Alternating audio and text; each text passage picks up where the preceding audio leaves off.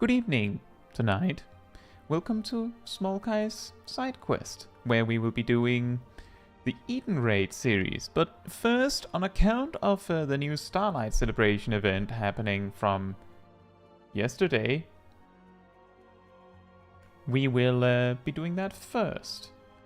But yeah, if you want to come along with doing the Eden Raid series, which is of course the Shadowbringers optional normal raid series, then just make sure that you are on an EU data center. Then you can join us on Alpha Light, and just make sure that you have access to the quests yourselves. That is ultimately the requirement. Hey HK, hey Kwasari, hey Ajibuster. Kwasari says, "What did you do to my Encyclopedia Eorzea? I did a detour to Denmark." What? What? How does that work? What? Small Santa Kai? That could be. We could probably do that. Just a moment. Let's see here. I've been fiddling a little bit with some camera settings.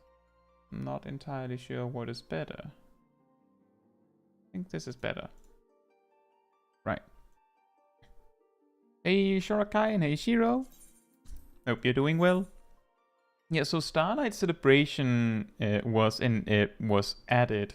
You know, the event was activated yesterday, which means there's a quest in Gridania in Mikato's amphitheater, as usual. There's two quests. The first one actually gives you the outfit, and the second one, I think it gives you an achievement. I think that's ultimately what it amounts to, like an achievement. Not 100% certain on that. I did the quest on my main. I was like, what? I don't see another reward. What's the incentive here? And then I did it anyway because, you know, it's a quest. Hey Siren, hope you're doing well. See, there should be direct flights from France to here.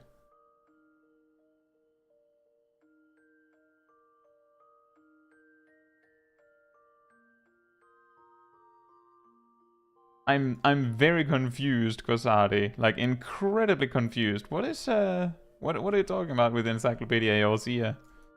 I'm incredibly confused. Did you have to go on a detour on a flight? Is that what you're saying? Hey Tristan, hope you're doing well.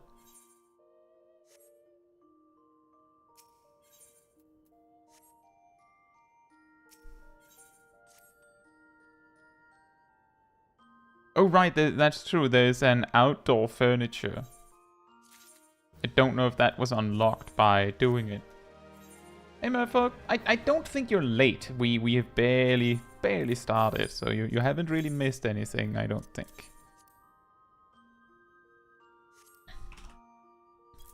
Hey Eleven, hope you're doing well. Did you finish all of the Shadowbringers MSQ yesterday, Tristan, or do you mean the leveling part?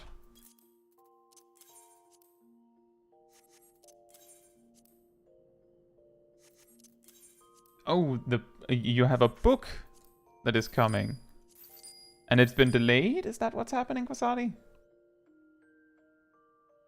Hey, Gazel. Hope you're doing well. By the way, I'm just going to mention it because I know there's at least one person in the chat this applies to. I just wanted to make sure that everyone is aware. If you have a YouTube membership on this channel, if you connect your YouTube account to your Discord account, you get like the cultist role on the Discord server and you get the gem next to your name. It of course also makes your name pink on the channel. If you want to have that, then you just have to connect it. If you don't want to do that, that's of course fine, but I just wanted to mention it because I do think we've gotten a lot of new members recently. Murphy says, is there a way to gift a membership to someone in particular? I don't know. I think the only way to do that would be to basically log in on their account and then pay for them, for example. I think. The thing is, the gifting system is a little weird. It's surprisingly new. I believe it's a few months ago that I got like a mail where they were like, oh hey, if your viewers are watching on an Android phone specifically, there's this new gift membership button. Which isn't like this particularly specific. Thank you so much, Murfolk, for the 10 gifted memberships. That's so generous. Thank you. Didn't you also finish the last stream with that? That's really generous. Thank you so much. And congratulations to, I believe, Skip. I think actually Skip, Fatman, and Soldier or something has had a membership before. Congratulations on getting another gift. And also, I think Navarez also had that. Regardless, congratulations with the gifted memberships. Skip, Fatman, Soldier something, Navarez, to Cutie Pie Dumpling, Gabriel Ramos, Tenchi Ryu, and Jan Herman. Hope you enjoy the emotes.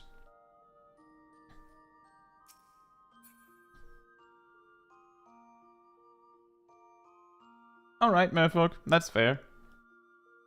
Yeah, all I know is that YouTube sort of adjusts the price of a membership based on location, and all I get to choose is like a base price or something like that, that YouTube then adjusts around.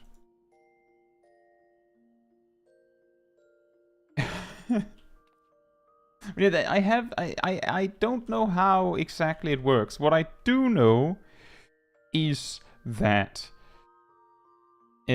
you need to... I don't know if it's a setting you have to turn on, but I do know that you can specifically opt out of getting gifted memberships, because when you get a gifted membership, you get a mail that says that why you got it. And part of that explanation is you have opted yes to receive gifted memberships. And I know that because I have a friend who got a gifted membership and they sent me the mail. They just passed it to me and said, what is this? I don't know how it decides who gets the memberships. I have no idea. Which is why I defaulted to you probably have to make sure that the person, like that the person specifically gets it. Indirectly. I haven't changed any setting. Is decline the default? It would surprise me if decline is the default, because that friend of mine almost certainly has not turned it on.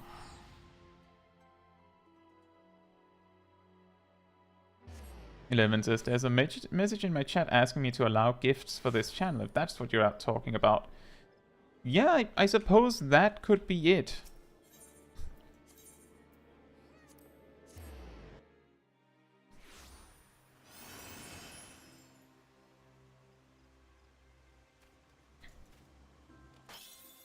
Yeah, it isn't perfect that you can't actually, if I gift enough memberships by sheer statistic.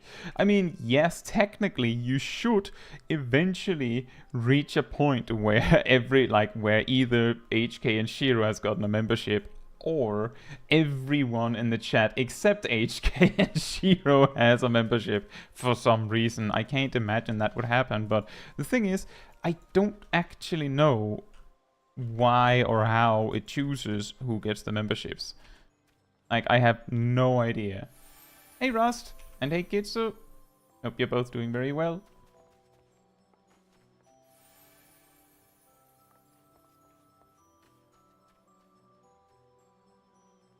It says, if the live broadcast ends before all gift recipients have been selected, YouTube will continue to select gift recipients until 12 hours after purchase. That is pretty funny. Well, HK, the reason why I can't say for certain is because I have seen people, or specifically that case with my friend, is that I believe they tuned into the stream for a moment and they left. And you know, then like 3 hours later, someone gifted memberships, and he got one of them. So even if I knew how many people were watching exactly, I wouldn't be able to know how many memberships it would take to land specifically Shiro and HK. Right. Look, it's Santa.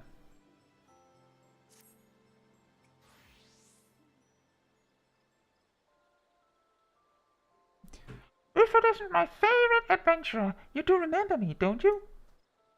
Perhaps I should remove my beard.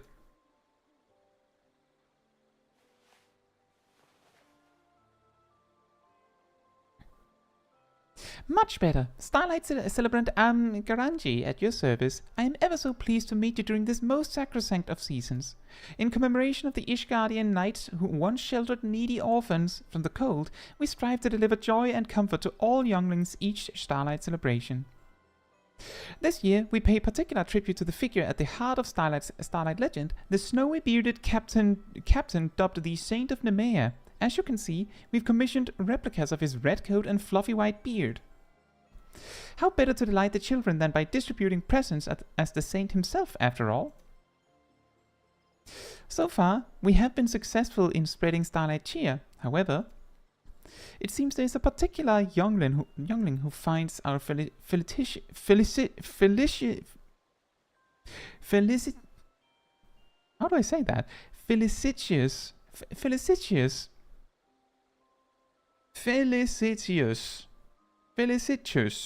festivity is distressing. Were I free to wander, I would reach out to them myself and provide what aid I could. Alas, my duties as celebrant require my attendance here. Might you assist this child in my stead? I'm sure they would welcome the insights of an adventurer such as yourself.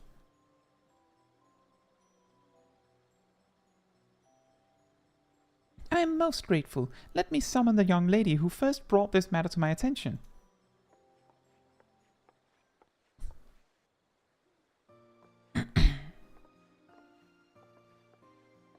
Guys, will remember that you have to data center travel from the character select and not not while logged into the game.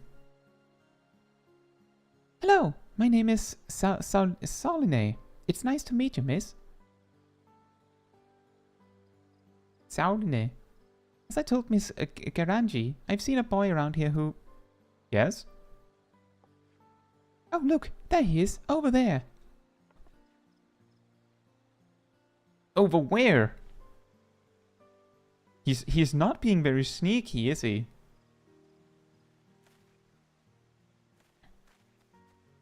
Got a tip!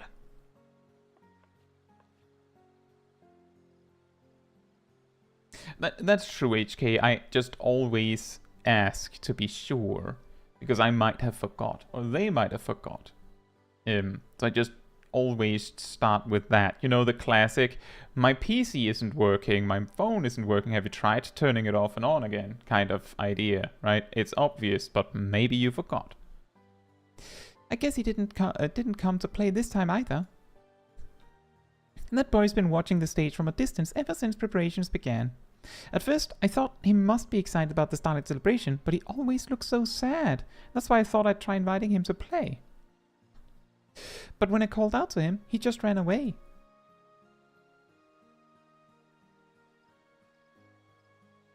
Comforting others when they are troubled is a very kind thing to do. You did well to try, Sauline. I just think nobody should be alone during the Starlight Celebration. He keeps coming back, so I'm sure there's something he's worried about. Maybe he's too shy to ask for a present? Either way, I'm worried about him. Would you help me make sure he's okay, miss?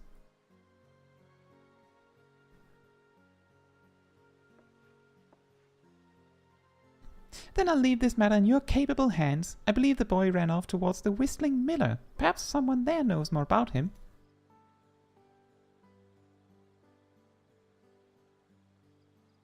Let's ask around. Please tell me if you learn anything, and I'll be sure to do the same.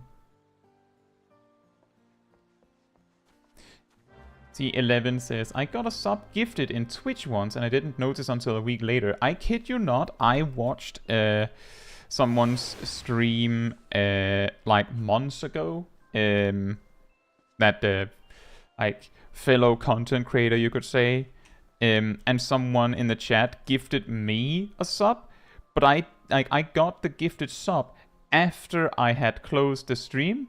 And I didn't actually check in on Twitch until like 3 or 4 weeks later due to reasons. So all I got was a notification saying that I got a gifted subscription and that it had already expired. So it happens. It happens.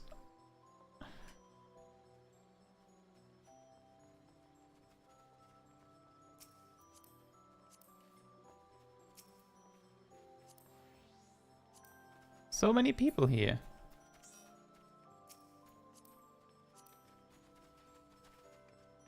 As a motherfucker says, this Eden raid surely is looking weird. Yeah, we will start with the event quest. We usually do that on these streams, on Smol Caetsu streams. If there is a new event quest, we start with that. Like, that also, like, adds a little bit to the, you could say, the story, is that we're doing what happens to happen at the time of year where a specific thing is being streamed, right? That boy who always comes to stare at the decorations? I know him. I mean, I've seen him around before. I don't know his name, and I don't think I've ever seen him smile. Well, that's sad. The word of today is felicitious. That's a really hard word. Felicitious. Felicitious. Something like that. I thought something like that, but it is quite difficult. Oh, you must mean Tenny. I heard he moved here from Muldar recently. Can't tell you much more than that. He makes a point of keeping to himself.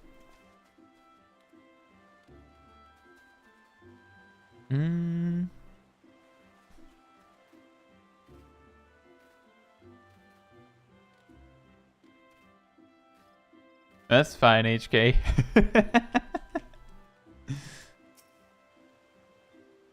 A boy, yes, ran straight past me towards the Great Loam Growery. Okay. Ah!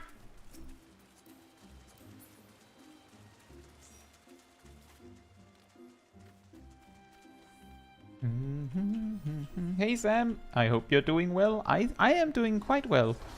A little story here is actually the reason why I was fiddling a little bit with the camera is that I had a computer issue for a while, and it wasn't like a catastrophic one, but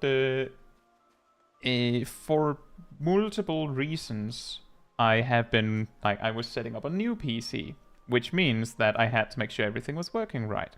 And that means I had to set up things again. So I was testing stuff. And the specific thing I haven't done was stream yet, right? So, yeah. New machine. Stronger machine. Did you learn anything? But it is going very well for me. Hope you're doing very well as well. So his name is Tenny. Well, what are we waiting for? Let's go to the Great Loam Growery.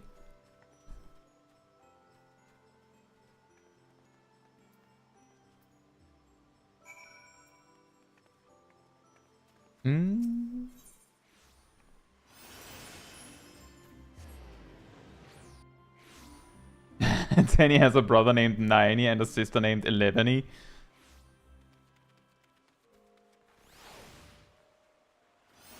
But his brother has been away since that time he ran in with 70. We don't know where he has gone. Hey Xanadus, hope you're doing well.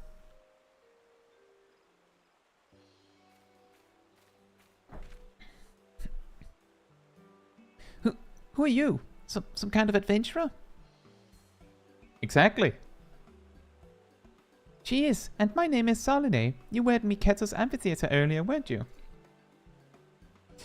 Would you like to go and join the Starlight Celebration with me? My friends will be there too, so we can all play together.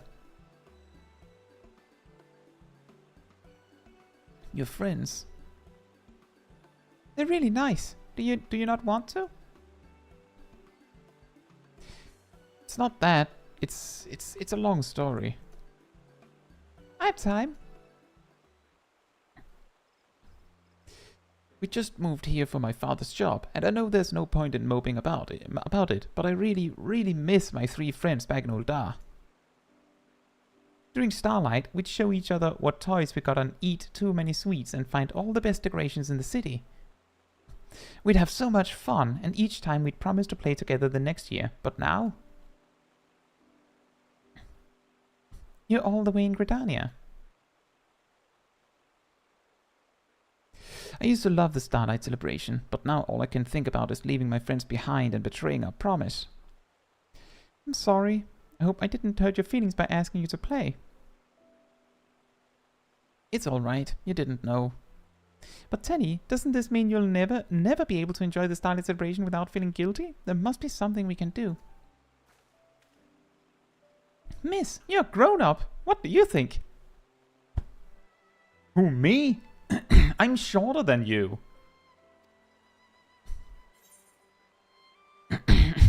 Pack your bags, kids. I'm smuggling you back to Uldar. That's really funny.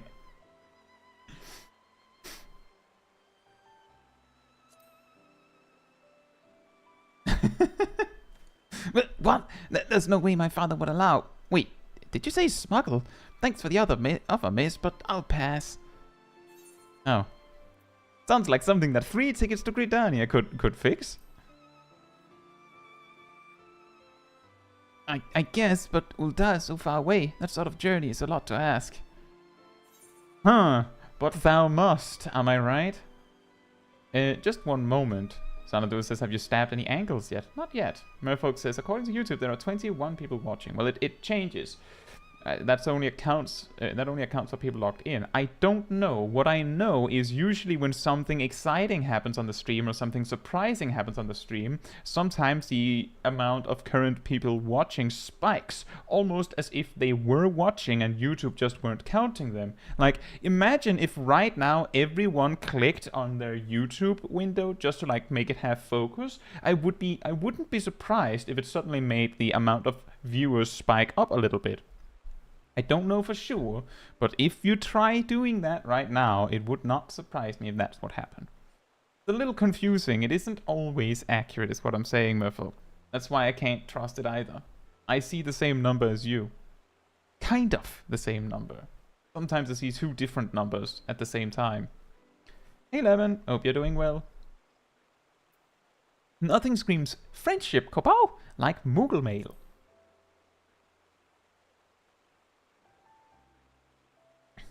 Mail. That's it. I could send them presents. That's a lovely idea. Everyone loves getting packages, and that way you'll be celebrating together. At a distance. What should I give them? Something you can only get in Gridania? Oh, ho, ho. The answer to that is simple.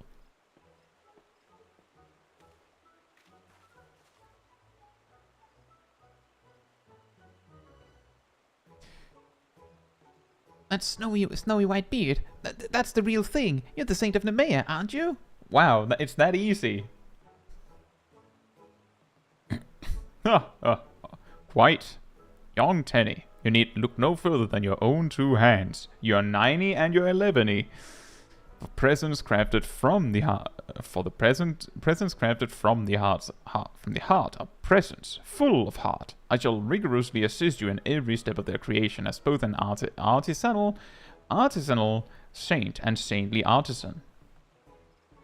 I don't really understand, but thank you. I'll help too. That way your presents will be crafted in half the time. Really? All right then, thanks.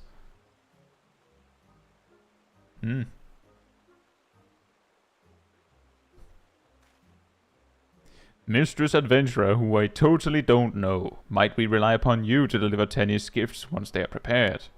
Though we could post them by more conventional moogles, a child's hard work and dedication ought to be hand-delivered by only the most trusted individual. And as you are both emotionally invested in Tenny's happiness and currently standing before me, I bequeath the task to you. You will do it, yes? Do I get a quest reward? Excellent. Then we shall realize these creations ere the spinner sloshes her nog. In the meantime, I would have you apprise Garanji of our efforts. Once you have relayed your report, return here for the requisite packages. Chop chop.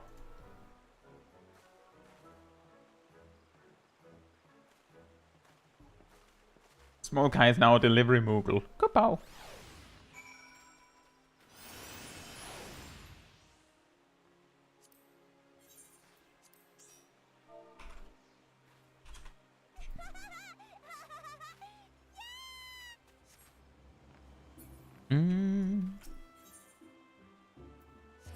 Such a quest.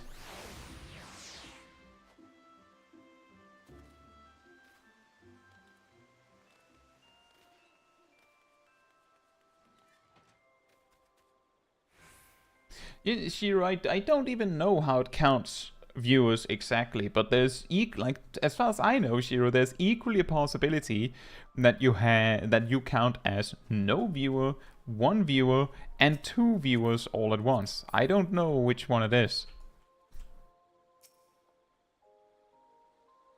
Welcome back. Were you able to speak with the boy? No, he speaks Spanish. I see. To be separated from one's friends is heartbreaking indeed. I only wish I too could help in some way. Oh, I know just the thing. I shall transform you into a saint. What? I have a Saint of Nemea costume that I would be most happy to gift you. Tenny's friends will be delighted for a visit from the Spinner's anointed herald. Accept this with my warmest wishes, dear adventurer. I know you won't let us down.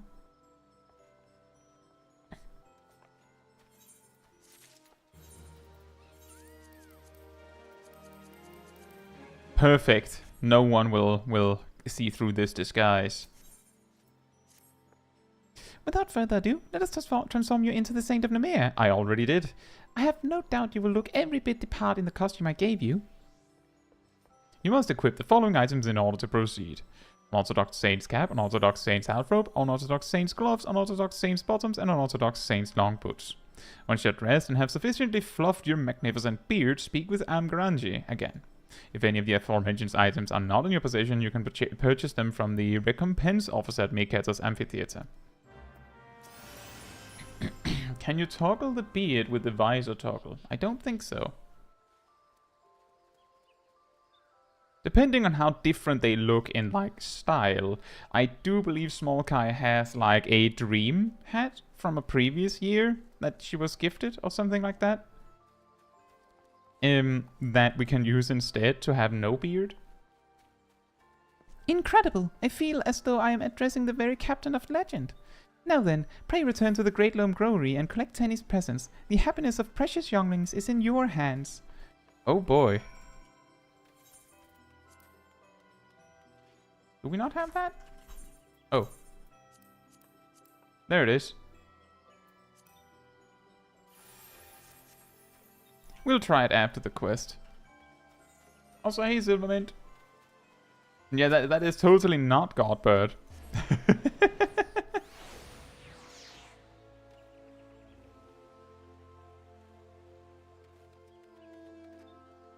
Schrödinger's viewer.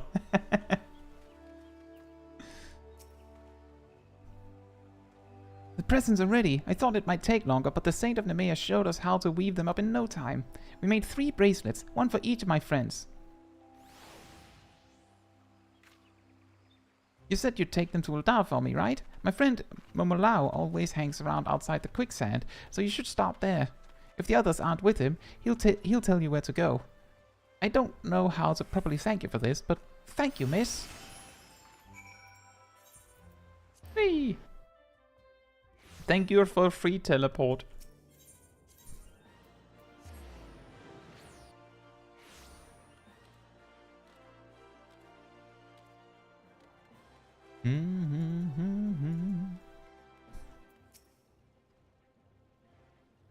Yeah, I'm Momolao. What you've got for me? Though woven by small hands, this accessory was created with big heart. From Tenny. Oh, Tenny, you big dummy. We've all been a mess since he left. It's just not the same without him. But now I know that some things will never change, no matter how far apart we are. He's still the same old Tenny, still celebrating Starlight with us. Heh. He sent gifts for all of us. Oh, someone's going to cry. I can feel it. Let's see. Larkin said he'd be in the Gold Court, and Othriel had to do something near Milvaneth Sacrarium. Thanks, miss. Tell Tenny happy Starlight for us. Alright.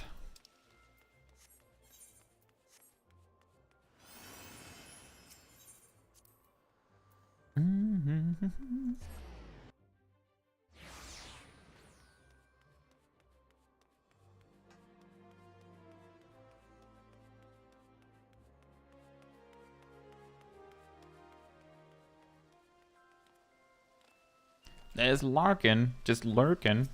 Hello. Hello, miss. I've been very good this year. You can ask my friends.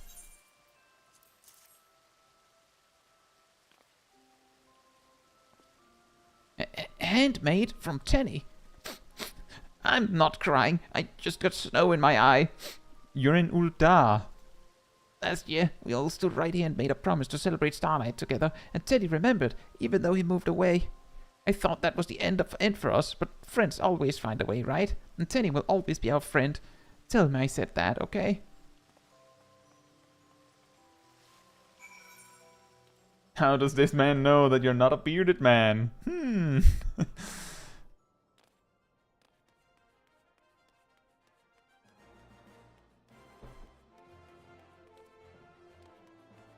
I do agree, Xanadus. This would probably be acceptable gear for a Norrand dwarf.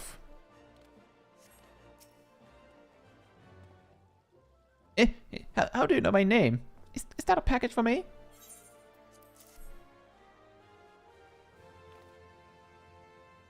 Tenny sent this? He made this? I guess he didn't forget about his mates after all. It's funny, I just finished wrapping a gift for Tenny too. A gift from all of us.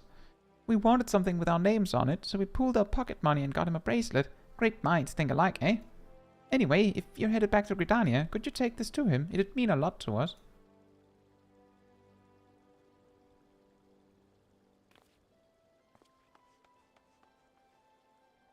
All of Tenny's gifts have been successfully distributed. Now to make your final delivery, one addressed to Tenny himself. Exactly, Shiro. I got snow in my eye. Bruh, it's like 50 degrees here. We're in a desert.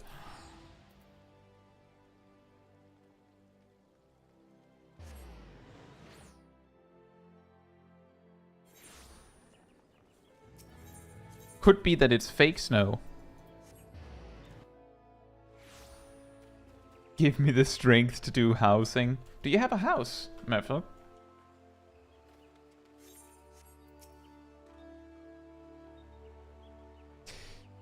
Did you find everyone? Did they like their presents? Etched into woven strips of leather are the names of 4 lads, forever friends. Lads, lads, lads, lads. This is...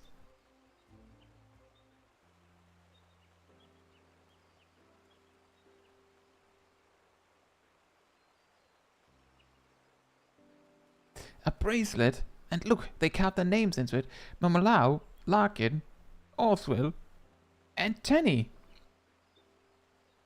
They must really miss you too. If this isn't proof of your friendship, I don't know what is.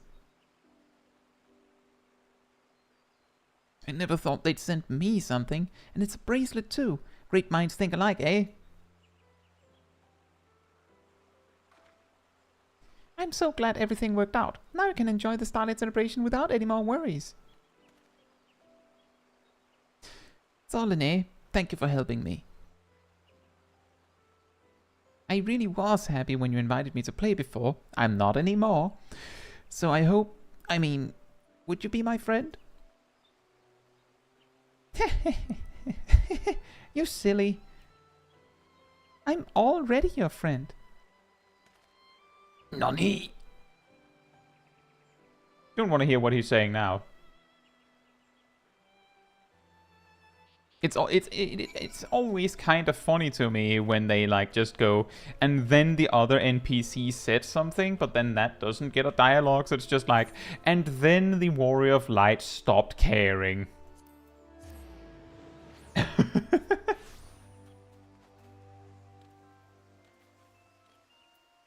You know, Merfolk, I can totally understand why it can be daunting to like furnish and do housing. My huge mansion that you see on the stream sometimes is I hardly did any of the decoration in there. I got Sip and Aria to do it for me. Warrior of Light gives usual faint nod and 1,000-yard stare. Yeah, exactly. This other piece of information is irrelevant to your shenanigans. So not only were his handmade presents happily received, Tenny's friends sent him a thoughtful gift as well. None could ask for a better display of Starlight spirit. You've brightened many a young face today in your role as the Saint of Nemea. It truly warms my heart. Many? Is it like 1, 2, 3 many? Or what's happening? Well, 1, 2, 3, 4 many, because I guess Auline also was happy. Still, I can't help but wonder if Tenny and his friends knew how fitting the gift of a woven bracelet is. In certain lands, such bracelets are customarily exchanged as a symbol of friendship, as it is said the intertwining strands represent lasting bonds. No doubt those younglings will enjoy each other's companionship for many a starlight to come. Exactly, Xanadus. Woo! Friendship bracelets! We came to say thank you. Thank you, Miss Garanji. Thank you, miss. I'm grateful that I was able to keep my promise to my friends and make another one along the way. Huh. I'm glad to hear it. After all, the Starlight Celebration is meant to be enjoyed with everyone we cherish, be they near or far. Now then, what say you both to receiving your gifts? I gave those two their presents earlier, but they seem to be in search of companions. Let's invite them to play, Tenny. Yeah, we can all celebrate together. Did Ranji just suggest that these two's gift is 2 other friends?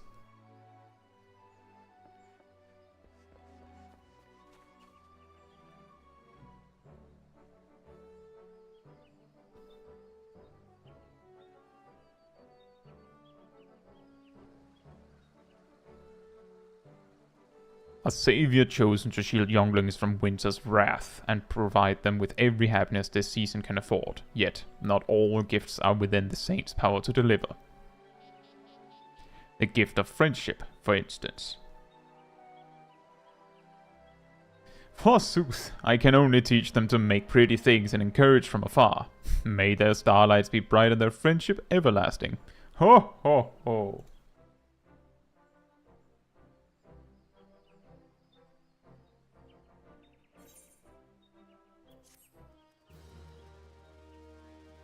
Fair enough, Shiro. It is a little weirdly worded, as you said.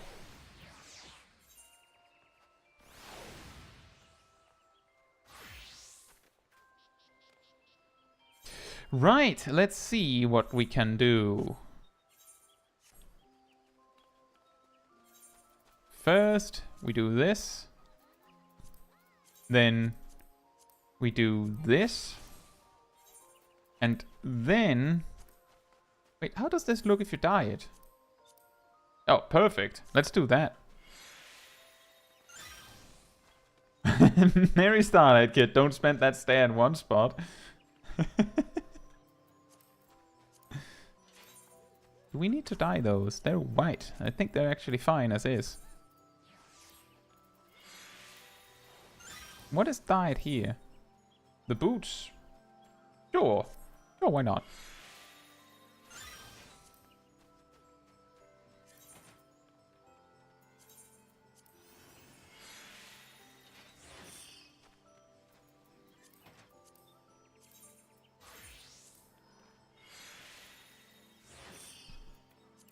Eleven says, with what devil did you make a deal for an inventory that clean? And does he let you pay in installments? If you think this is clean, you don't want to see my main. Don't make me get my main.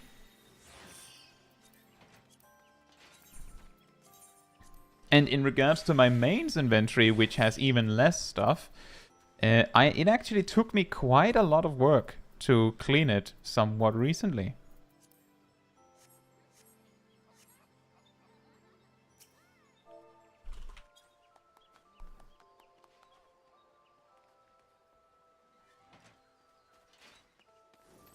I'm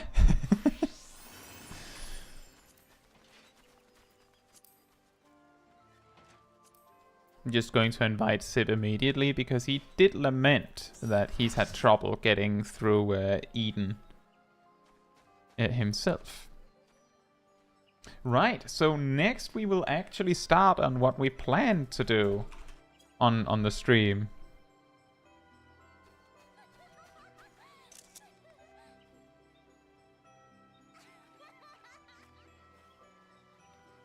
Which is, of course, doing the Eden raids.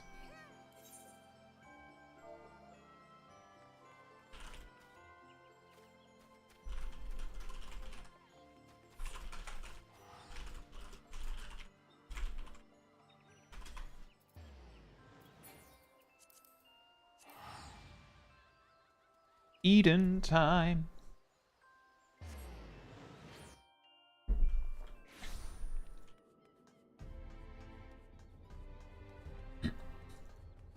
Merfolk said it's not the act of doing it, it's more so that I only got 600k gil left from buying crafting gear pentamelded. Ah, I see.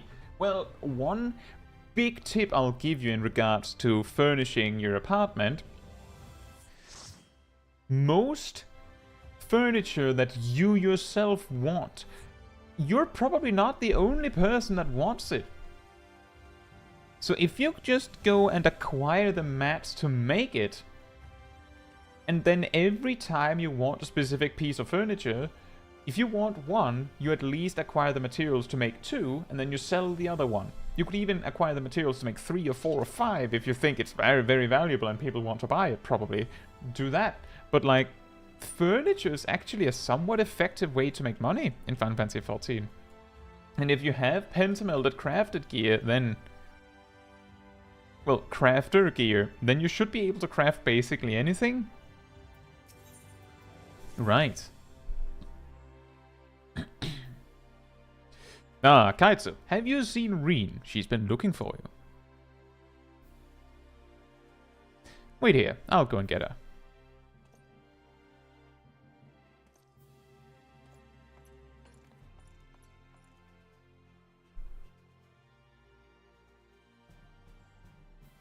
And here we do stand, performing our ultimate ability, waiting. There you are. The truth is, I need your help. Now, hold on. I haven't even told you what it is yet.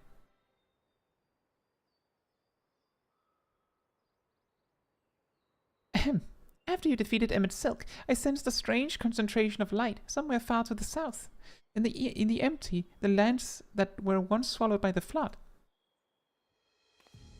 Nani? I can't tell what it is, but we have to find out. For all we know, it might even be another Light Warden. But whatever it may be, I don't intend to stand by and watch. You'll what? Sorry, I'm getting ahead of myself. Thancred, this is Thancred, Urianger and I have a few theories that we plan to test once we find whatever's causing this. The three of us were reluctant to ask for your help, considering everything that you've been through. The thing is, you're the only person who can defeat a Light Warden without becoming one yourself, so we have no choice. While we don't want to jump to conclusions, it would be a good idea to have you there, just in case. So, will you come with us? Perhaps we should let sleeping dogs lie. I wouldn't have it any other way.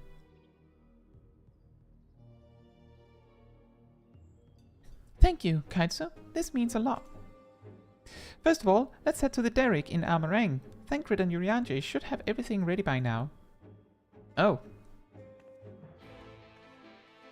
HK says, guys, not to spoil it, but I think Kai is the Warrior of Light. Yeah, she has that signature 1,000-yard stare. Whee. I mean, that is also true. I don't know if the Noir set is still incredibly valuable, as Shiro says, but I do recall that it was pretty decent for a long while. Caetsu Chaiji, the Warrior of Light? No way.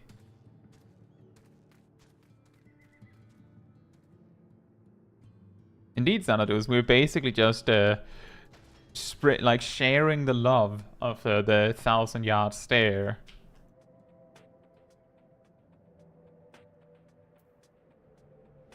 A little bit of stare for everyone.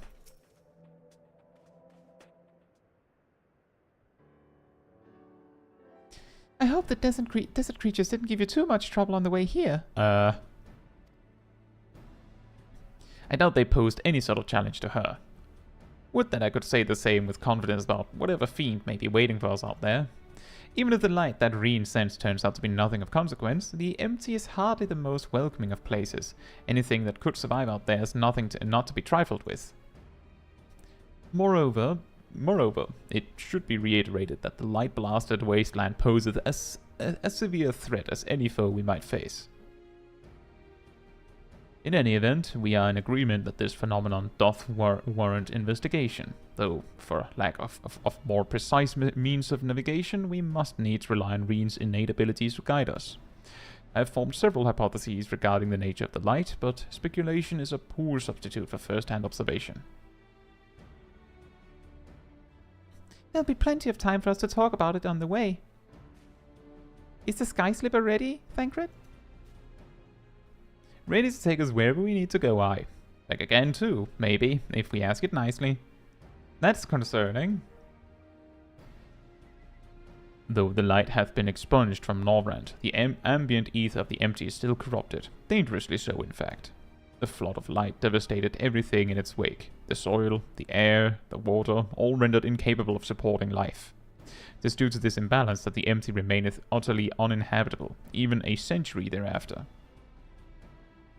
That's why we're taking every possible precaution. Between the aetherometers I've packed and Reen's unique abilities, we should be able to detect and measure any fluctuations in our alignments.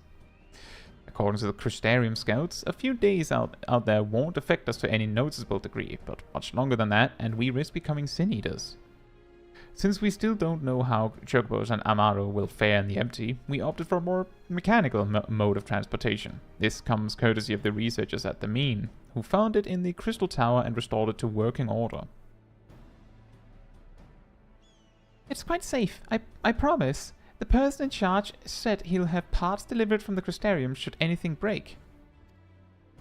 He seemed quite eager to see what we bring back from the empty, even though I told him we're not hunting for treasure. I'll introduce you if we have a chance to stop by Mort Suk at some point. Anyway, I think that covers everything. When you're ready to leave, just say the word. Oh, yeah, I suppose so, Lukadamaji.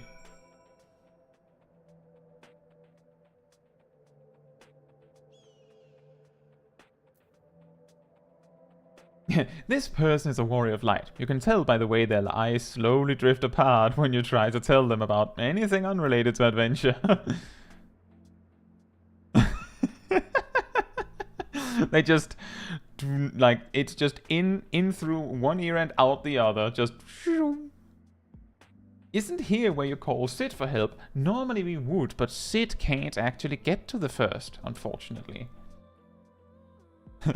Guy, there's sand in my Santa boots.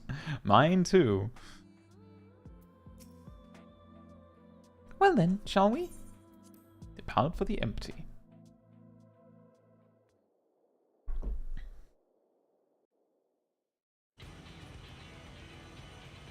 Some tonal dissonance over here between Smol Caetsu and the other people. Smol Caetsu is ready for a Christmas event, and the rest are actually ready for combat. And it isn't even a case of, well, Smol Caetsu is a healer, because Rianji is a healer.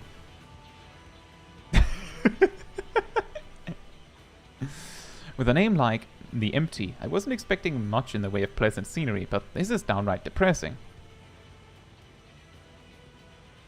To look on the land swallowed by the flood with mine own eyes. 'Tis a chilling sight indeed.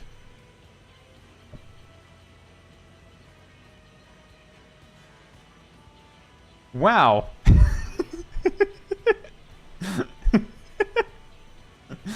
It's really going!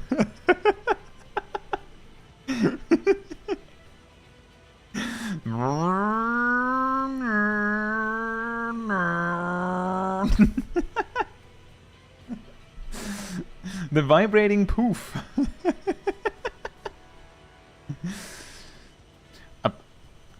Can you stop that, Smol Caetsu? No? Oh, okay, fine. Anyway, approximately 9/10 of this world are as this. A slate all but wiped clean. Were it not for the Warriors of Darkness and Minfilia. Reen, are you sure we're heading in the right direction? Yes, I'm certain. There's no telling how far away it is, though. Maybe the vibrations from Smol Caetsu's hat has vibrated us off course, but I'm pretty sure we are still on the right track.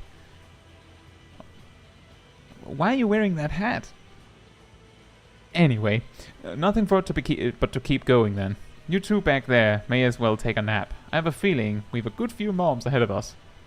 It's pretty hard to nap with the vibration from that hat, but okay, I'll try.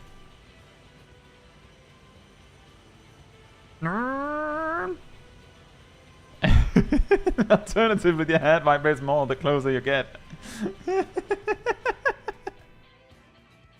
It's a primordial light detector. Now shift the hat up a gear like it's a stick shift. That would be pretty good. Hey Dave, hope you're doing well. I have to say, it's a touch larger than I was expecting. And is it sleeping? Is it alive?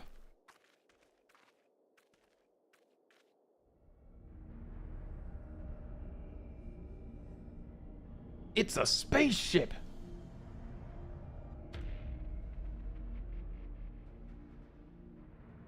I do think there is something funny, now that you mention it, Shiro, about Kryl just unironically wearing a robe with, like, cat ears on it. No, it's waking up. I don't like the sound of that. Is it a light warden? No, I don't think so. Instead of being filled with light, it is light. So it's worse than a light warden.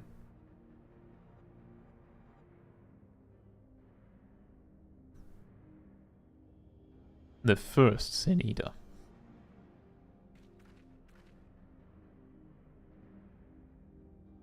Long have I strived to unravel the mystery surrounding the flood of light, to discover what set that terrible cataclysm in motion. Every thread led to the same conclusion, the same single point. Or a single being. I have reason to believe that the entity we see before us is the first Sin Eater, the instigator of the flood, the very foe Minfilia vanquished a century ago.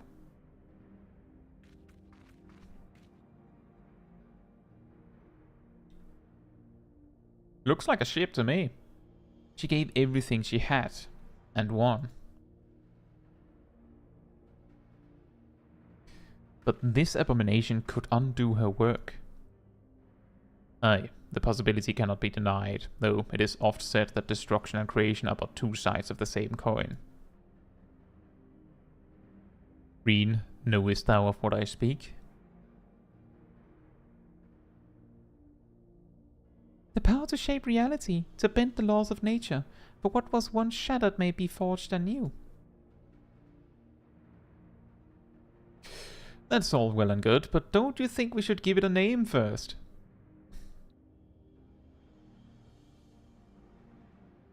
Eden.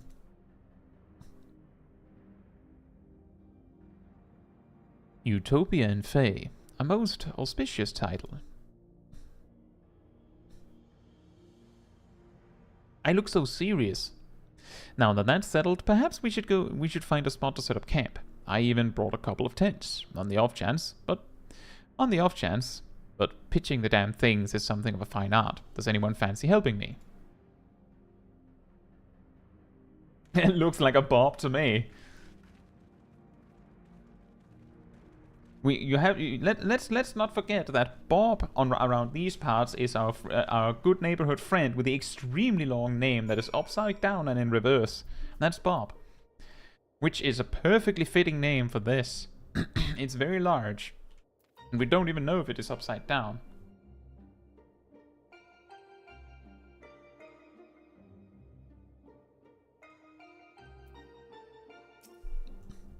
I never realized that putting tents up could be such a bother. Still, I'm glad that we got there in the end. Thancred should be back from scouting the area soon. Once he's here, we can plan our next move.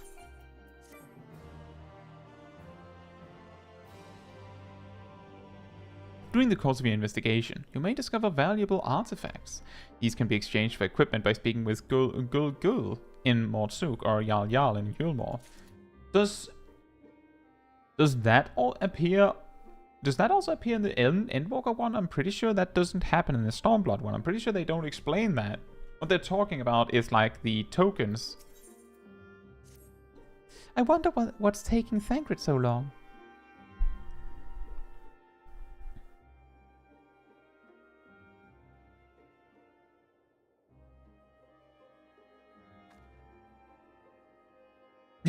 Lemon says, man, whenever there's a group shot, it really is just one of these things is not like the other. It's just, which one is the main character of the story? Is it guy in cool looking coat? A guy in fancy robes? Cute girl in a white dress? Or is it the one with a weird pink outfit and a weird hat? Which one is the main character? Ah, there he is. It's Thancred.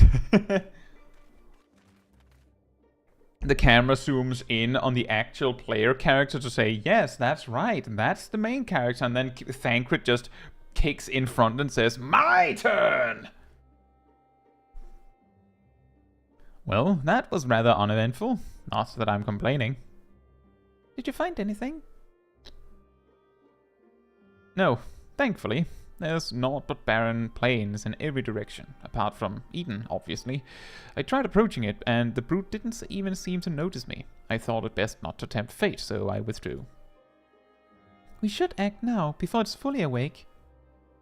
Meaning what, exactly?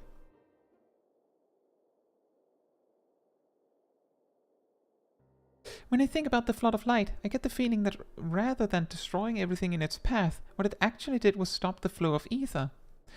Of course, that meant that all of the plants, animals, and people here could no longer survive.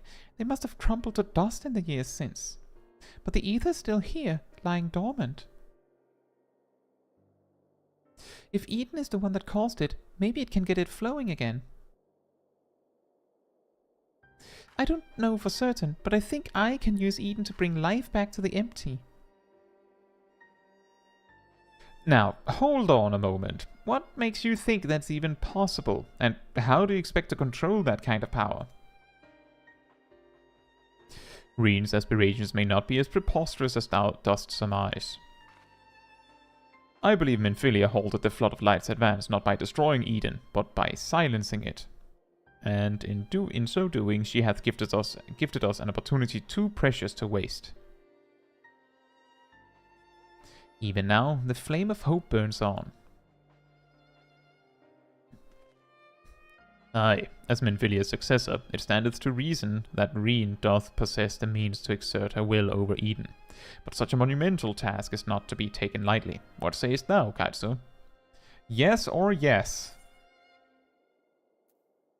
I imagine this is easier said than done.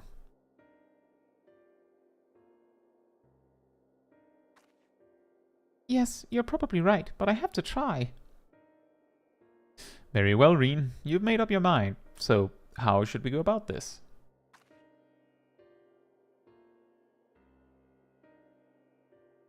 I have an idea. I've been studying it carefully ever since we arrived.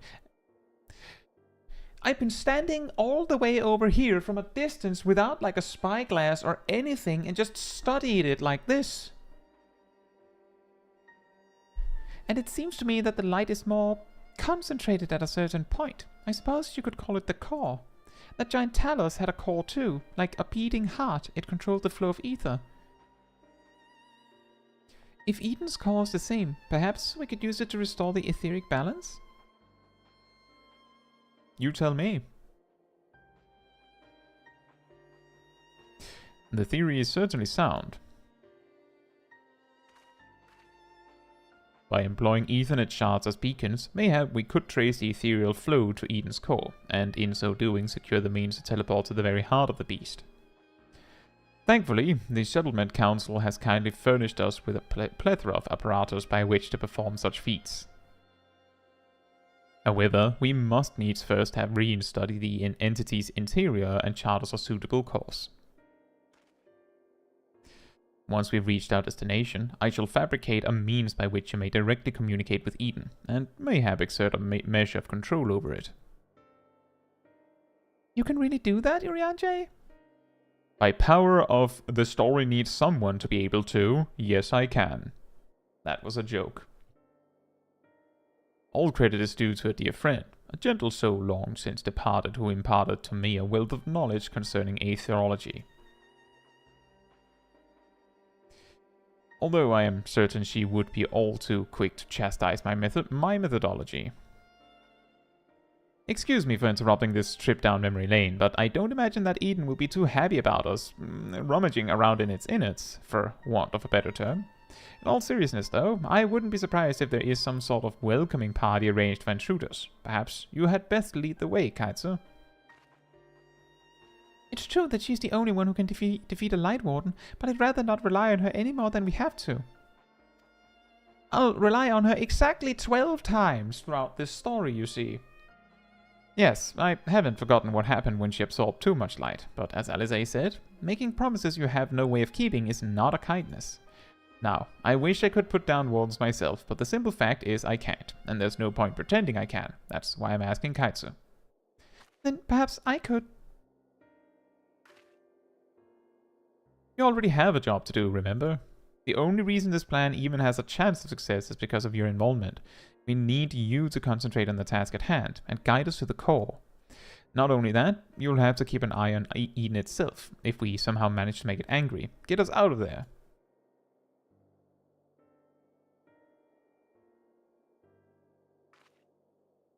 Are you sure you want to go through with this? I don't know. The sun ominously just set just now, so I don't know if that is a bad sign. This is what I do best. Right after waiting and my 1,000-yard stare. I won't let you down. Though we will remain here, Reen and I shall do our utmost to guide thee along the ethereal stream. After thou hast breached the exterior, we shall remain in contact via these link pearls, courtesy of our comrades in the Crystarium. Being relics salvaged from the Crystal Tower, I fear they may be somewhat less reliable than those to which thou art accustomed.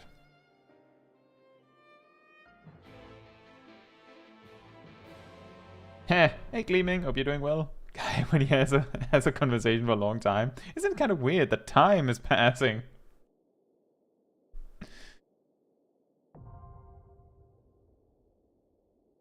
La la.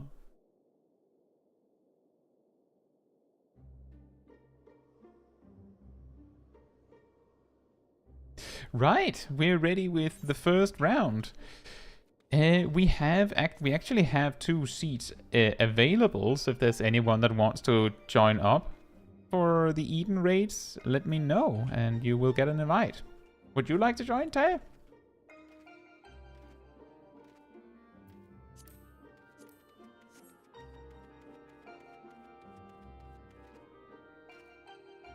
Do we have a player 8? Does we have a player 8? Because if we had a player 8, we would be able to do minimum item level.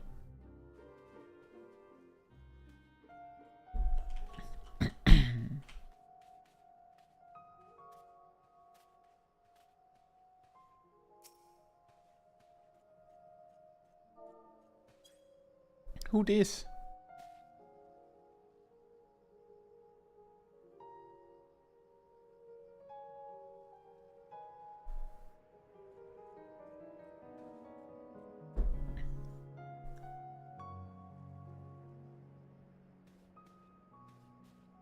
Is Sarina in the chat?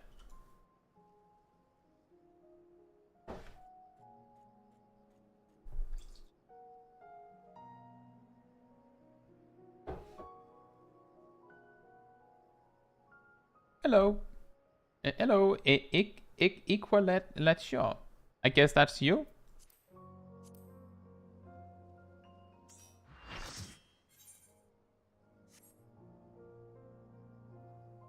It's rude to approach strangers and ask who this.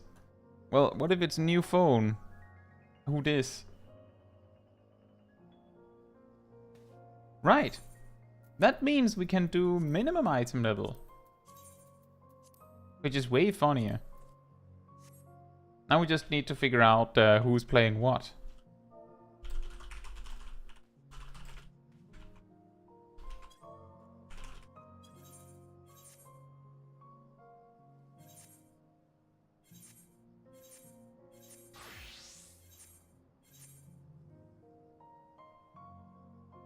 I don't think there is any echo, Ilra. That's why it usually doesn't matter. But I can do no echo as well if you really insist.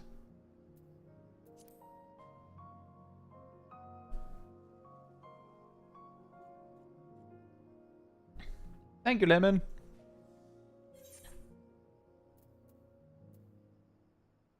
Suffering. I don't think we'll suffer.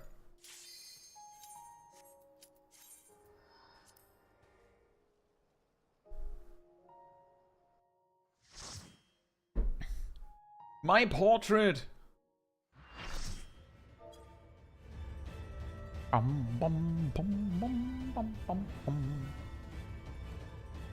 Be careful! Huge amounts of ether are rushing to the core. Wait, what's that?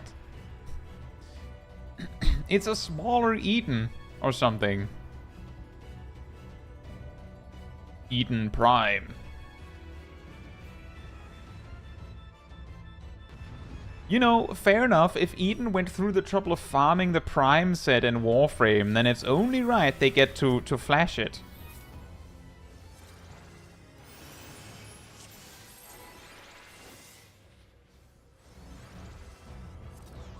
It's a bird, it's a plane! Plane! No, it's Eden Prime!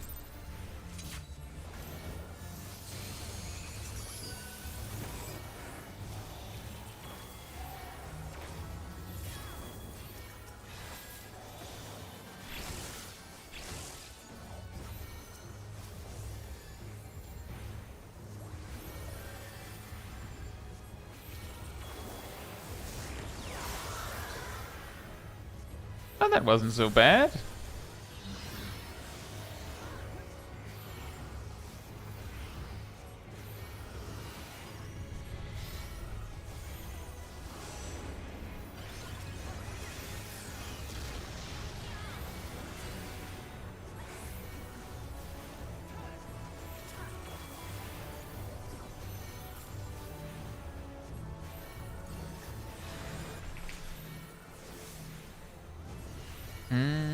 Oh, I just realized that heavy debuff is staying for a really long time on Sip.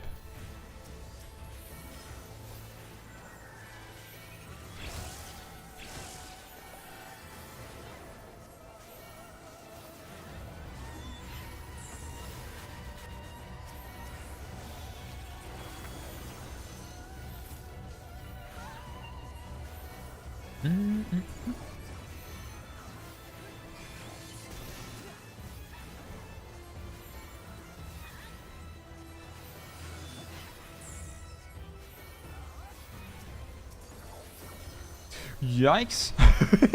I didn't remember that move. Oh boy.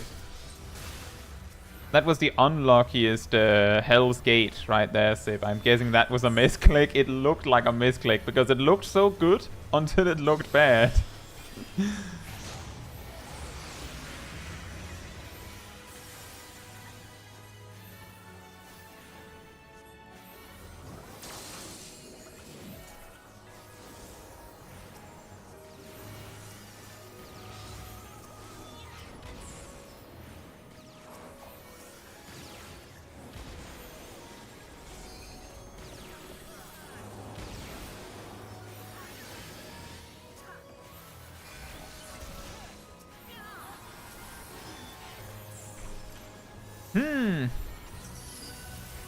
No one died. That's pretty good.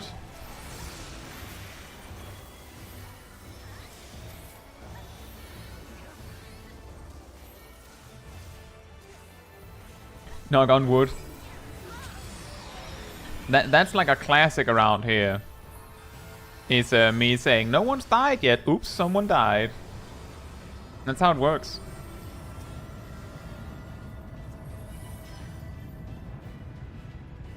Oh. I'll be the weird one.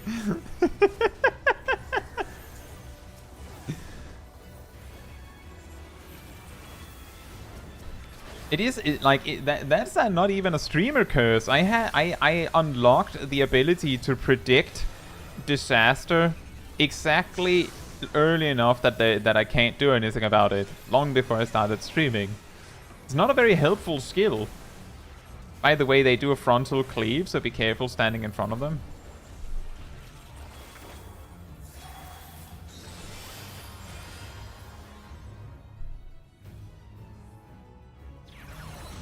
And here comes one of the most ridiculously insane, like, cutscenes for a boss fight.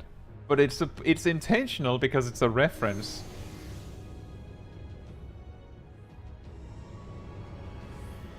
What's this attack called again?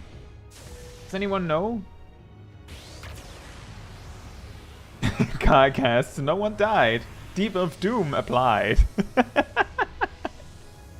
On someone, but it's a hidden debuff, so you don't know who had it.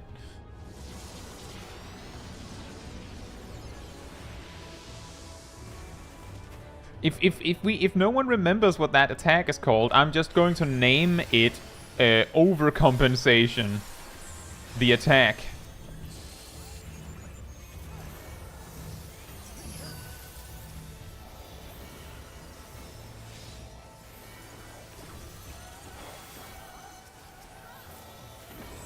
It's the same move that you automatically unlock in Monster Hunter when you use Greatsword.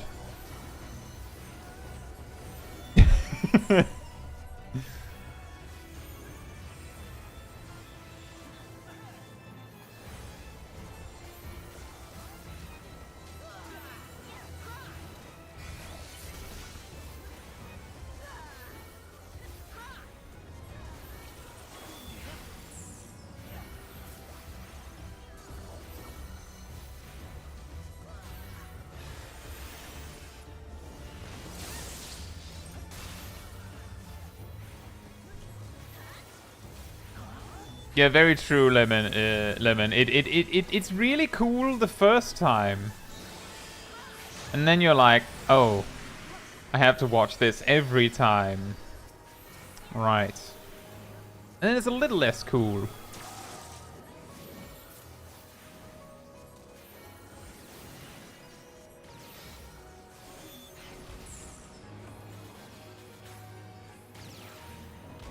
Oh no, it's all the way over there.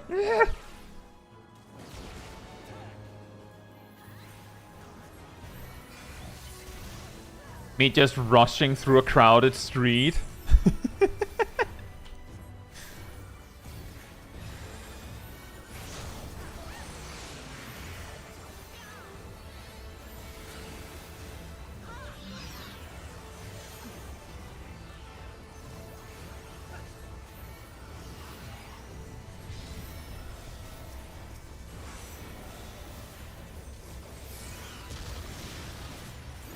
That is an unfortunate time to die right there at the end. It's just FF8 Eden. What's the attack called? Is what I'm wondering. Eternal Breath, Lukathamagi said. Sorry, I just saw that now. That sounds fittingly overstated for the animation, doesn't it?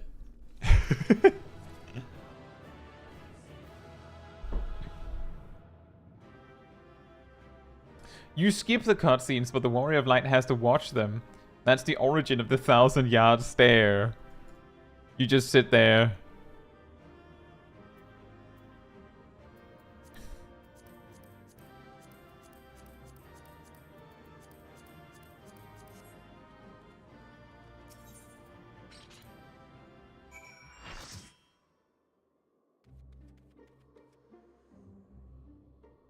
Well, look at the magic. You've come to the right place, because as a channel who fits a weird random trivia fact, sometimes useful, at the end of every single video,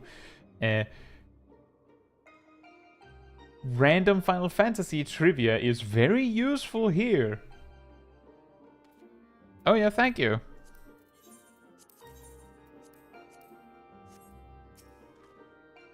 Praetorium, the ultimate stare. It seems that Thancred's prediction about there being some sort of guardian was right. Thankfully, it was nothing that you couldn't handle. That was a weirdly long pause. And I'm glad to say that you haven't absorbed any light either. So far, so good. Now that the way is clear, the Ethernet shards can send us to the core and back whenever we need. Why don't we give them a try? Indeed. Can I have some of these? Like, just place around the world? That would be really, really convenient.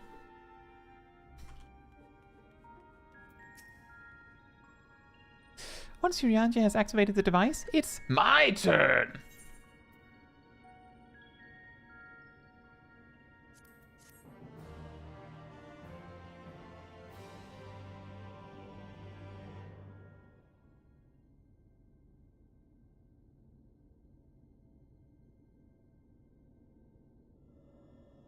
The time has come, Reen. My time has come. A text of your patience.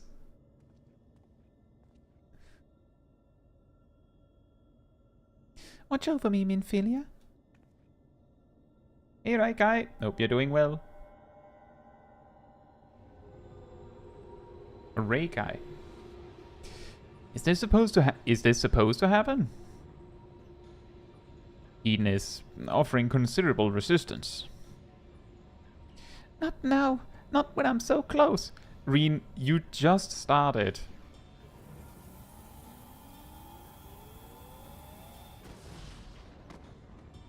Urianger.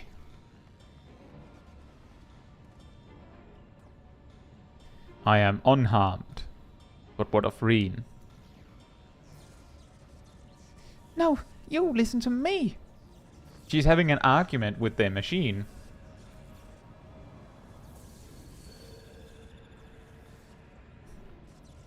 Reen, be careful. Hey now, Reen doesn't know there are 12 raids. Fair enough, she doesn't know the story has just started.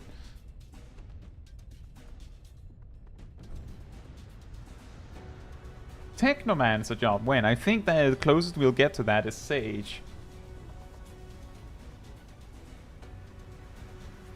Shiro says, the biggest crime of the Eden raids is no one knows who I'm talking about when I mention Raxapaksa. You mean Melon Man?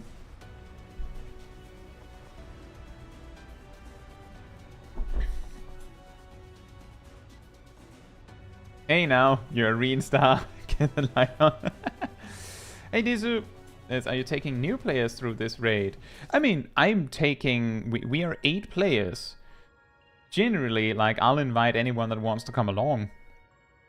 I know that there is at least 2 players that are experiencing at least part, if not all, of this raid for the first time.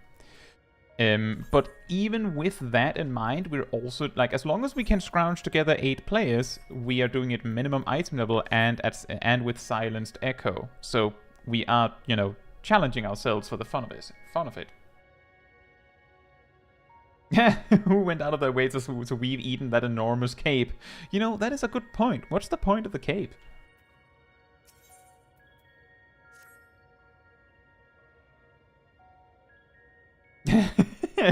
Equilagio says, Reen, that was the final boss, right? Right? Why are you looking at me like that? It's called E1 for a reason, Reen. If Eden Prime is a Warframe, is Reen a Tenno? Tenno! It's the Granizzle. It worked. I'm in control now. I think. I'm in control.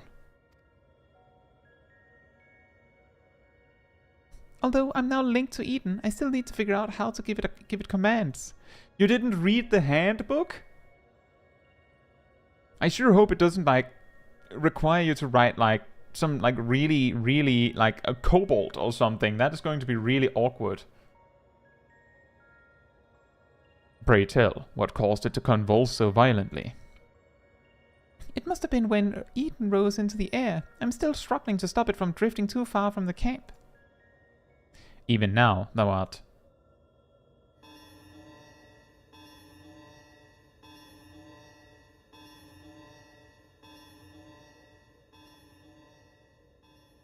Reen, what's going on?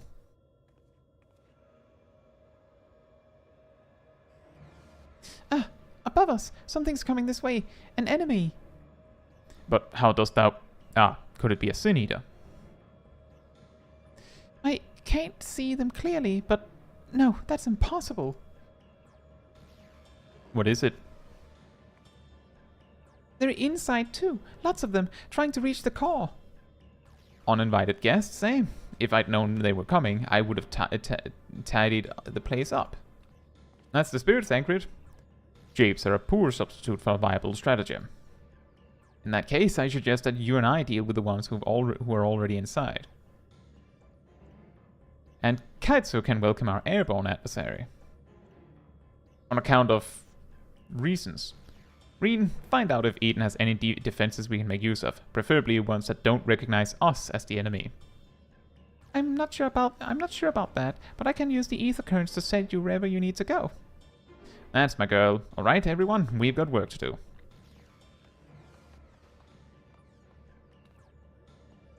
From what I can tell, Eden is able to perform simple structures by redirecting ether, so I'll try to give you something to stand on. When you're ready, head for that portal over there. I'll specifically make like a long, like a big rectangular arena shape. No, folks, as you know, Thancred, uninvited guests also includes us. True. Disa says, I always thought about doing old raids since I started in Endwalker, but it's hard to find groups. I see what you mean. Zip in Jackets, Zip, who many of you will know from the streams, at the very least, told me that he's still stuck on E5 due to the queue times being ridiculously long. So sometimes old raids, it's like, if you want to do them synced and actually experience them properly, then that sometimes just won't happen. Although I think we've reached a point where many of the Eden raid encounters might be soloable if you're like really strong, like really good at it. But that's not like the right way to experience them, I don't think. Like, not the first time. User manual. Lift hand in general direction. Glowing optional. It's the same manual, and that's actually true. That's how you access most things. Yeah, something that is worth noting is that on these streams, the only reason why I think the only reason why I have a reasonably good track record of actually getting into the content when we queue is because, like, I usually bring at least like 4 people, maybe 8. So often that completely circumvents all the queue time.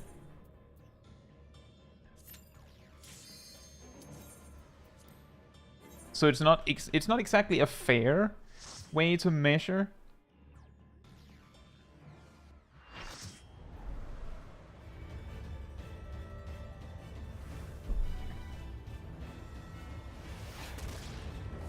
That arena that she allegedly just created looks perfectly fitting on the top of the ship.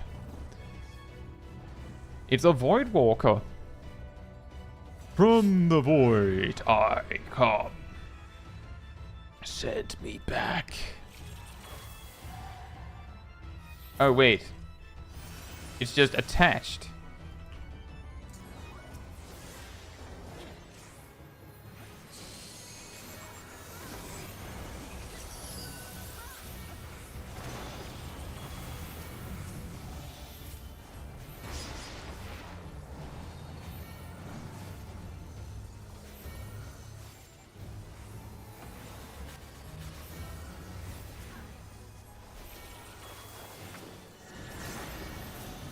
Time for Donut AoE! Wham!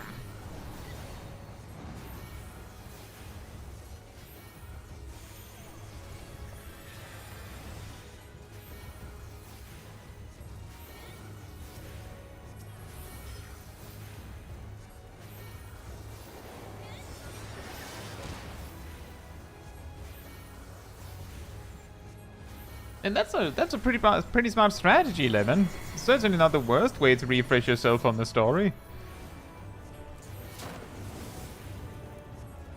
I'm glad to hear that.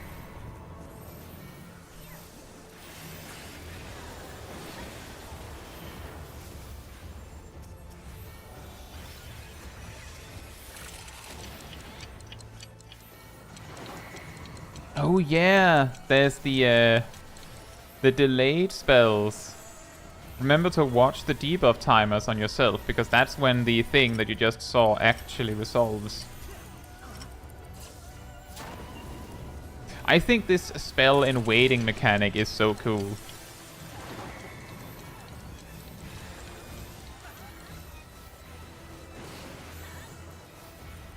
Eight seconds and then there's a stack marker.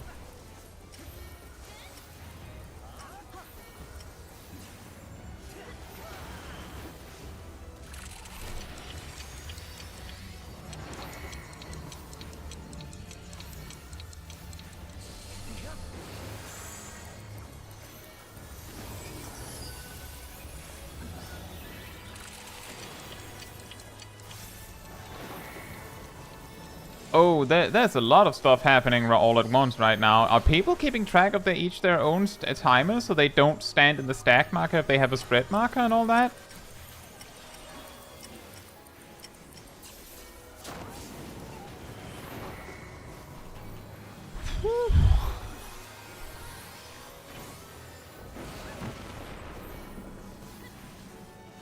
Now that's a lot of damage!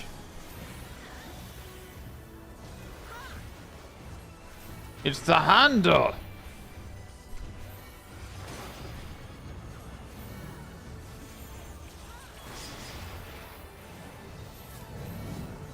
Oops.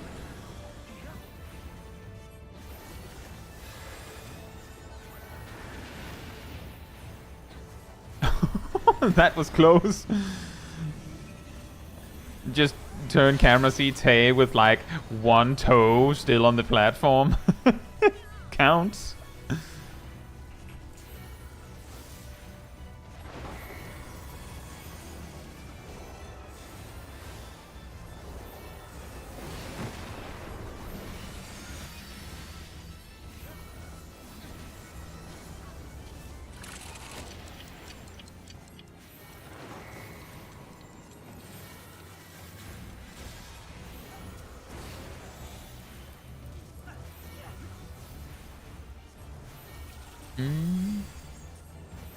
Do you have more spells in waiting, or do we just get the stack marker then?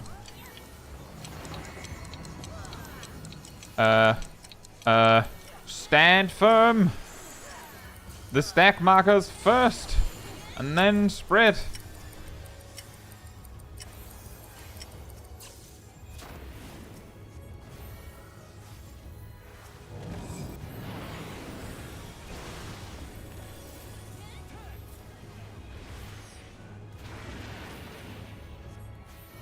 No, Tristan! No!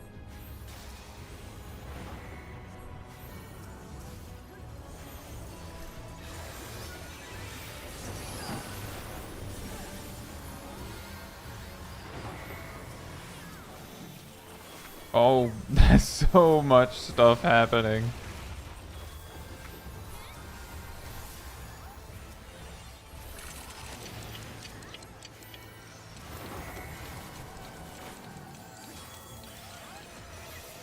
Delayed glare?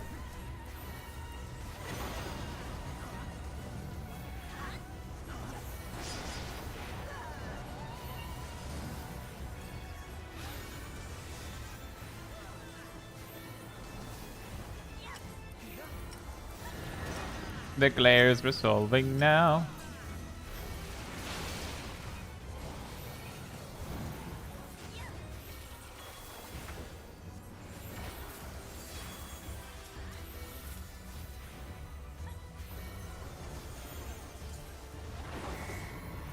Despite everything, this is working pretty well.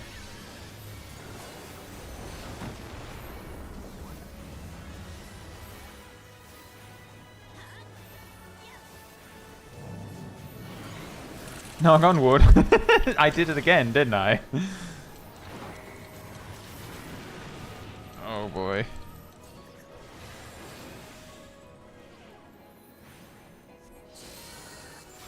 Remember there's a stack marker. Remember there's a stack marker.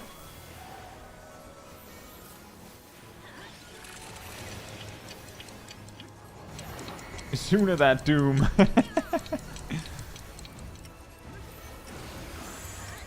Stack marker and spread.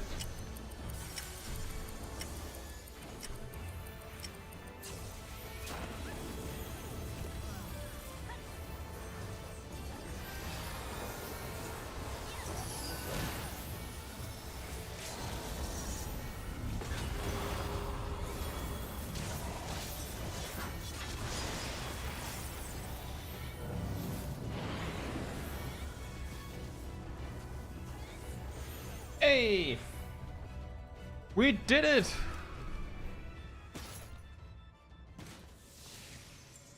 It's a knight in shining armor. What the? That's a weird looking guy.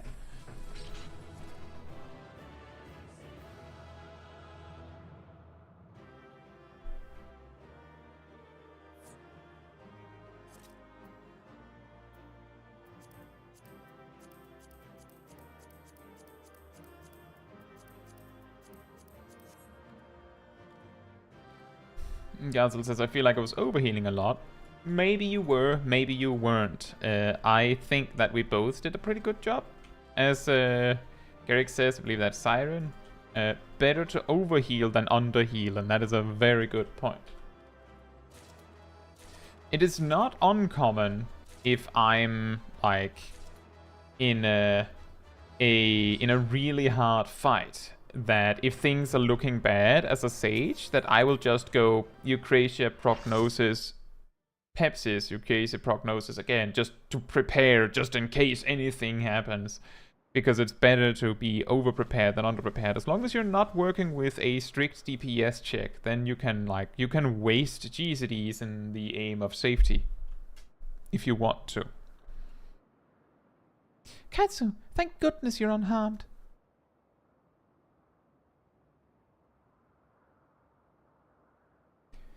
We came as soon as we took care of our unwanted guests. They were a stubborn bunch, and quite unlike anything I've ever seen in the first. I ordered Cokes, it's not Pepsis. No, I won't let you. Damn the light. Damn you all.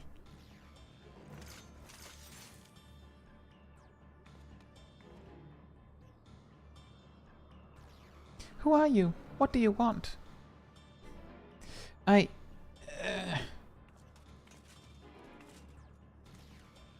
am I here? What is happening? Good question. KO. party getting ready to play Yu-Gi-Oh! Just Smol Kai, whoop, Urianger, whoop. Would be a lot easier to play Yu-Gi-Oh! If you could just like magic around your cards like that. She's alive, but there's something strange about her ether.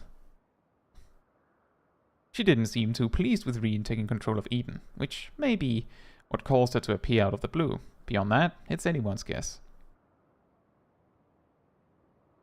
It's plain she's not a Sin Eater, not even in part as Vorthri was. Yet this knowledge does little to assuage my fears, for she is nonetheless possessed of a power most terrible. She has bad powers.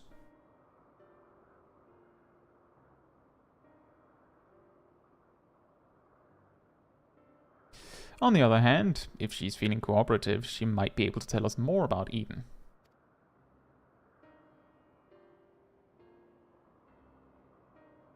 I'll keep an eye on her until she wakes up. There's no telling what will happen when she does, but I'll make it clear that we mean her no harm. Well, no further harm, at the very least.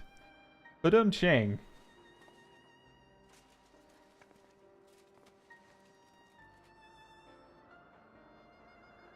The mega clip right here.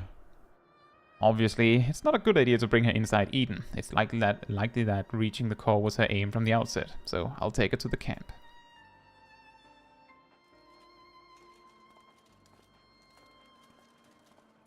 I've clipped her to my coat, so she will not fall.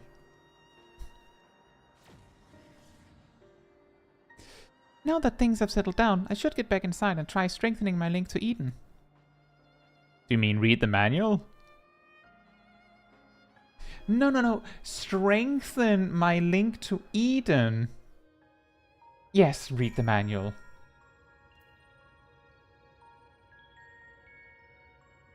See, I think I missed this earlier, gleaming that I haven't done all the Stormblood trials because of queue times.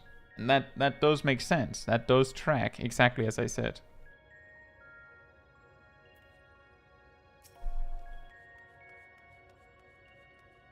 Although I had my hands full trying to control Eden, I caught a glimpse of your battle. That power, I've never seen anything like it. Spell in waiting? What thou witnessed was the tearing of the very fabric of reality, the creation of a rift through which Voidsent may enter. But pray tell, Reen, didst thou make any other observations?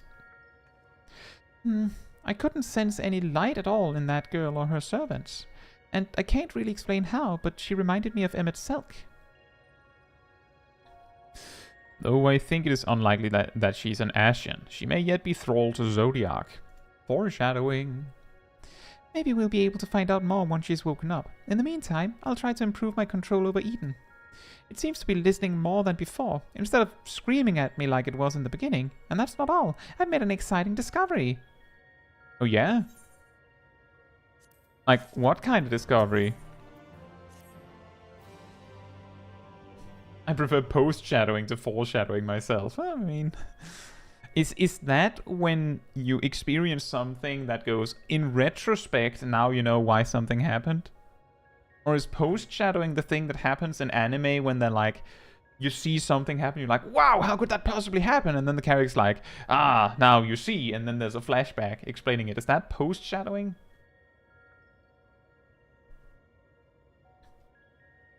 I feel a lot more confident in my ability to control Eden now. Of course, this is only the beginning. And we shall accompany thee whereversoever this path may lead. But pray tell, what manner of discovery hast thou made? I understood how Eden's power works. I understand how Eden's power works. And therefore the true nature of the flood of light? Yes, it affected the balance of all the ether and the empty, shifting it so far towards the umbral that it stopped flowing altogether. The power to tip the scales. And to tip them back again. That's what Eden does. It controls the balance of ether over a wide area, forcing it from one alignment to the other. Left alone, it still poses a threat, but if I can harness its power, I think I could use it to breathe life back into the empty. The trouble is, I haven't the foggiest idea where to start. To do that, I'll have to read page 2 of the manual. I finally understand how to use Eden. It says right here on the manual that that's what it can do. Like, it says here in the introduction And if I go about this the wrong way, I'll do more harm than good. Thou needst not bear this burden alone, Reen, nor shalt thou. 'Tis no simple matter of awakening that which lies dormant. All things in nature are inextricably linked. The elements maintain a fragile harmony, without which life cannot prosper. So, what should we do? A solution hath begun to take shape in my mind, though it will require further discussion. For the time being, let us return to the camp. It would be remiss of us not to involve Thancred. My turn to understand what you're talking about. Page 2 of the manual is just ARR Trials 2.2 out of 2/0 Electric Boogaloo. Yeah. Just shows a weird drawing. This is Thancred. It's Shadowbringers, silly. Is that post-shadowing? Is that Shadowbringers? My friends, I believe I have struck upon a method by which we may see this world restored. Orianjay, before you go any further, allow me to make a potentially very long story slightly shorter. The plan is to control Eden and realign the ether of the empty, right? In essence, yes. However, unleashing elemental energies haphazardly will not suffice. In addition, the empty is unfathomably vast. Were we only able to effect change over one small region at a time, it would take many lifetimes to complete even a fraction of our task. Instead, our energies would be better spent revitalizing each element in order that we might set in motion a more widespread transformation. One at a time. I hate to say this, but I don't think Eden will be able to draw out a single element without affecting the others. For that very reason, we shall select the location in which the ambient ether we wish to restore is at its most potent. Even in a dormant state, certain elements will be more prevalent, and therefore more easily manipulated. Then we rebalance the ether and return it to the land, whereupon it shall be borne on ethereal currents to the farthest reaches of the empty. But what's to prevent that element from breaking free from a Bree of Eden's hold and causing a disaster of some sort? It must needs be contained. The question is, how? Caetsu, indulge me a moment if thou wouldst. Pray imagine a corporeal manifestation of each of the individual elements. What dost thou see in thy mind's eye? Moogles? Moogles, of course.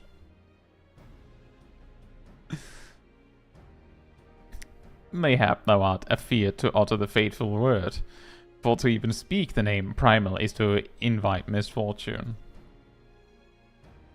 Though invited we must, as the ether is drawn forth and realigned by Eden, we shall perform a summoning as Master Louisoix once did on the fields of Cartino. As one who hath laid low countless primals, thy memories will shape the ether into a deiform entity, which must subsequently be dispersed in the traditional fashion. I mean kill it. So, defeat it. Yes. In other words, but is that even possible? It's a primal.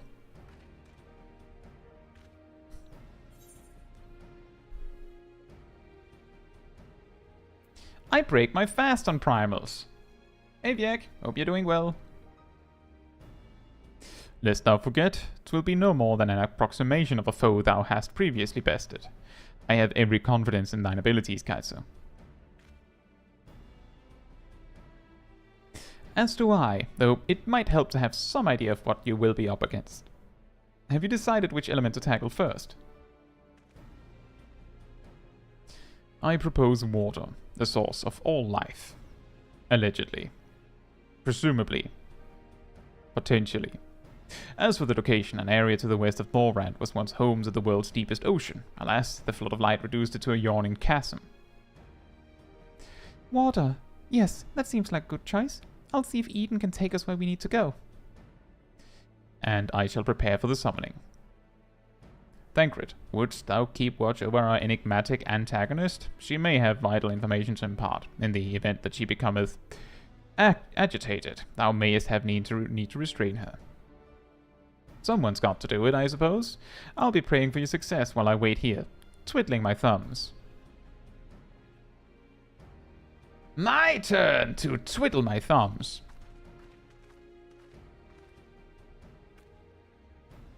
Still, I must say I don't envy you being caught up in yet another one of Urianger's madcap schemes. Though, come to think of it, if the creature you must fight is born from your own memories and imagination, why don't you try thinking of something a bit tamer than the primals you've fought in the past? Perhaps that's not how it works. Anyway, best of luck. Yes, let's think of something tamer, am I right? And that's what we'll do.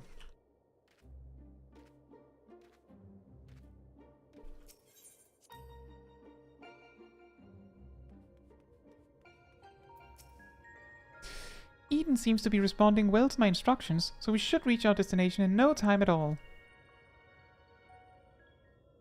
Urianger is suggesting that we think of the Stay Puft Marshmallow Man.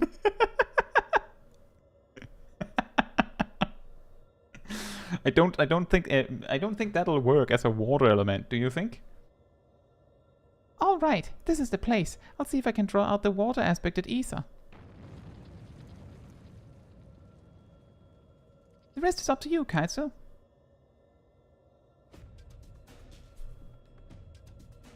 And now we're here. Memories of Leviathan come flooding back. I remember I fought like 2 things. He probably had 2 heads. Yeah, that's the reason. Yep, that's how that works. Absolutely. I'm pretty sure he had 2 heads. Yep, that's the one. That's absolutely how it worked.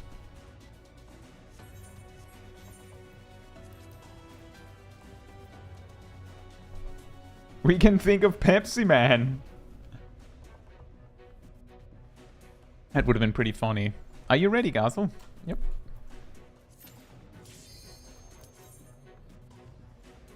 Pretty sure Leviathan had 2 heads. Don't you all agree? That's absolutely how Leviathan looks. Right? Right?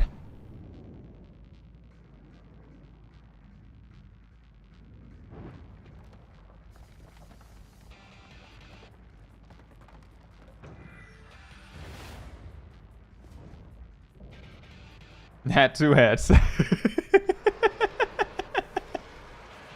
Excellent, then I remembered right. I'm pretty sure he had 2 heads.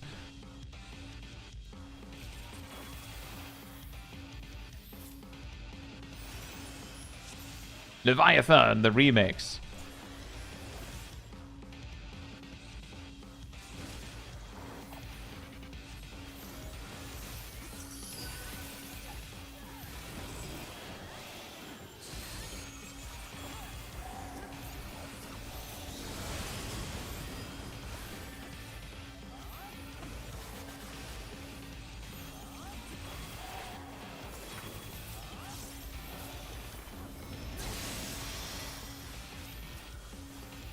Laser! 5 heads. Or was it 3? More heads!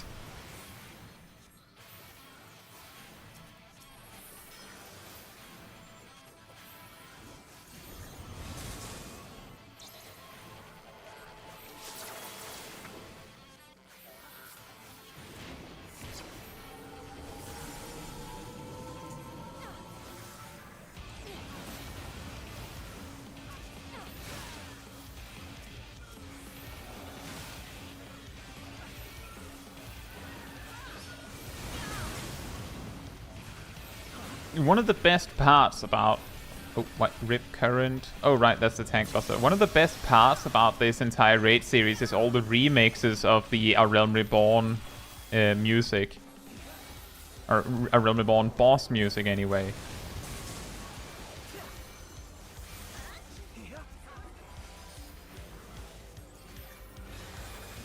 It's a weirdly fitting time to have a little lull in the song.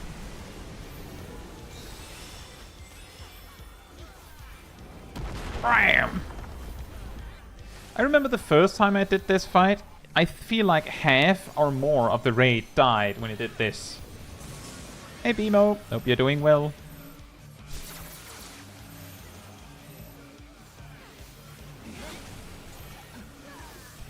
club version of Primal music. Yeah, exactly.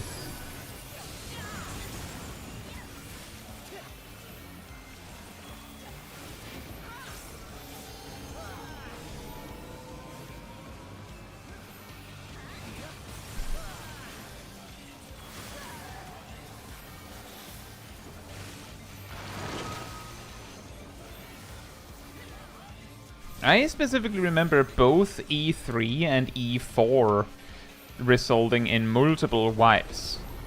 At least one wipe on Leviathan here, Inundation. And I'm pretty sure we had multiple, like several wipes on E4.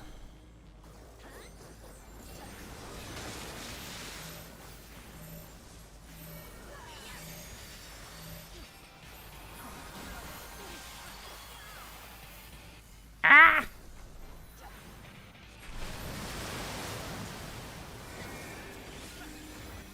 More knockbacks! E4S. We're usually hard pressed for time enough if we do them just on normal in a 6-hour session. But maybe one day we will do E4S on Big Kai, I think.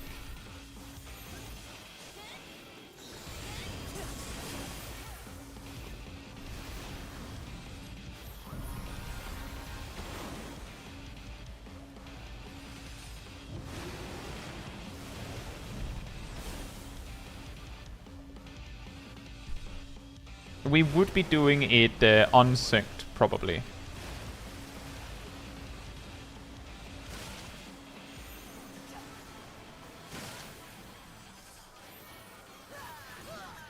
It's just been a while since people, like in the free company, for example, have had time, like collectively, to have like a mount farming session. So that's why we haven't done much in that department for a while.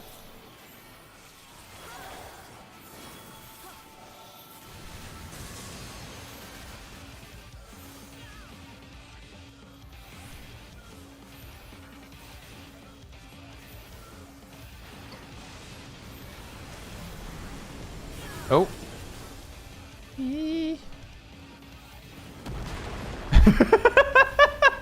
That jump, though.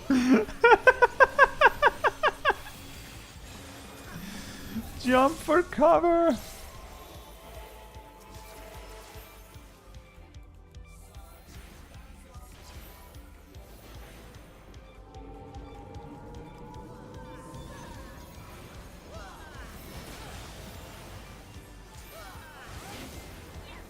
Ah!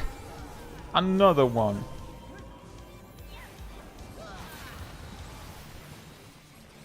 The thing I like more about... What? About doing extremes and like old Savage and such unsynced is that it allows you to get like... It makes it a little less intense, so it makes it easier to like just bring people and have fun, rather than having to be absolutely perfect with tactics and stuff like that. I just think that's better.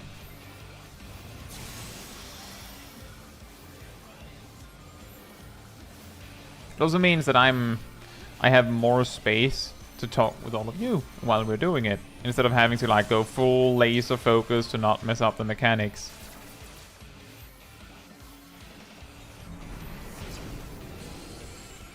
That was quick.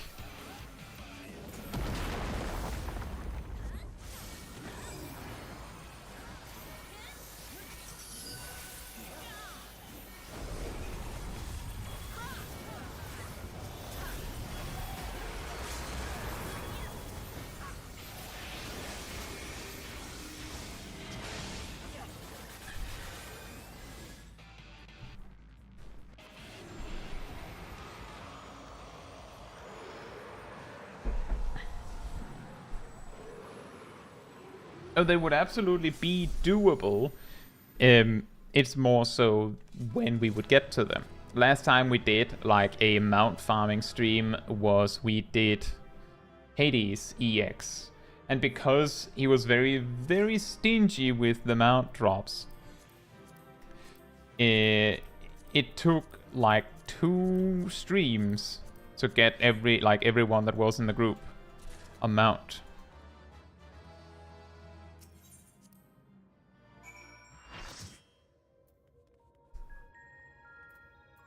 But it isn't so much a matter of whether it can be done on stream. It can be done on stream. It's more so a matter of whether it can be done on stream while also being entertaining in, like, you know, a fun way where we can just hang out and laugh about it instead of me having to, like, be super epic, sweaty gamer, try hard to get it done.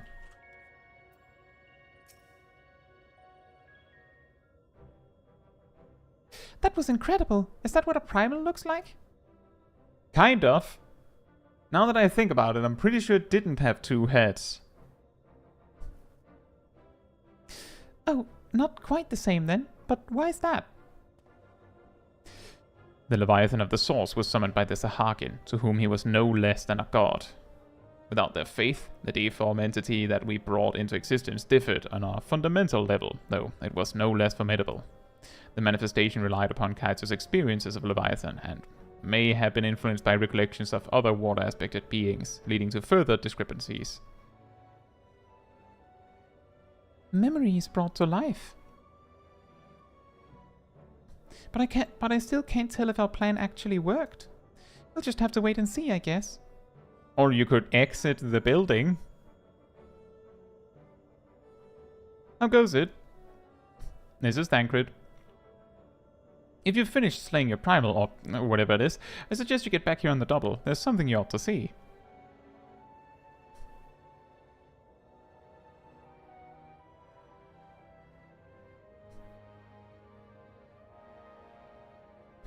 What could that be? Evidently, our only recourse is to return to our base of operations forthwith.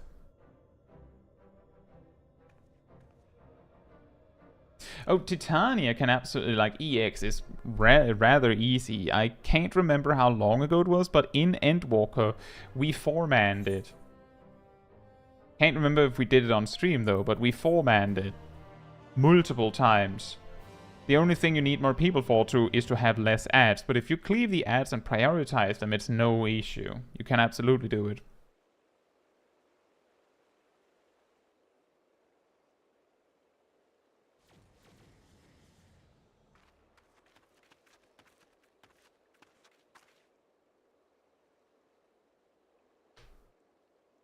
Caetsu, look!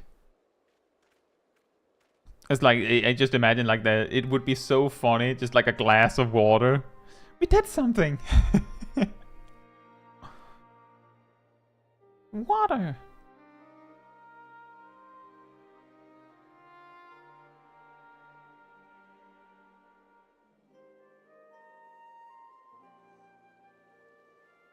By the 12's good grace, 'tis a marvel to behold. I never thought that a whole lake would suddenly appear like this. And we're just getting started. I only hope the burden is not too much for you, Caetsu. With the amount of water that Leviathan spawned just to attack me, it's not surprising that all that water had to land somewhere.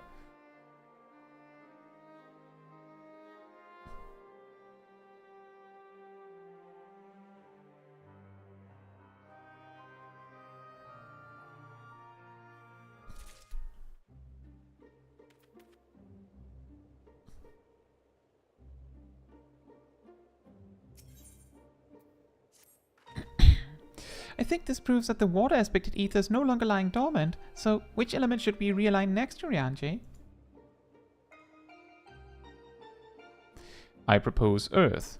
Should we succeed in returning the soil's life-giving energy, the empty shall become capable of supporting the growth of flora. Imagine that! Forests in the empty. But before we begin, I'd like to know how that girl is doing. Still sound asleep. She didn't so much as stir even when I took her helmet off. I thought it might be getting a bit stuffy in there, and I was curious to know what sort of person we're dealing with. She seems surprisingly normal, not at all like your usual Voidsent. I'd say she's around the same age as you, Reen, perhaps a little older. Well, whoever she is, we should let her rest while we concentrate on the task at hand. As much as I'd love to go with you, I'd best stay here in case she wakes up and is feeling less than cooperative. And while I wait here wishing I had something to read, my thoughts will be with you as you fly off to face the next opponent. It must be a strange feeling to bring something into existence through your own willpower, only to slay it immediately after. I almost feel sorry for the poor things. All the same, I wish you luck. That is a pretty interesting trick, yeah. If all goes well, he won't be waiting for long. The sooner we get this over with, the sooner we can see the results.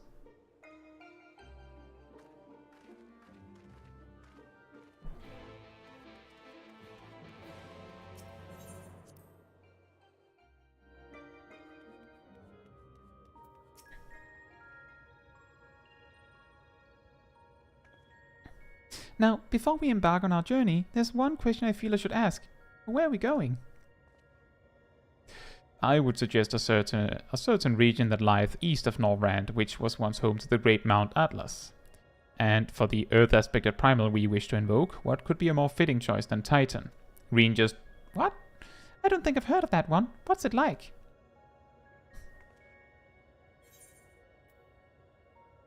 The landslides. The landslides.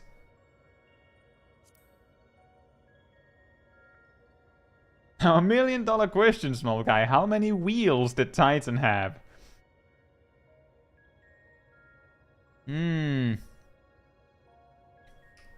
that you mention it, I'm pretty sure he had like some sort of like vehicle, right? With wheels on it. That's the reason with the wheels, right? Right? Seems like you had a rather traumatic experience. But if our last battle is anything to go by, this one will be different from the Titan that Caetsu remembers, yes? Aye. 'Twould be wise to consider the two as entirely separate beings. As such, thou must needs conceive new stratagems if thou art to triumph in the battle to come. Past experience will avail thee naught, I fear. All right, Caetsu. Once you're ready, we'll be on our way.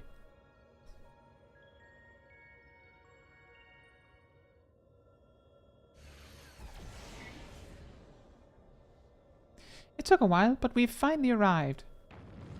Titan was playable in Mario Kart, right? Yeah, totally. Ready, Caetsu?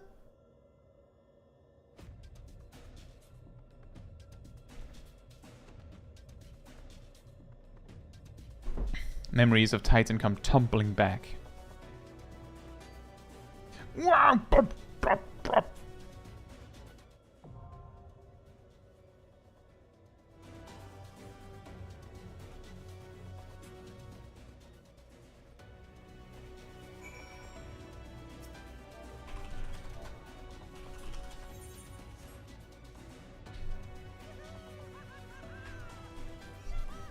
So something I just want to mention, just in case.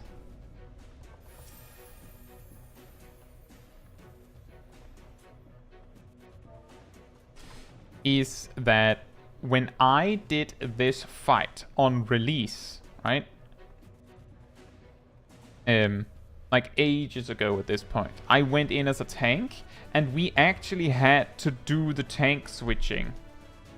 Is Kerex here?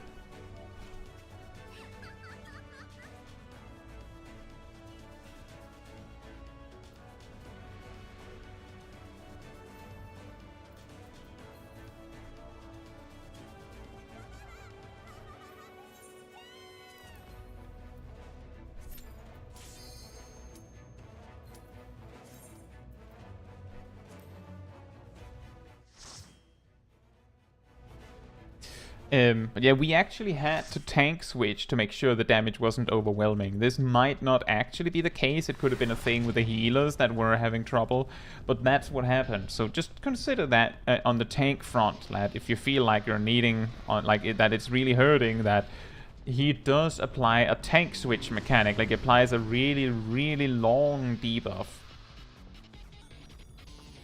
Also, this music is so good. So awesome.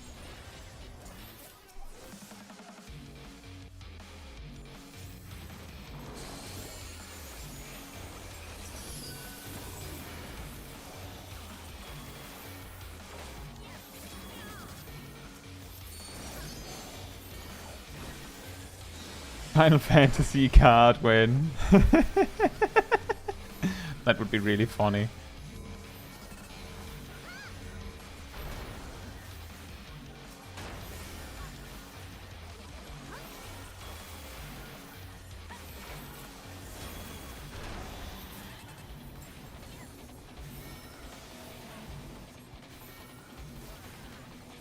I believe that is the Tank Buster.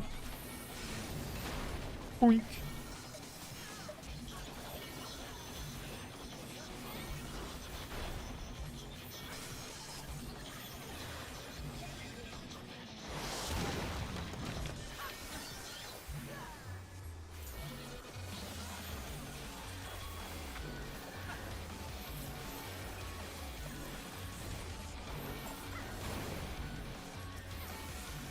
Remember, you have to make sure the rock is between you and Titan. It has nothing to do with the shaky rock on the other side for that mechanic.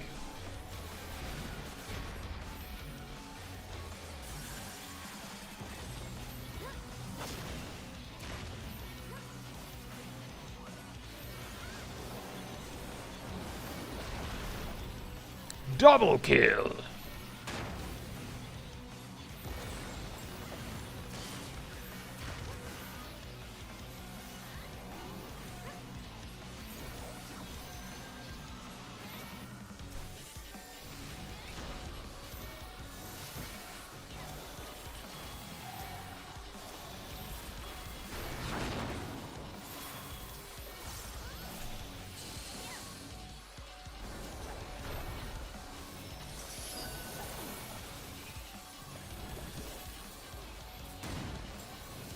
Whoops.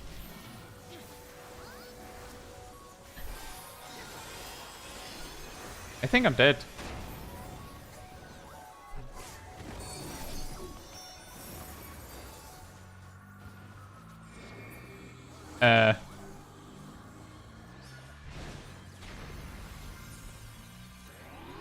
That was clutch timing.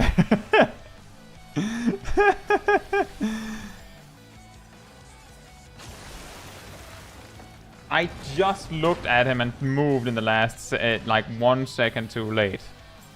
Very unlucky. Sorry about that.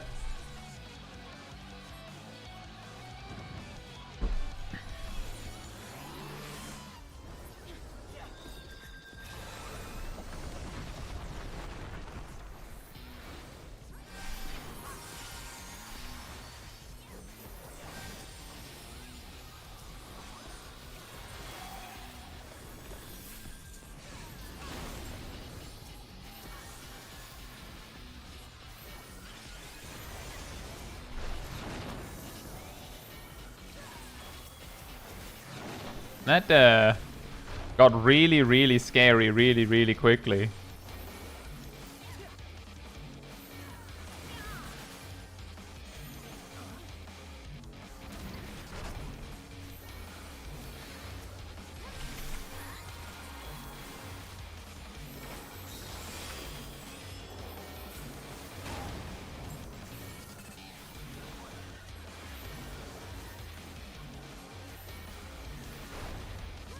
Oh boy.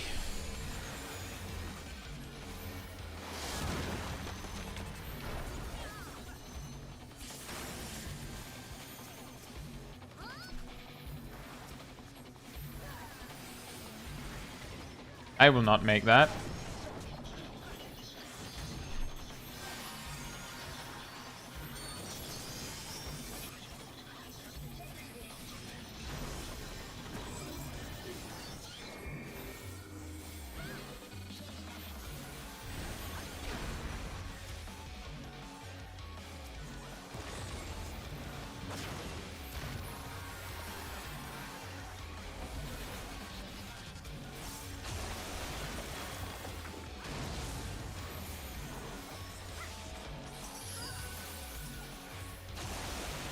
Ugh.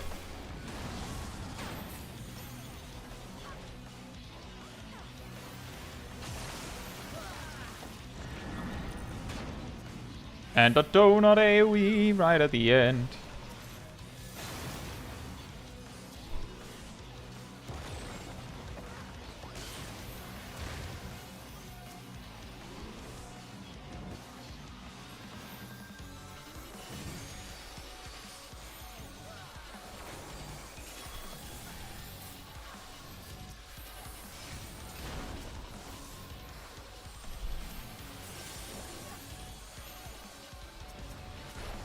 The magnificent light speed double raise combo. You ever seen that one before?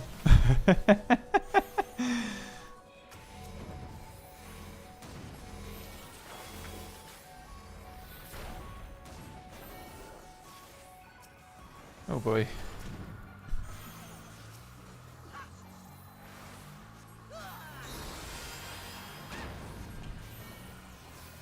We may want to hold on to that limit break in case we needed to in case we the healers need it. When it finally becomes a limit break 3, of course.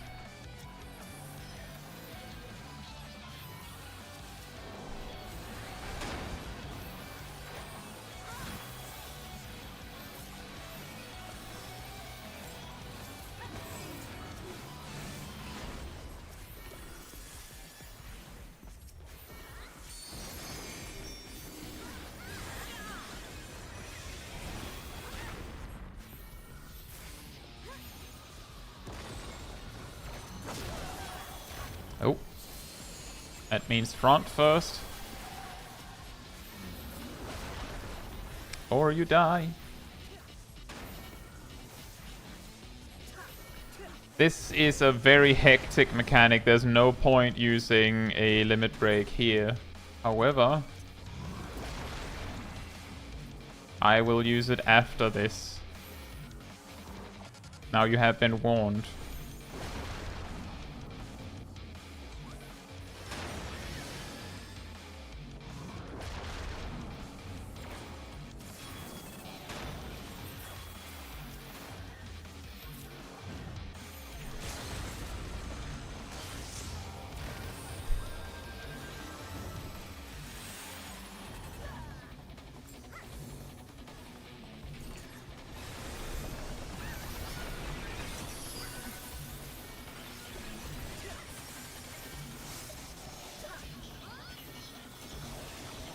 Oh boy, that got a lot harder than I expected.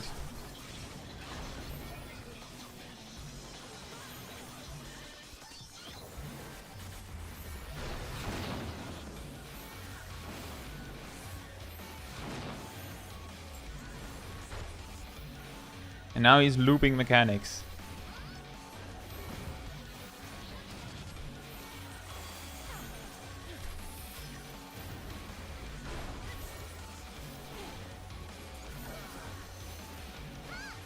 I'll call Alice, say I know what to, she knows what to do with a limit break.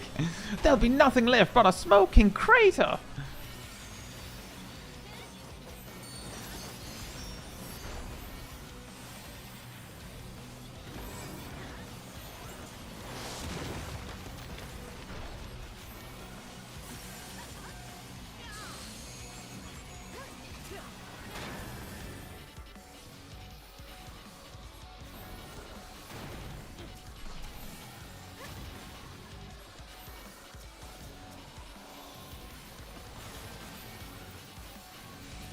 That was incredibly close.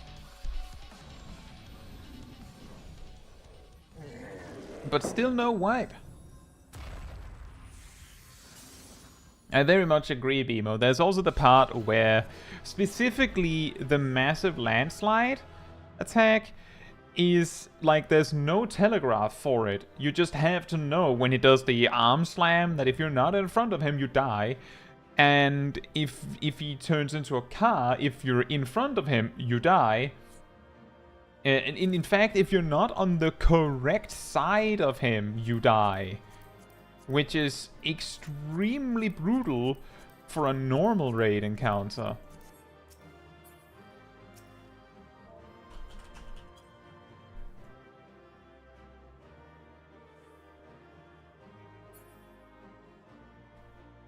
But we did it with 0 wipes.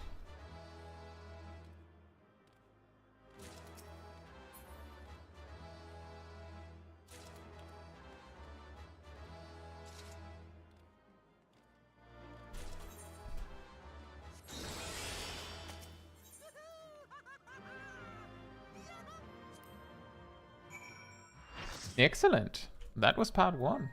Training wheels for Savage. Ah.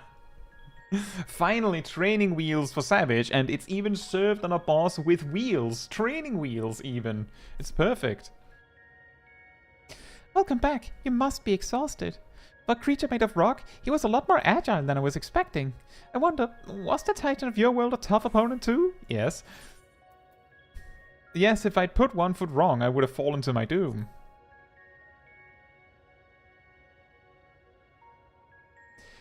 So all it would have taken is a momentary lapse of concentration. I don't like the sound of that. But more importantly, you've defeated another elemental being, which means we're a step closer to reclaiming the empty. I can't wait to see how much of a difference we've made this time.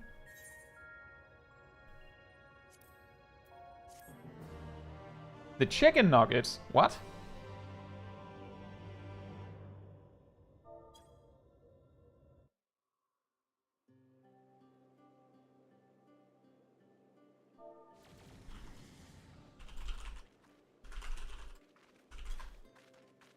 Did we really do all of this? Wow. The rocks became rockier. Incredible. Aye, it would appear that balance has returned to the element of earth, and yet the transformation hath affected only the immediate vicinity, whereas the lands beyond this lake doth remain unchanged. 'Tis passing strange indeed. Did we do something wrong? Though this falleth short of the outcome I had envisioned, 'tis plain our efforts were not in vain. Mayhap this localized phenomenon is the result of an intersection of ethereal currents. Therefore, it is reasonable to assume that similar locations in the MC hath undergone comparable alterations.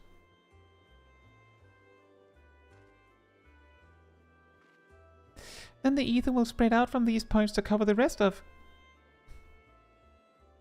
Yes? Did you read too much of the manual? Read!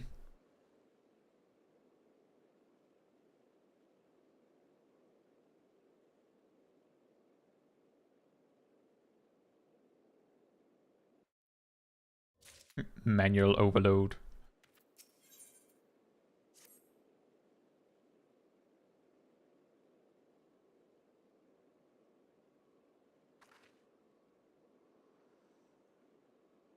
It's nothing.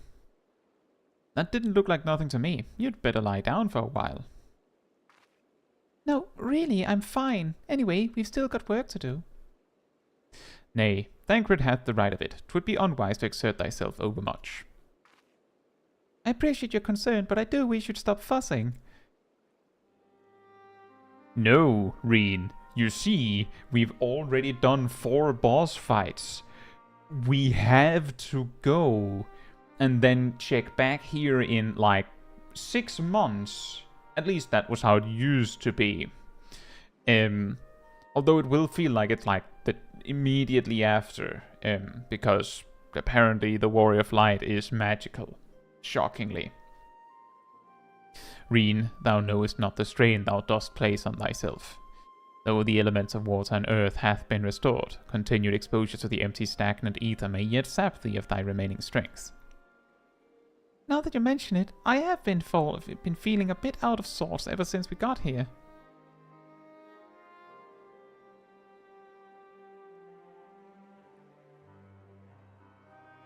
I should probably get away from the empty and rest for a while.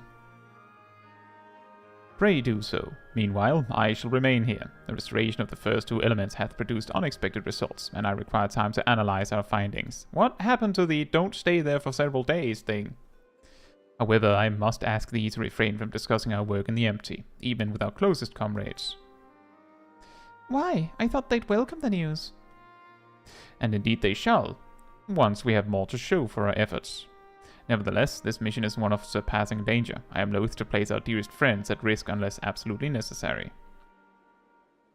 You have their best interests at heart, I'm sure, but to be perfectly honest, I'd prefer not to keep secrets from people that I trust with my life. I don't want to make a habit of this, but I'll do as you ask. You see, another reason for that is that it will make it less awkward if there's less science here unexplainably when we press on with the MSQ and all that. It seems to me that Reen isn't the only one who would benefit from a change of scenery. Our sleeping beauty would likely fare better in more hospitable surroundings.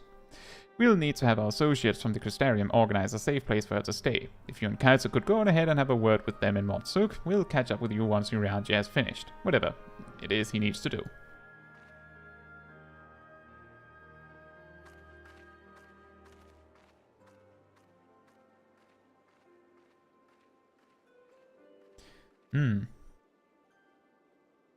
Perhaps thou, too, shouldst accompany her on the return journey. I dare say she would be glad of thy presence.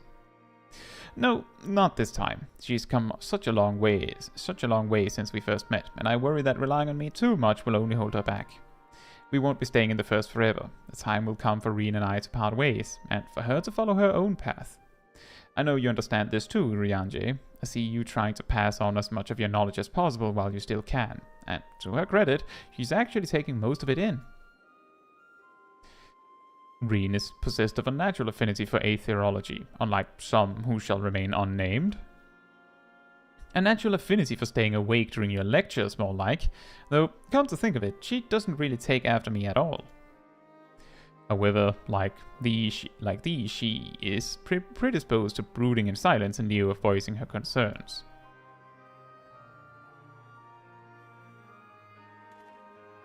Says the master of keeping his cards close to his chest. Anyway, Caetsu, you'd better take the Sky Slipper with Reen. It's true that she's been through a lot lately, but so have you. We'll need you ready for the challenges that lie ahead, so go on and get some rest. How are you getting home if I take the car? We shall await news of thy safe arrival in Amarang. Also, who's driving? Reen, who's driving? Who's driving the car?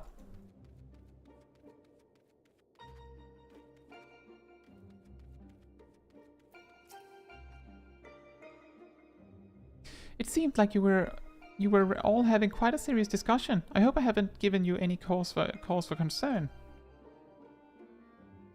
Well, if you say so, I probably shouldn't stay in the MT any longer than necessary though. So, do you want to take the first shift piloting, or shall I?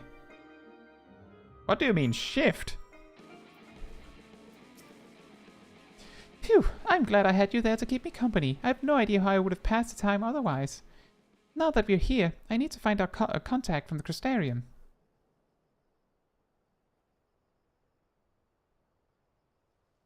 But before that, I was hoping I could have a word with you. Something's been on my mind.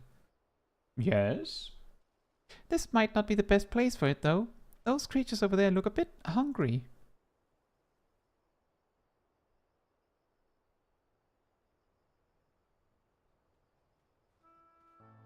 So let's go way further away, where there's many creatures in the area. When I first spoke to Thancred and Urianger about what I'd sensed in the empty, part of me wished we could have just left it alone. I guess I was scared of what we'd find.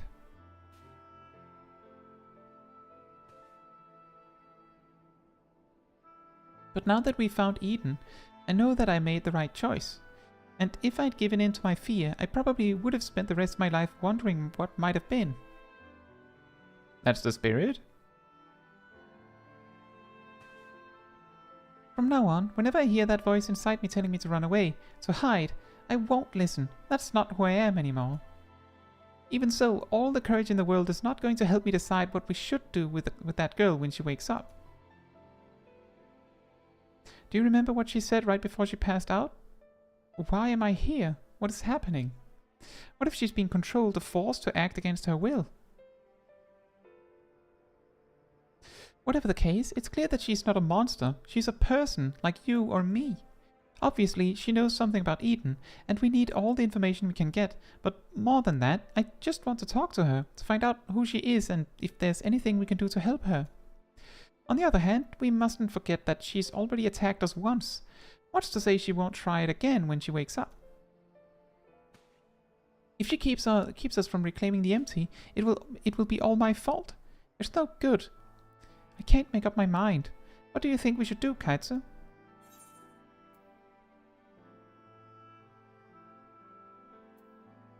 Even Emmett Silk had his reasons. We should at least hear her out.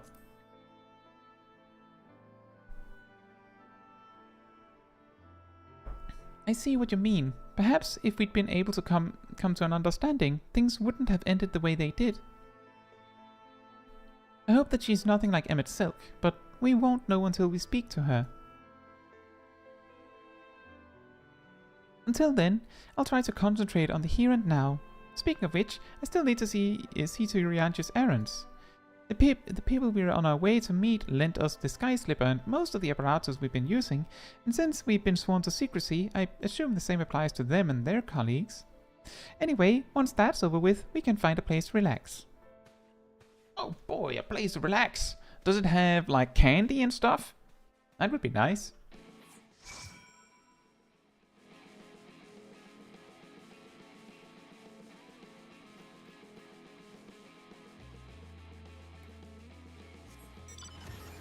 Oh no! We lost the player. Tristan had to go.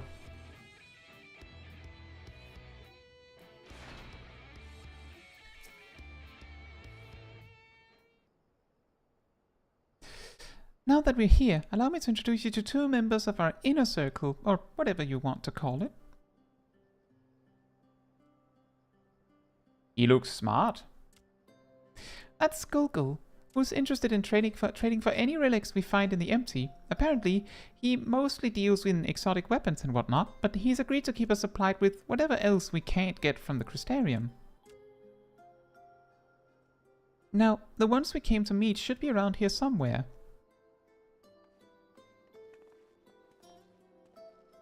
Ah, Reen, what a relief it is to see you returned unharmed from your expedition. I'm sorry to have kept you waiting. We were gone a bit longer than we expected. Caetsu, I'd like you to meet Levry. It's a pleasure to make your acquaintance. As representative of the Settlement Council, I'm here to oversee the delivery of equipment deemed necessary to your mission. I will be on hand to provide any assistance you may require. Excellent. Actually, there's something we'd like you to take care of.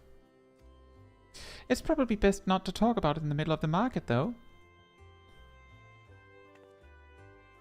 I'll take it from here, Caetsu. You should get some rest. But before you go, I'd like to thank you for everything you've done. We still have a long road ahead of us, but if we give it our all, there's nothing we can't handle. Excellent.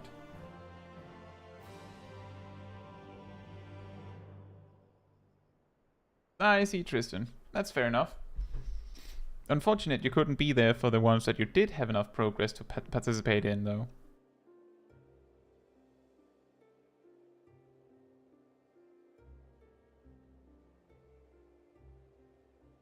I see.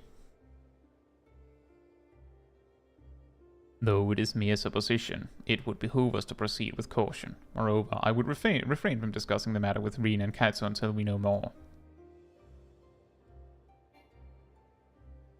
Well, I appreciate you telling me, even if it is too soon to be sure. I am the one watching over her after all.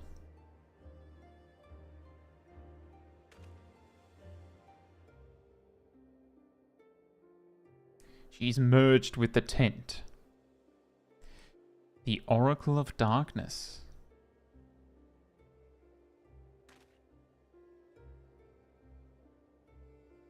I pray it is not true.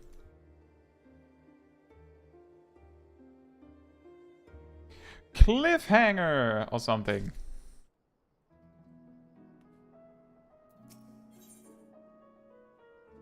Right, I'll be right back and then we get into part 2.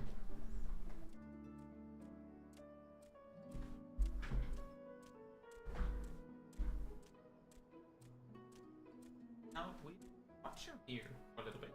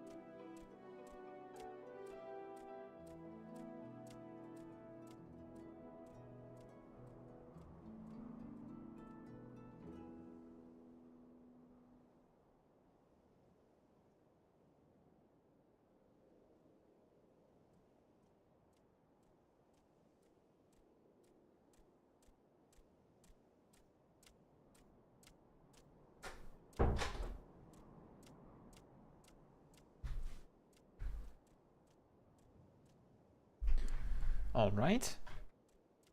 I'm back. And we continue. Welcome back, merfolk. HK. Manatee! I'm glad that people are excited for the manatee.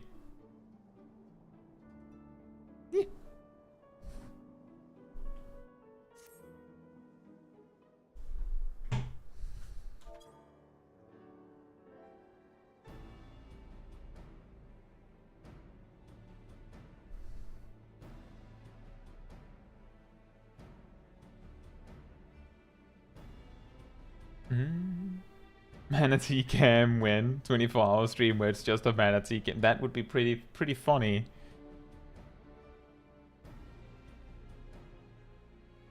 Ah, there you are. I'm part of the team helping with the highly classified and very secret thing. The fact of the matter is, I've come to inform you of a rather interesting development. It is about the girl who was brought back from the MC. She's finally woken up, you see. After a 6-month nap? Elford, and Caetsu too.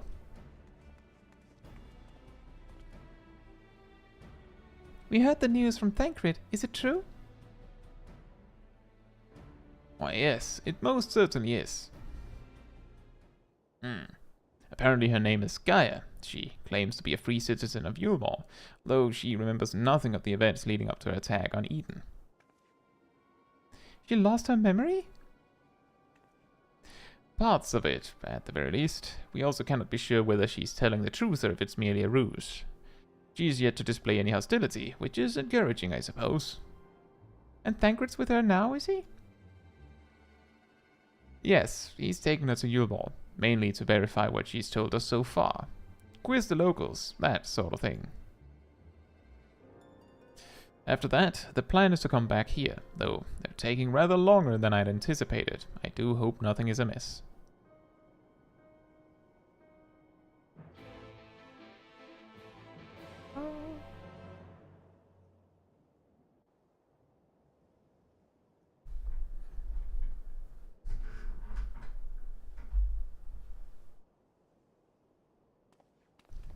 Good grief, are you always this slow? At this rate, it'll be dark again before we know it. The night sky returning is all well and good, but it does make each day seem awfully short. And are you still dragging your heels back there? At least act as if you've got a purpose, would you?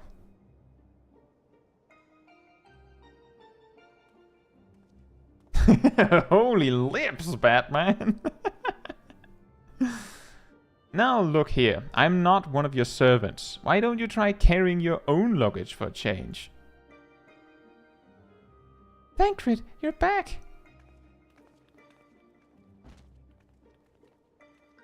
You lot are a sight for sore eyes. Yes, even you, Rianjay. Gaia and I have just finished shipping her personal effects from Yulmore. I'm glad we could finally meet. Properly, I mean. So, did you learn anything useful? Other than where she lives, not an awful lot. Her supposed neighbors barely knew the first thing about her. Else, she barely knows the first thing about herself. Her recollection of her life in Yulmore is patchy at best.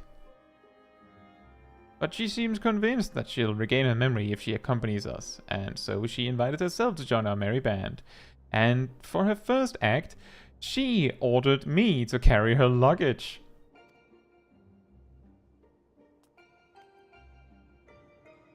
If you insist on standing around talking, might I suggest finding a place to sit down first? My feet are killing me. Maybe you should wear some more practical shoes then.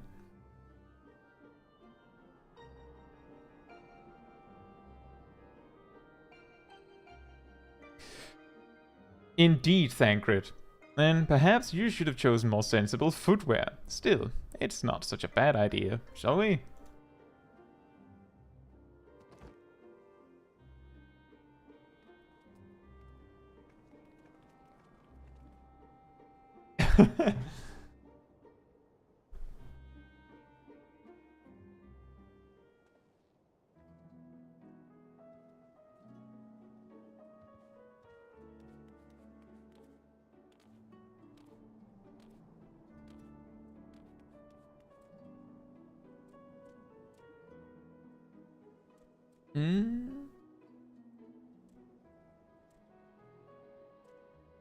Right, so I just wanted to add something. I see something that is being discussed in the party chat in-game in regards to Blue Mage spell farming.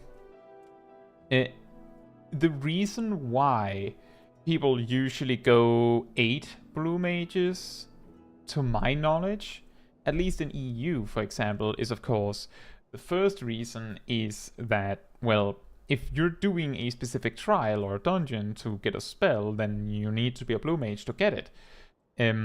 The only argument for not everyone being Blue Mage is, of course, that sometimes it can be easier if you have like a proper tank and a proper healer, because Blue Mages aren't exactly the best at being a tank or a healer, at least not all the time. However, part of the reason why people would be less inclined to be the tank or the healer in these kinds of exchanges is, well, first of all, it means you have to go twice, when if you can just do full Blue Mage, you just have to go once. The other reason is that you can't trust the 4 people, the 4 Blue Mages that went first, to all stay. You know the classic, you get your stuff and you go, oh boy, look at the time, well, I have to go now. And while those are kind of uncommon, they exist, and the most effective way to protect yourself from those kinds of people is to do it in a way that doesn't even enable them to do that. You just go 8 Blue Mages, and it is possible to do. The only time I remember someone very much suggesting not going 8 Blue Mages was when I was doing 011 for Mustard Bomb and peripheral analysis, or whatever it's called. The one where you shoot a fist.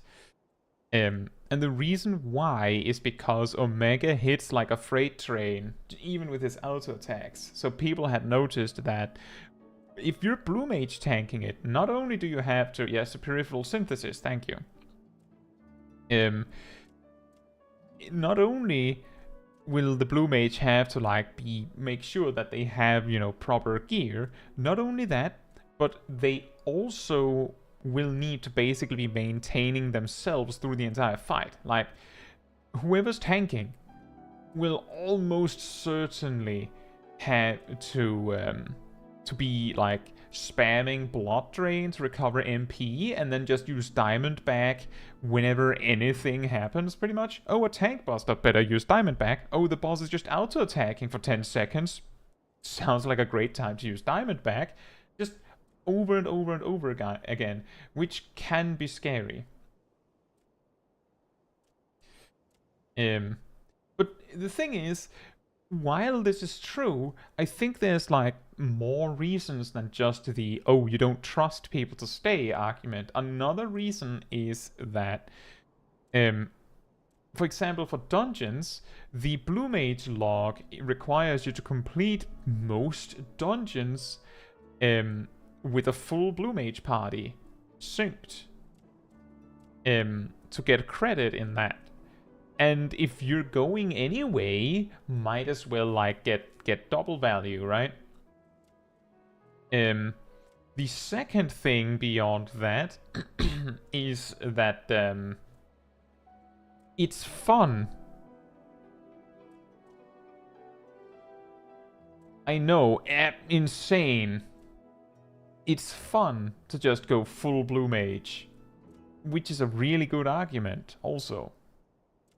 I know, Silvermint, I was, like, I'm actually a little bit shocked that that could possibly be the reason. And I've actually seen some incredible things. For example, I've, back when people were farming, like, Shiva Extreme for Glass Dance, sometimes you had to go, like, 3 times because someone died. And things like that. Even if you brought a healer, simply because too many people died and you couldn't get them all alive in time.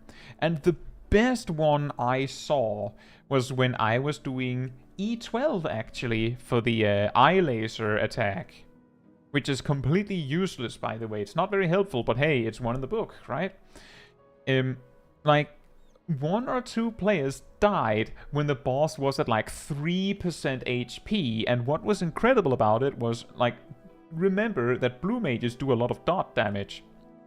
Despite that, all damage done just went, like, led to a screeching halt, just completely stopped, aside from, like, dots that couldn't be stopped because 2 people were dead. Like, everyone just lifted their hands from the keyboard and tried to figure out how to get those 2 blue mages back up so that no one had to go again. I know, Equilatia. We'll figure that out when we have the next encounter ready. But I thought that was so funny because, like, well, I didn't record it, so you'll have to take my word for it that it actually happened. But I thought it was so incredible that everyone just, no one said stop. I think someone said maybe we should stop, but before that message had even been sent, everyone had already stopped attacking. Because you need to be alive to get the spell credit, of course. So you don't remember anything at all? Not attacking us? Not falling unconscious?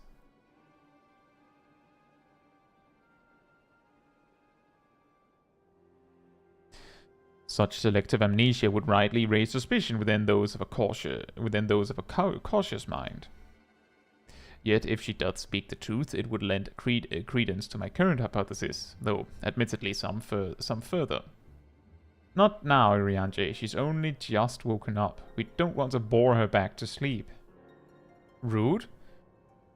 In any case, I prefer to follow my instincts, and they're telling me that Gaia means us no harm. After much deliberation, I thought it only right to let her know about our work in the empty, as a sign of goodwill. After all, trust works both ways. Though I would ask you, Caetsu, to not let your guard down just yet.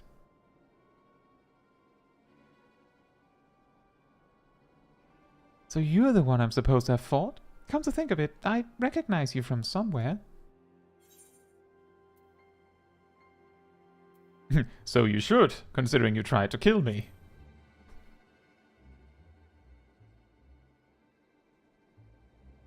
Well, if Thancred's version of events is anything to go by, you weren't exactly holding back yourself. I mean, you attacked first, Gaia. Still, it seems I didn't give you much of a choice but to defend yourself, so let's call it even. Not that I have any recollection of it.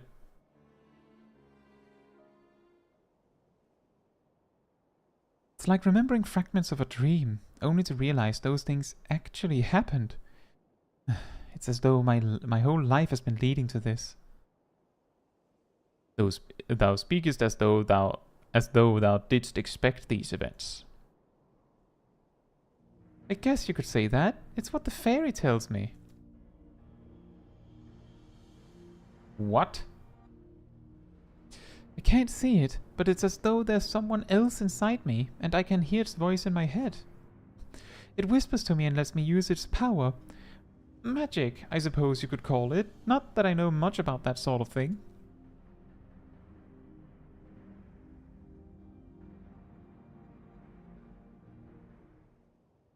And this power alloweth thee to tear open the fabric betwixt realities, that thou mayest call forth the ether-starved denizens of what remaineth of the 13th.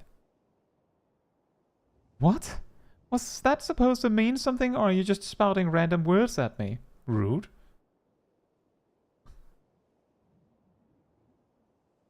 Honestly, I don't know how you all put up with this. I've only just met him, and his insufferable prattle is already giving me a headache. Rude?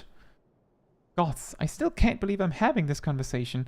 To think that I was flying about in a suit of armor waving a sword, that doesn't sound like me at all. Someone else inside you. Like Minfilia was inside me. Like Minfilia was minfilling me. Aye, similarities cannot be ignored, though it is too early to say with certainty. Gaia may well be the Oracle of Darkness.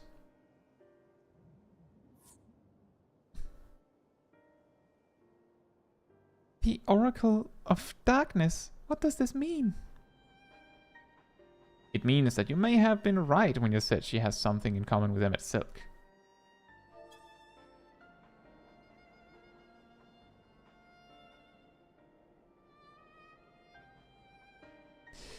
Those who have been used as a living host by an Asian have no recollection of events that occurred during their position. This I know from personal experience. But Gaia seems to have some memories still, even if they're a little hazy. Moreover, she has remained in control of herself even when she heard the voice within, much like you and Minfilia. And though Reen was very much her own person, Minfilia's presence did exert a change upon her outward appearance, granting her hair and eyes a hue akin to that of our dear departed friend. Thank you, Siren. Thank you for coming along, and enjoy your plans you already have. It is therefore not unthinkable that Gaia's raven locks may be a manifestation of the darkness which hath come to reside within her. But I was born like this, and my parents, they both had black hair too. No, oh, those you remember.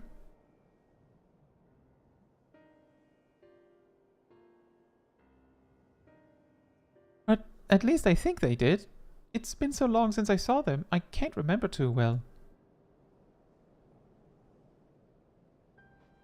But enough about me. You're Minfilia, aren't you? The Oracle of Light, who they were hosting in Yulmore.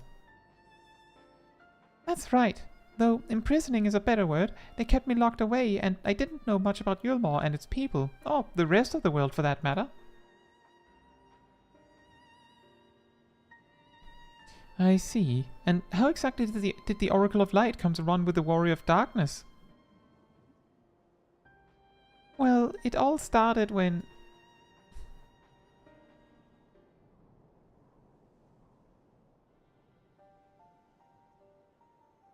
And that's my life story. Yes, I still remember the day everyone went raving mad and Lord Worthley fled. Everything after that is still a blur, though. Wait, so she was there? From what Guy has told me, she she wasn't part of the mob that attacked us, but how was she able to resist Worthley's control? Mayhap 'twas the intervention of this fairy of whom she speaketh. As curious as that may be, we still don't know why she appeared out of nowhere as soon as Eden took flight. Oh right, I'm in this conversation. This is just a guess, but I'd say that the fairy reacted to it in some way, and for whatever reason, made me go after it. Yes, that seems like the only explanation. Yep, that's it. That's the end of this argument. That's the correct answer. I don't know about you lot, but I've had enough nattering. I'm going back to Eden. What? But why? The fairy wanted something from Eden, and knowing what that is will bring me a step closer to discovering exactly what has been living in my head all these years. Besides, my memories aren't going to restore themselves, and certainly not through idle chit-chat. So I'm going, and that's that. Gaia, wait! You don't have a driver's license! Insufferable. Utterly insufferable. And yet, we can't well leave her to her own devices. Come on.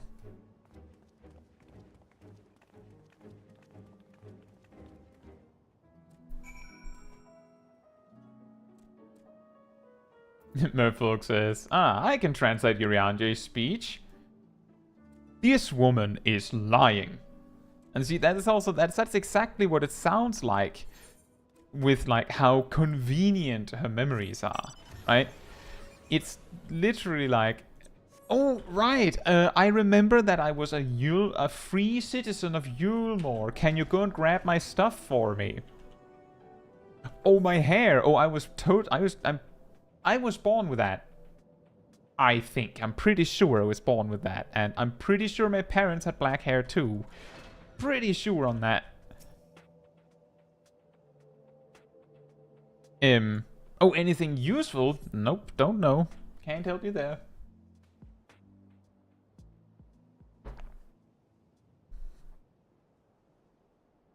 Get away from me!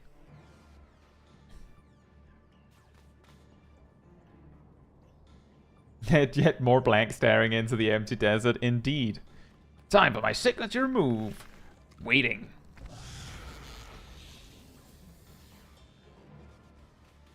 Gaia!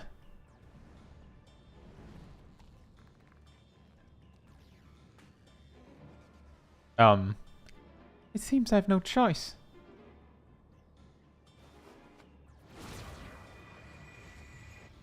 What happened to I'm not good at magic?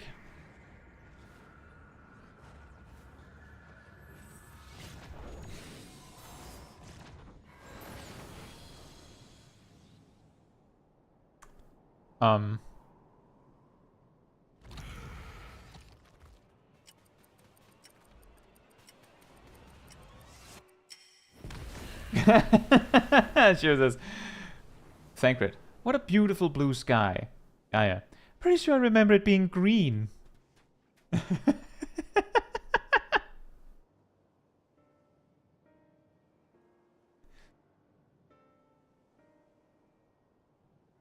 What am I?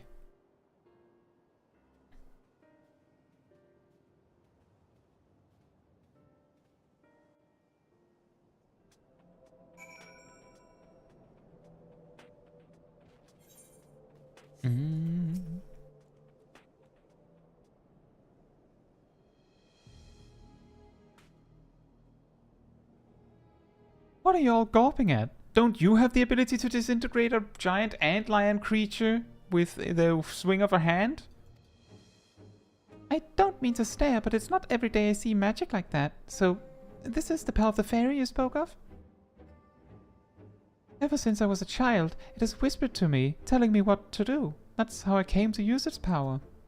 But there are things I can't even explain. Holes ripped in thin air, terrifying creatures crawling out, ghastly-looking blades and armor appearing out of nowhere. But worst of all is the dark energy that comes from inside. This power, it feels as though it's only flowing through me, and never truly mine. And even when it answers my call, it always takes a few moments for the spells to work. So in summary, you don't have control over the magic. Well, it's not as if I ever tried to control it. I haven't made a habit of fighting wild beasts. Unfortunately, it's part and parcel of traveling through Amarang, and while I understand that you want answers, you're not going to find them unprepared as you are, but if your heart is set on this, then we'll help you. Reen, think about what you're saying. You're seriously considering taking Gaia to see Eden. There's no telling what might happen if she loses control again, so the safest option is for her to stay away until our work is done. Somewhere we can keep an eye on her. You must realize it's for her own good.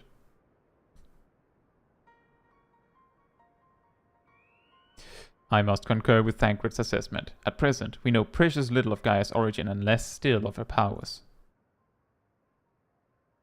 If she is indeed the Oracle of Darkness, her presence may complicate a task already fraught with peril, placing our mission and her own well-being in jeopardy. In full knowledge of the risks, dost thou still wish to pursue this course?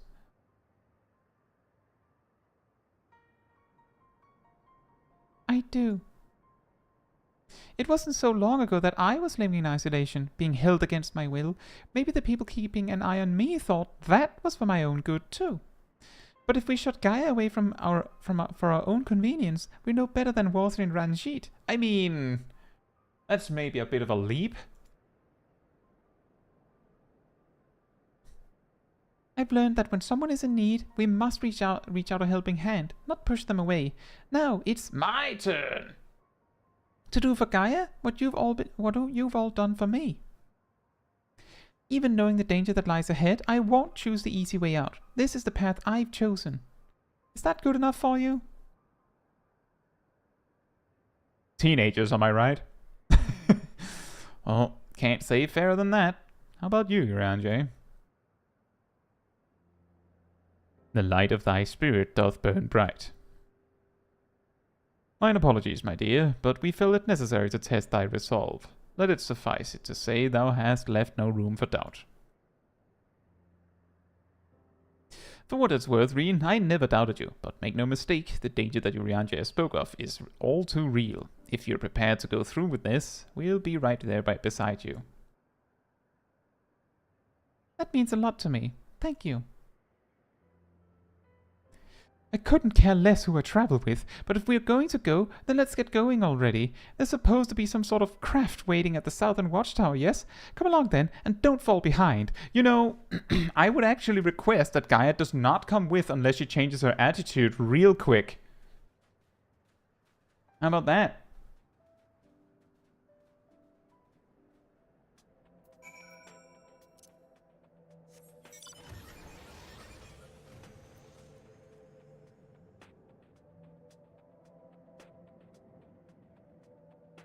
Rianji translation. Fine, your new girlfriend can go with.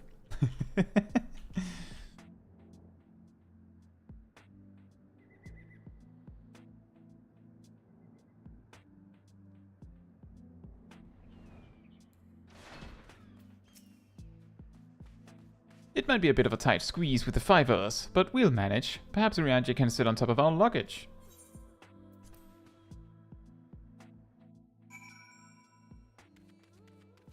Well, the problem, I think, Xanadus, is that Gaia is a rich kid. As you may remember, she's a free citizen of Yulmore. She's basically, presumably, gotten anything she's pointed at in her entire life. Which means that she might not, like, realize that that's not how you treat other people. So, there it is.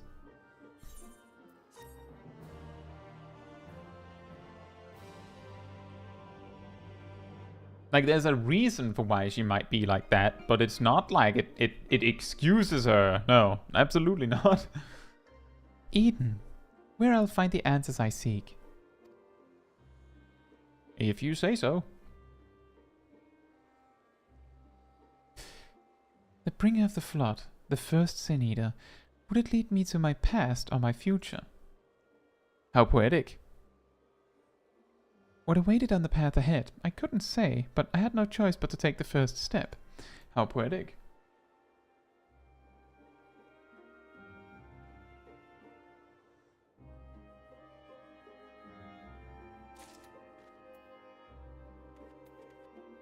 HK also said, I still think they should have made Gaia a mute. Would make the whole thing better. Harsh, but you know, maybe she would have gotten further just not saying what many of the things she's been saying. Blood and thunder!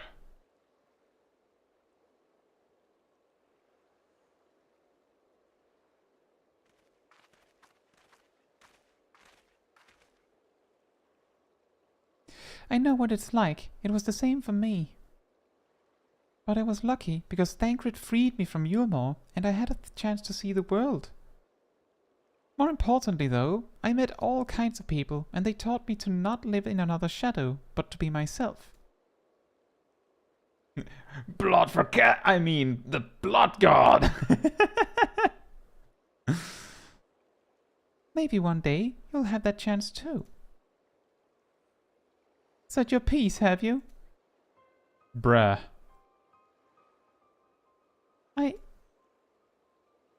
One day? What's that supposed to mean? I don't know how the great Oracle of Light sees such things. But for someone like me, who's only known life in Yulmore, there was no tomorrow, there was no future, only the here and now. And while we waste time on these meaningless conversations, I feel each moment of my life slipping away. Time, it won't wait. Not for me, not for anyone. I don't know how much longer I can hold on to who I am. I'm sorry, Gaia. Gaia? That's probably not even my real name. It isn't? When Thancred asked me my name, I couldn't remember. Correct. That's when the fairy whispered to me, Gaia. But if you grew up in Yulmore, surely someone there must know who you are. Everyone I once knew had either disappeared or had been turned into sin-eaters. Those whose faces and names I still remember, that is. In the end, we found not a single person who so much as recognized me. As far as I can recall, I've never been the most sociable person, but still. Not who's surprised by that? Well, even if it's not your real name, I think Gaia sounds lovely. If you're happy with it, then that's what I'll call you.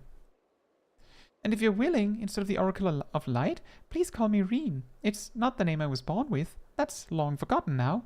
But the one the people whom I consider family gave to me. Is that so? Wolf's Den Pier music, come now. Well, as much as I'd love to keep up this chatting, there's something that's bothering me. I thought the fairy would have reacted to Eden in some way, but so far, nothing whatsoever.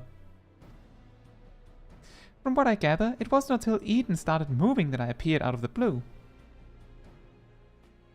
Perhaps if you were to actually try flying it somewhere, the fairy might break its silence. If you've got elements to restore, or whatever it was, why don't you hurry up and get it over with? Oh man. You need to learn some manners.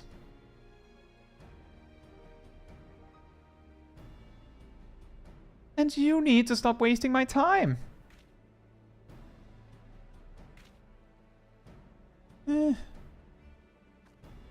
Alright, everyone. I think we've talked for long enough. If you're ready, let's make our way to Eden. Hey Ryan, hope you're doing well. We do have... I'm pretty sure we have space if you want to come along as we progress into E5. Yeah, indeed, HK. Wow! Like, considering that we're her ticket to do exactly what she wants, she's not really treating us very nicely, is she?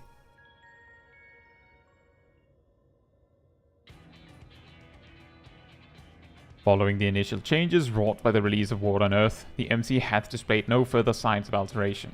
Stability, some may call this and be satisfied. Stability, some may call this and be satisfied, but in truth it is passivity, a passivity stemming from light's ever-pervasive presence. If we are to break the status quo, we must needs employ catalyst, a third element that shall rouse and stabilize those unleashed energies in activity. Therefore, I propose lightning. So the primal would be Ramu, yes? From what I've heard, he's a guardian of the forest and not particularly keen on conflict, but you've actually fought him, haven't you? He's half man, half beard, and another half beard for good measure. Ah, yes. Thancred mentioned that he more closely resembles a person than a beast, unlike most other primals, and apparently he tends not to move about much. I'm glad to see our lessons have paid off. Well, it's like you say, if we want to call forth an accurate representation of the primal, I should picture it in my mind as clearly as possible. At the very least, it's worth a try, but the rest is up to Caetsu.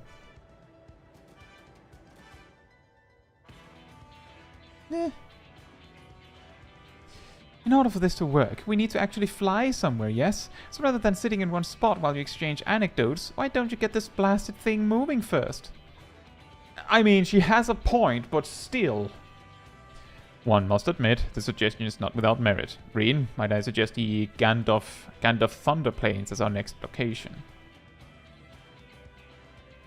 These plains, it is writ, were perpetually blanketed in storm clouds, the only source of illumination the ceaseless barrage of lightning. The ambient ether that lingereth there shall provide ideal conditions for the summoning. Then that's where we're heading. Come on, Eden, we've got a job to do.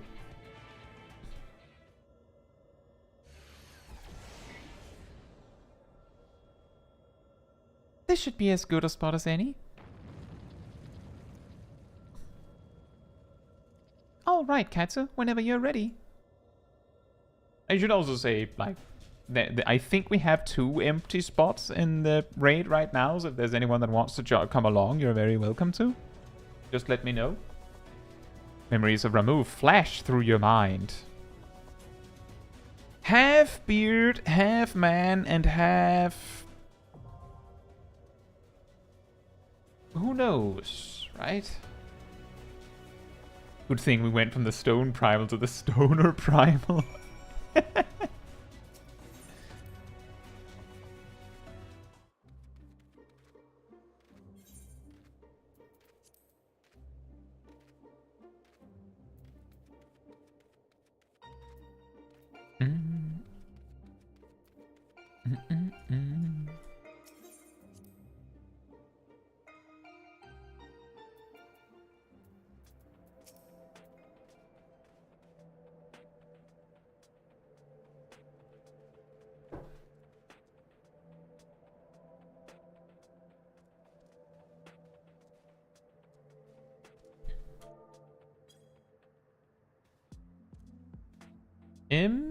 Yeah, if like we have 2 spots, but if we can't get the full team, then we'll have to do it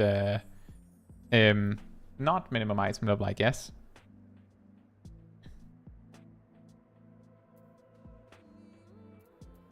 But if there is anyone who's actually on the way right now, I wouldn't want to go without you.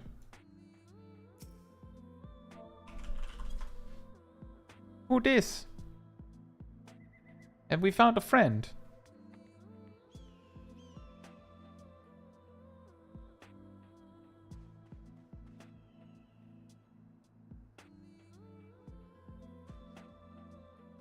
I mean, cross data, I mean, it's more like cross worldwide data center. But I get what you mean.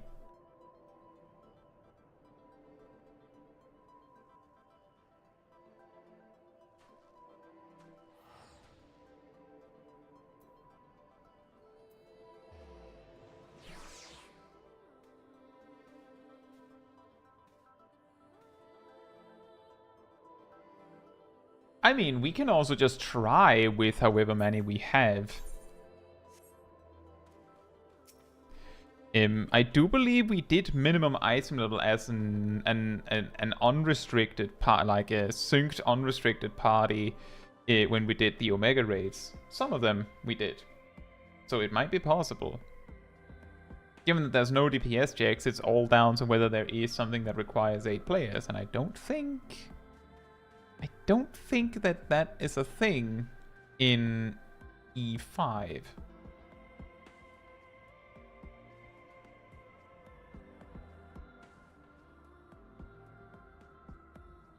Oh, Wolf B is there. Welcome.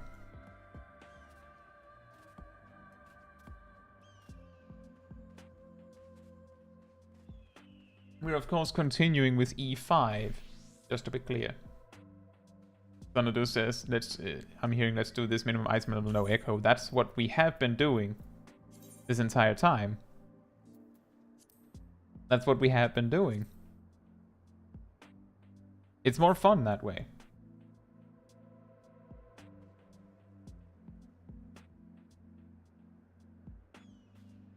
I'm guessing you didn't notice because either you came in after, I can't remember if you were watching during Titan, but if you weren't, then that of course explains. If you were, then I could imagine the fact that we didn't wipe a single time despite all of the disaster in the fight might make you think that it wasn't minimum item level, but it was.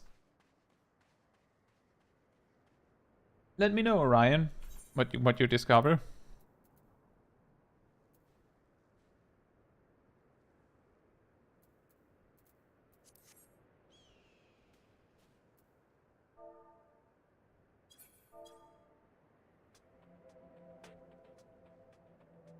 That's fair enough.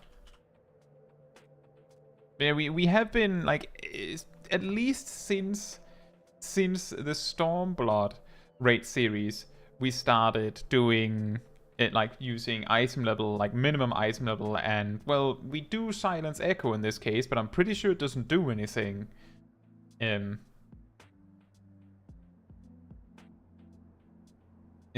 Because it's a little more challenging, and make sure that it is at least as challenging as it should be. Well, if you have it, Orion, do you want to come along? Like, honestly, what you really need is just E5, and then you can join for as much. Like, you can just, you know, do the quests alongside me. Tristan was doing that earlier. Like, you can usually skip through the cutscenes and be done before me if you like. You also have the stream open, right?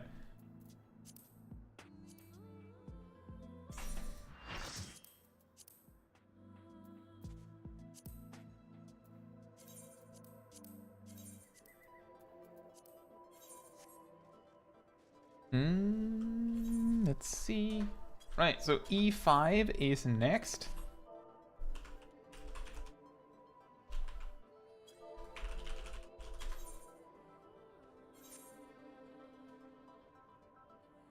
I can't remember if there's a specific requirement to have 2 tanks in E5, but just on the safe side, it might be for the best to have 2. Let's see, Fleur and Reese, so Tay and Wolf B are tanking. That works. Is Sip here? Calling Sip. Are you on the floor, Sip?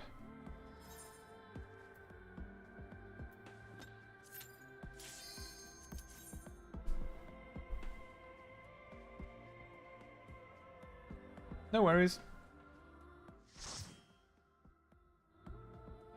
Xanadu's doing the cruise chaser method. That's when you go forward and back and then forward and back. There's no turning back. Get ready. What? There's a voiceover for this? Huh? That wasn't there in the first set.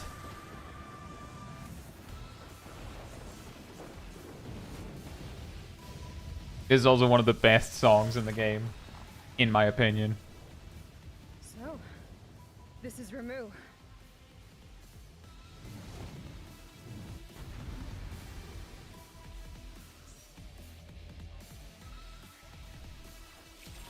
That was a Gaia voice reveal, indeed.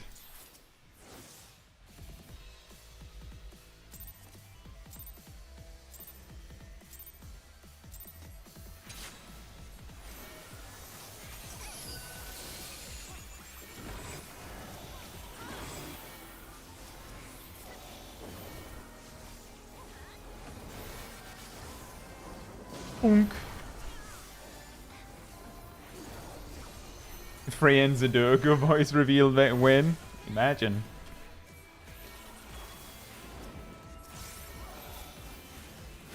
Spear.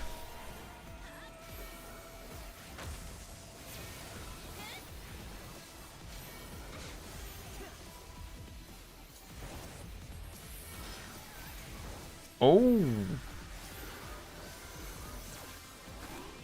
Everyone make sure to grab 1 orb. Only 1. You won't need more than 1. And getting 3 is actually detrimental.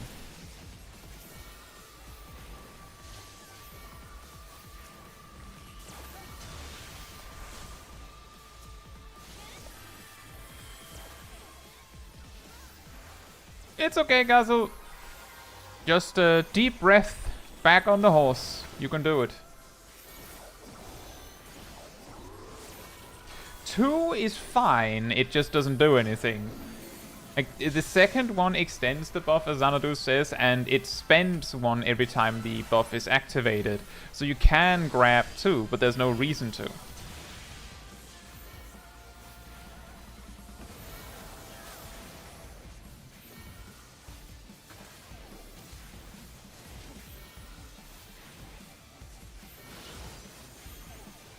Xanadu's wrong raid. Wrong raid. That's only in the AR version. In E5, the third one actually makes it detrimental.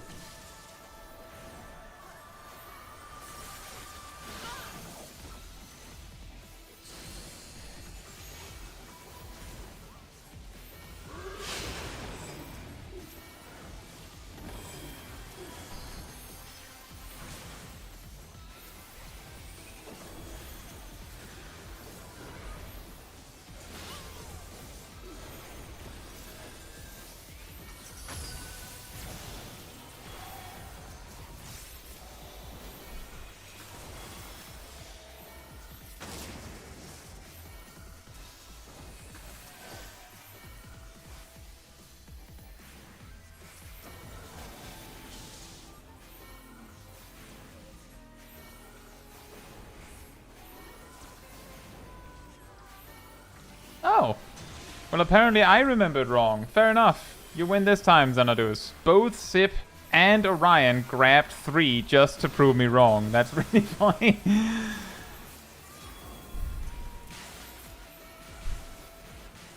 I'm pretty sure it's 3 that it turns into a negative on Savage. So maybe that's why I remember it like that.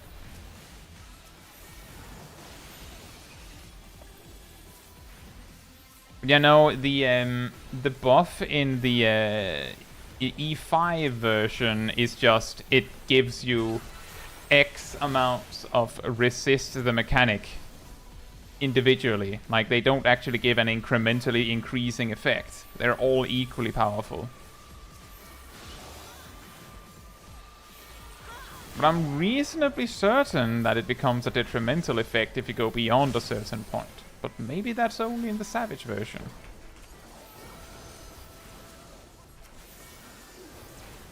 Hey Mia, hope you're doing well. Also, those two thunderclouds are extremely close to each other.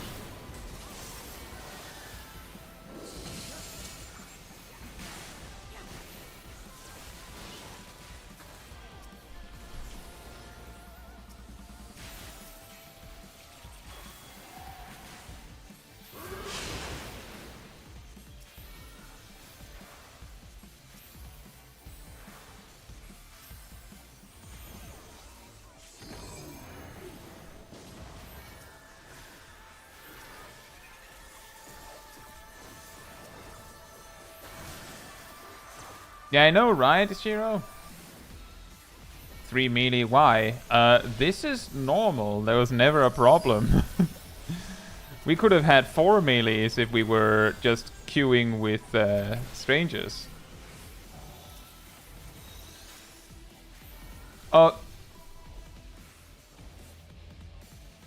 That looked weird. Me using rescue at the same moment as Sip using teleport. This is really getting awkward.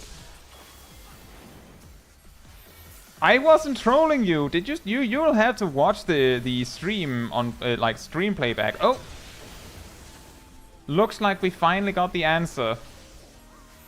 Zarina grabbed the 4th one and got a debuff, and then promptly died to the mechanic.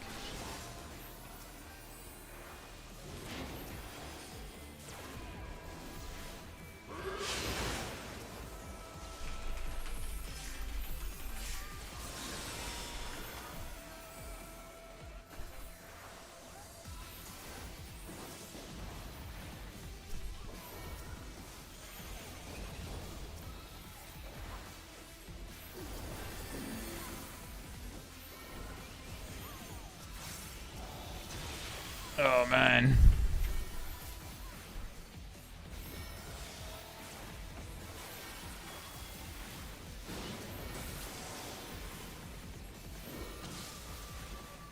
I'm sort of just trying to hold on to Limit Break 3.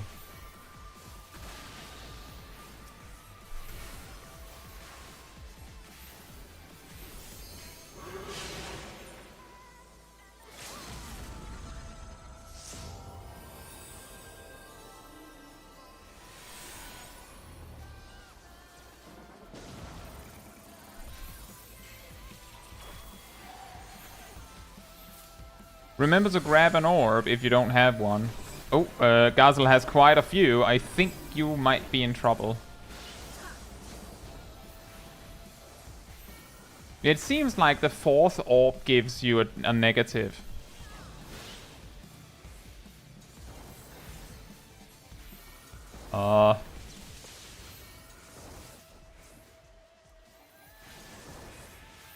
That works.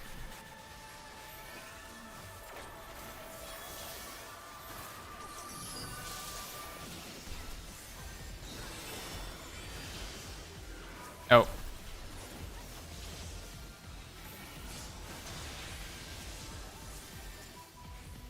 Orbs. Remember the orbs.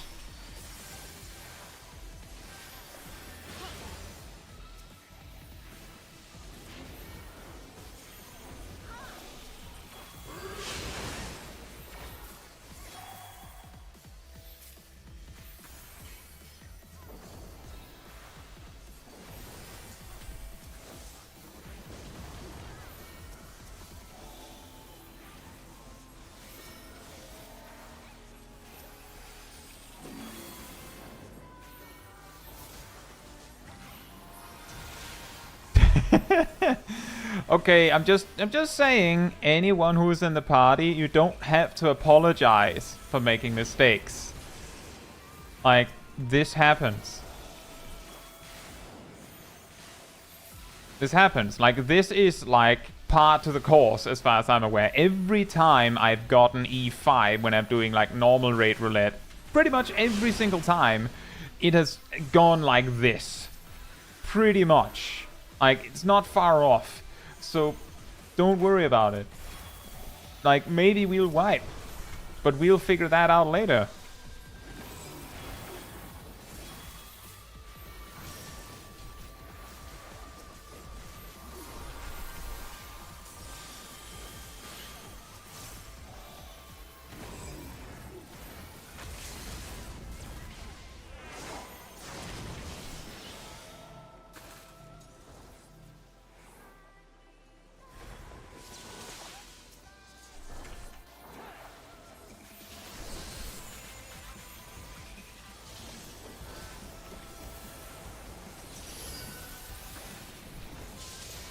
See? Easy. We got it.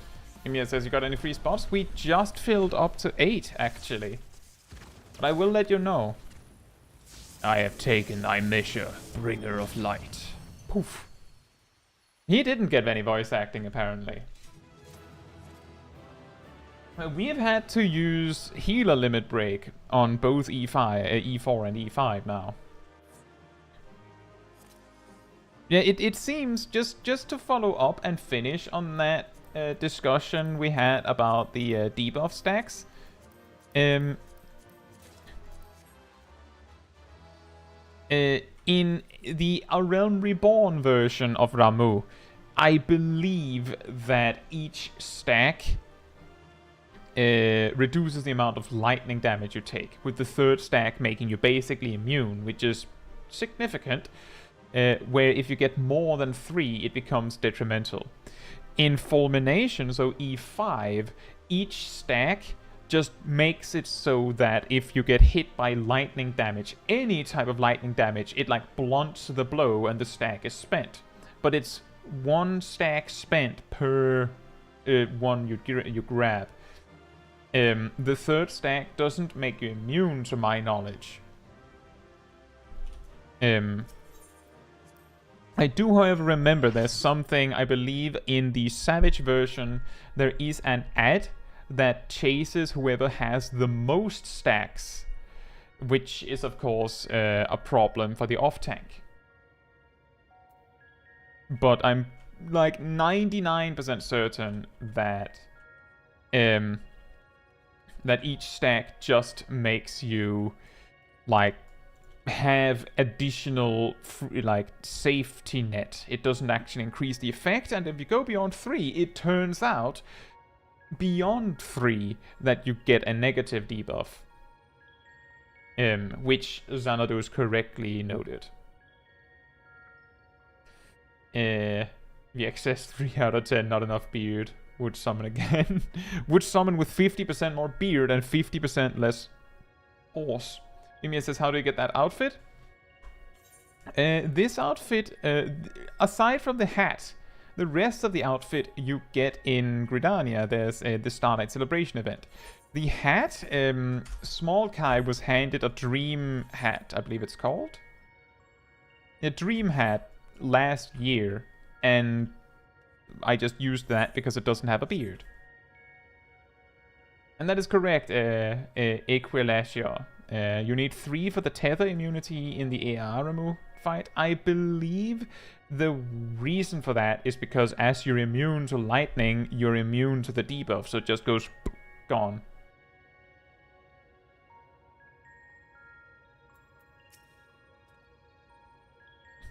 I thought I was prepared to expect anything, but I didn't expect Ramuh to turn out quite like that.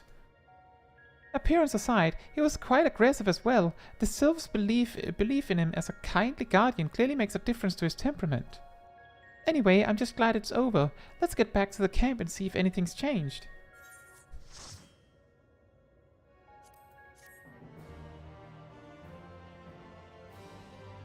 Did the HK have to go?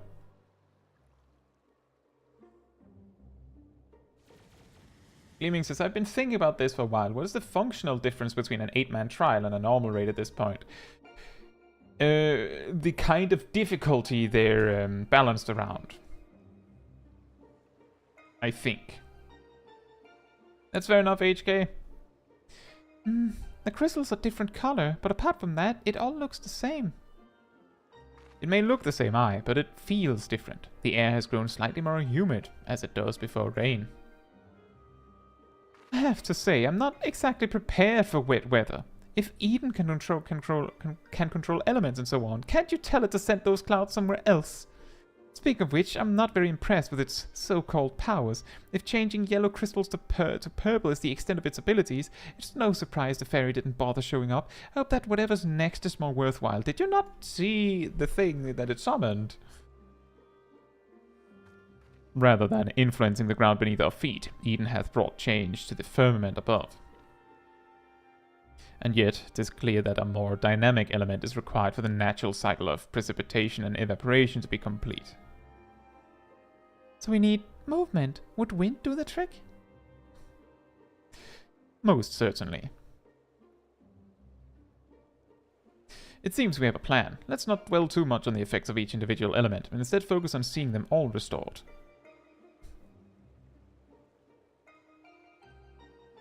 The power of an oracle.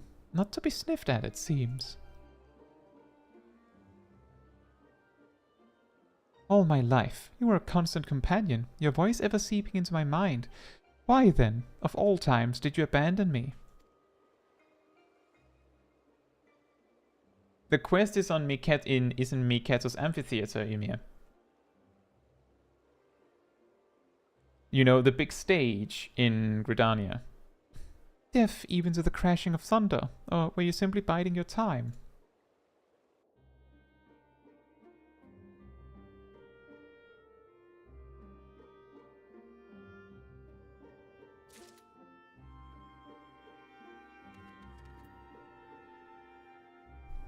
Turns out that listening to a stream instead of the game affects my performance. Who knew? I can understand that it can be a little different. I have mentioned before that I can absolutely understand why, like, if you're listening to the sound from my game instead of yours, that it might be a little disorienting because all sound effects will be a few seconds delayed, for example. But that's, again, as I said, I'm not here saying, oh, you made a mistake. I'm here saying, oh no, we have to deal with that. When things go wrong. I'm not, like, I don't mind that this estate, like, that this gets tough.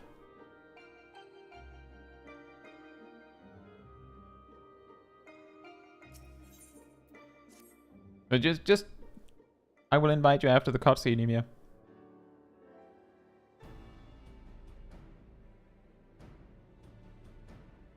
Here we set out once more. Might I ask if thou art familiar with the process by which rain is made to fall?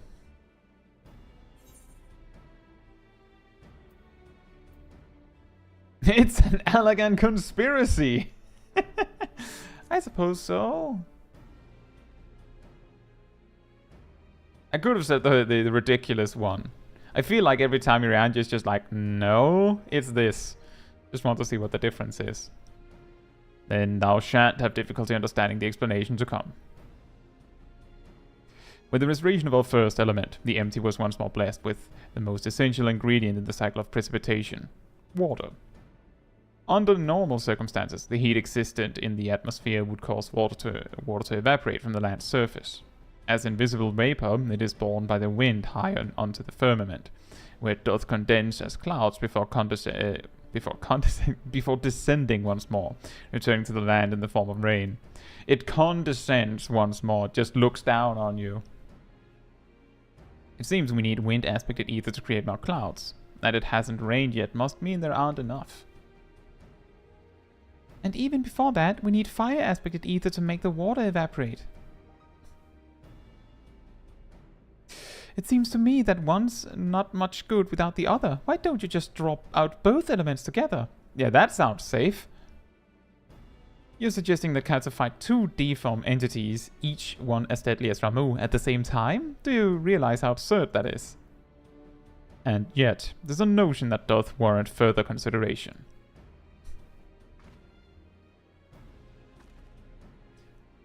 Oh, you can't be serious. cast your minds, if you will, to the elemental wheel I did show you in the bookman's shelves.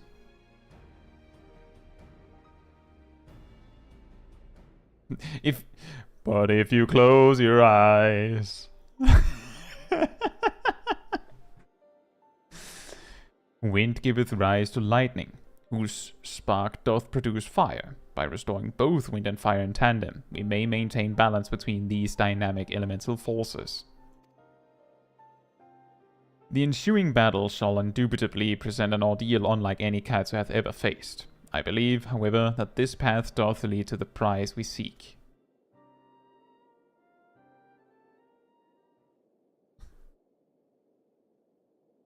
Oh. So perhaps it's not so absurd after all, eh, Thancred? Bruh.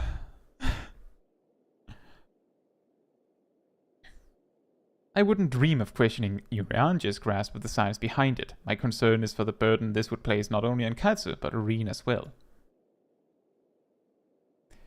What do you both make of the plan?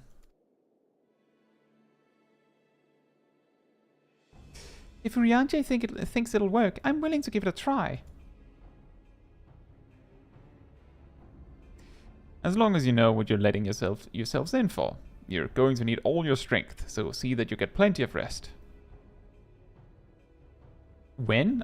Aren't we doing the fight like now? Gaia!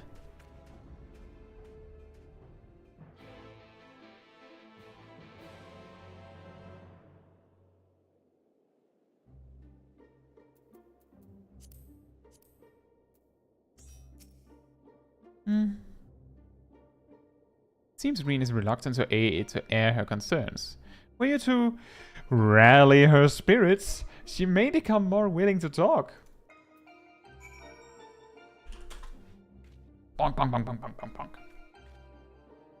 bonk. Rest? What's that? Is it a flavor of quest?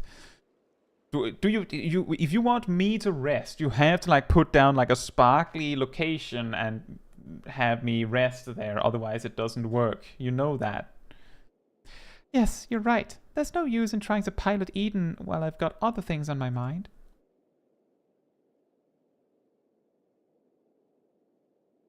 It's about Gaia, you see. She's heckin' rude. The truth is that apart from Alice and Alphino, I hardly know anyone my own age. I thought that I should make an effort to be nice to Gaia, but... well, you've seen how she is around me. I understand that she's got her own problems to deal with, but I thought that maybe I could help her in some way. Hey Nikki, hope you're doing well. It's not my place to intrude, and I should probably just leave her be until we've finished restoring the elements. After all, that's more important, isn't it?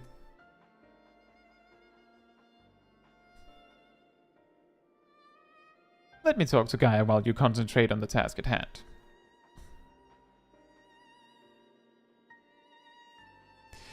Is what I would have said once upon a time. It seems to me that you're the one best qualified to take care of this little problem. I know she can be a little bit prickly. She can be a bit prickly, to put it mildly, but if anyone can get through to her, it's you. Although we've only known her for a short while, we're all she's got, and I think she realizes that. Just let her know she's not alone, and she'll come around eventually.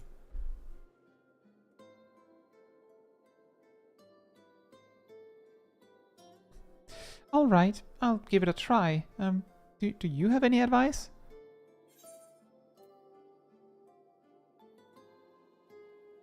Thancred certainly has the gift of the gab. He'll know what to say. Urianger can talk the high decks off of Behemoth. Why not ask him? Talk to Thancred. Ask Dadcred. I'm afraid that since arriving in the first, I've had little time to mingle with any of the locals, and I haven't a clue what young women like Gaia would be interested in. That's given me an idea. I'll start with some small talk and go from there. Actually, since before she even woke up, I've been asking Lena about what's popular in the Crystarium. I thought it might be nice to show Gaia around the place one day, you see. So that's what you were doing. I suppose it makes for a nice change of pace from all that studying. And I must commend thee on thy choice of confidant. The captain's powers of observation maketh her a veritable font of wisdom concerning the behavior of the Crystarium citizenry.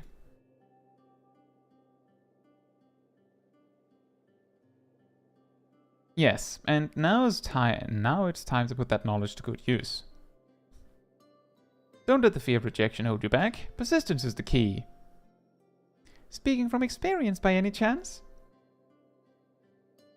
But whatever do you mean? Lessons learned from days spent in pursuit of fair ladies. Of ladies fair, one might suspect. Yeah, you couldn't help yourself, could you? It's alright, Thancred. Your secret's safe with me. May I remind you that the reason we're here is to create a better future for everyone in the First, which includes you and Gaia?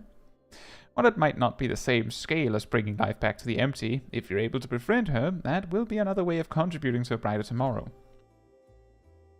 So go on, she's waiting for you. Alright, wish me luck. Reen is ready to approach the decidedly unapproachable Gaia. You had best observe the conversation from within earshot.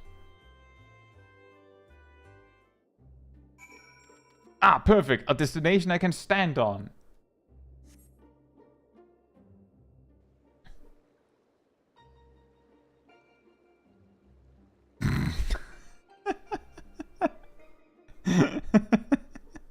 Ah, yes. Totally inconspicuous. That's not weird. What do you want? Oh, nothing really. It can wait till later.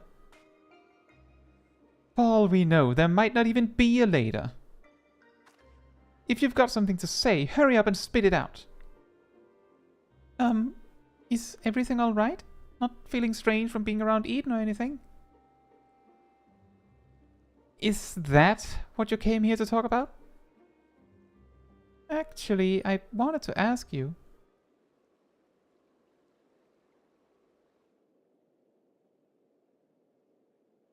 I stopped squatting.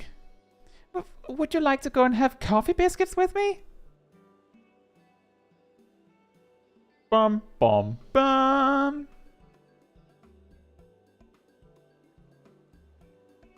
What? Coffee biscuits. They serve them at the second serving in the Crystarium. Everyone's talking about them, so I thought maybe once we finished our work here, you and I could go there together. Let me get this straight. You came to talk to me about biscuits. Yes, they're light and crispy, and when you dip them in the coffee, they go all nice and squidgy.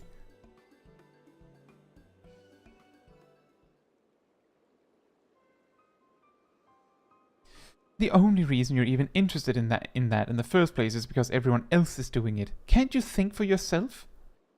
I do what I want, when I want. After all, the world could end at any moment. That's not going to happen, not if I've got anything to do with it. Listen, Gaia, I understand what you're going through, believe me, I do, but you mustn't lose hope. A new day will come. Then another and another. Life's not so bad if you give it a chance. You'll see. Shut up! You think you know me? Even I don't know who I am. Until I find the truth, I'll never be free. Then we'll find it together. I've seen enough pain, enough loss, and I don't want to see any more, and that includes you, Gaia. Why do you care so much about other people? What have they ever done for you? I'm sure you haven't forgotten how we Yulmorans treated you, the precious Oracle of Light, like a bird in a cage. And yet you act as if none of that ever happened. So forgiving, so selfless. You and your family brought back the night sky, and you finally had the chance to lead a normal life. But instead, you're flying around in a giant sin eater, trying to turn a barren wasteland into some sort of paradise. And for what? I may not remember much of my past, but I'm fairly certain I've never heard of anything so ridiculous. Out of morbid curiosity, I'll see it through to the end, but if you think that makes us friends, you are very much mistaken. So, So does that mean no on the coffee biscuits? Gaia! Ugh. I surmise that to keep Gaia waiting over long would only agitate her further.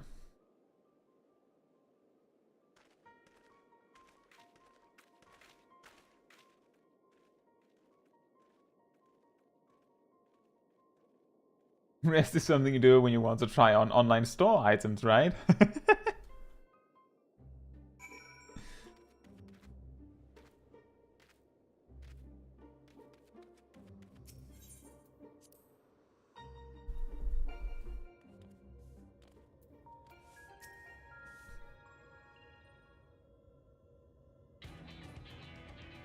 To defeat the Dayfall, manifestations of both wind and fire shall require every last mote of thy strength. That thou hast triumphed over such beings in previous encounters should be at the forefront of thy mind as we commence the summoning.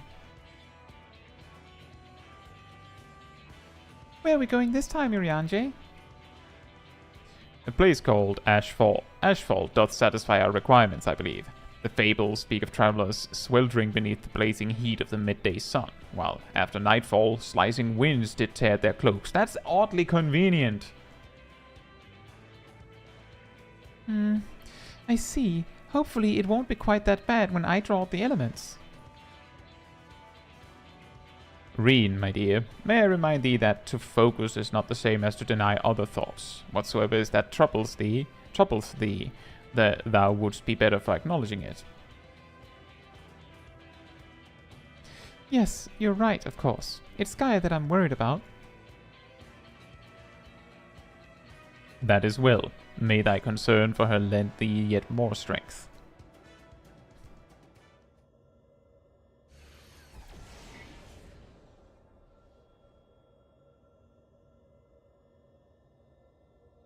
It's time. I'll begin drawing out wind and fire in equal measure. Caetsu, we'll only get one chance at this, so let's make it count. Why only one?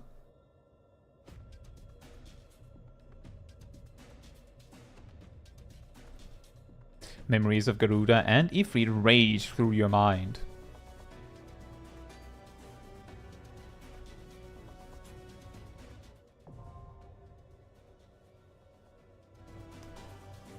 How many wings did Garuda have exactly?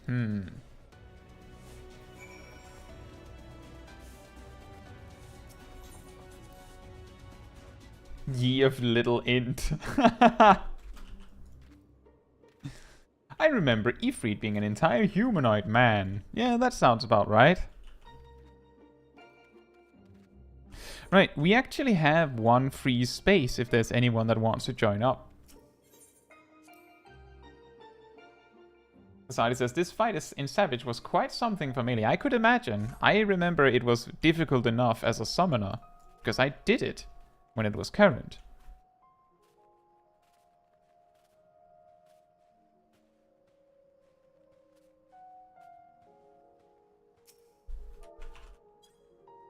Is that Ramu? We're doing Ifrit and... Well, we're doing Ifrit and Garuda. If there's anyone in the chat that would like to join up so that we can do minimum item level, do let me know.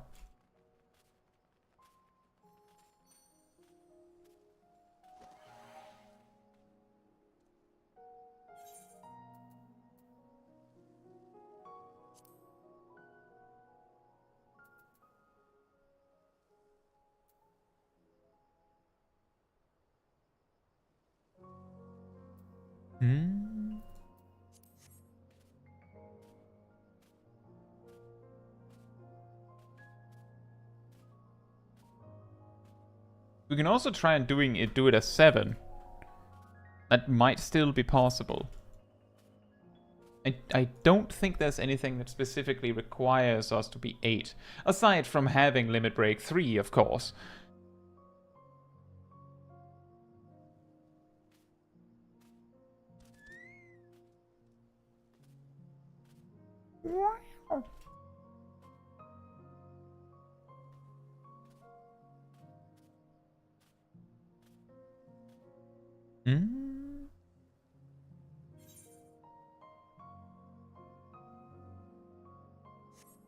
Right, well, we can try with 7. Is everyone alright with that?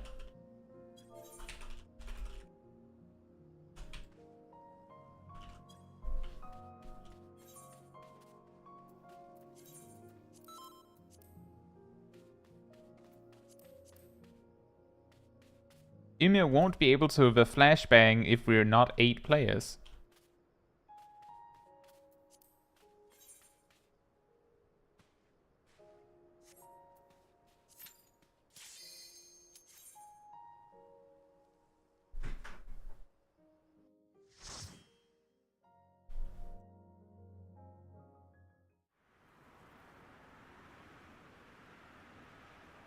Look, there's already fire here.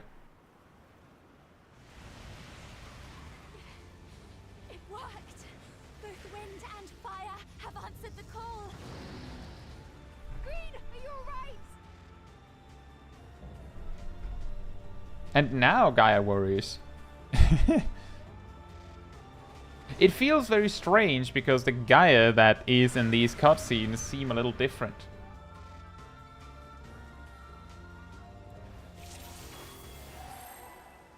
Ah, perfect.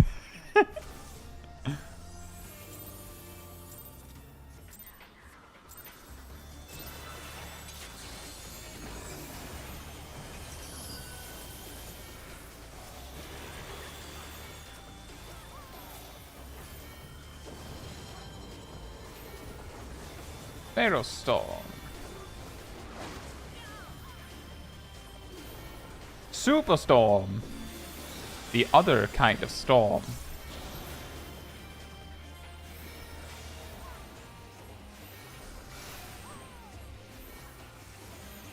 Pears.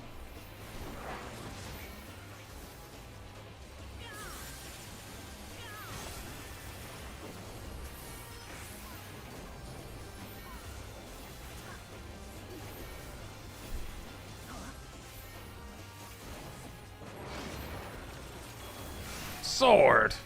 That is a one bladey moment. Ow.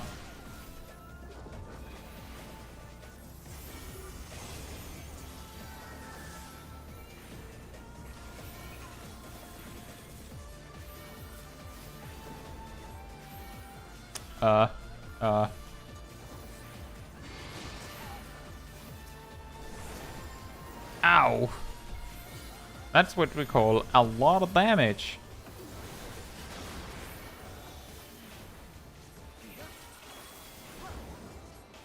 And that's pretty good. I think we got all on the same side.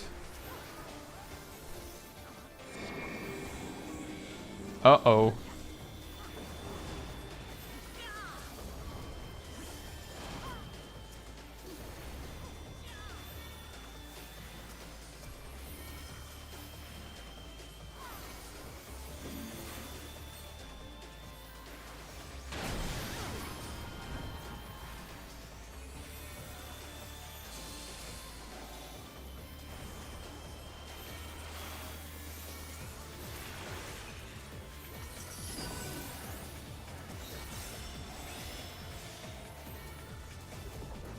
That moment when you have so many buffs that your UI starts overlapping because you never planned for this. Those are supposed to be split between people. Looks like you got it though.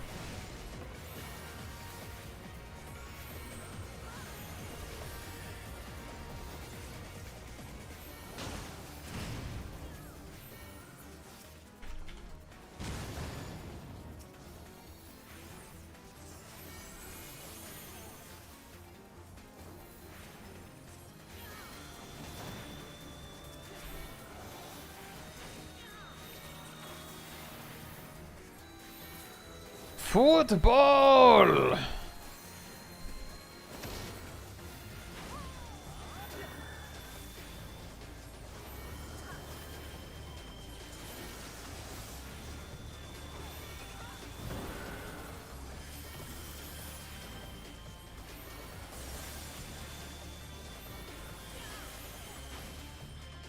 I haven't like participated that much in Savage raiding myself on account of just you know, wanting to do more casual stuff. Most of my raiding was in WoW, as I mentioned, but I have actually done this fight when it was current, as I mentioned, on Savage, and I was raid leading it myself even.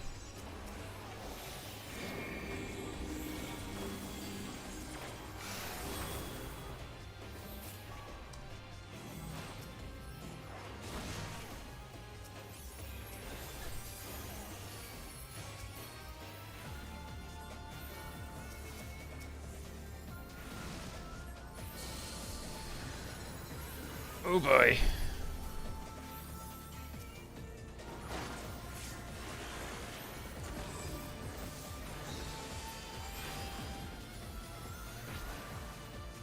Xanadu says, I think they took a little too much from Pokemon Sword and Shield when they did Ifrit for this. This fight, it came before Sword and Shield.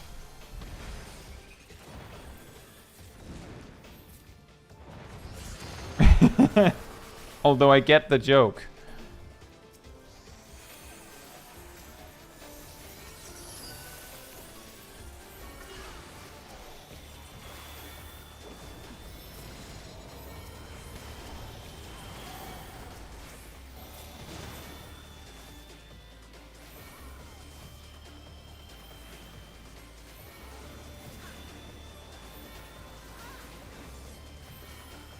Punch!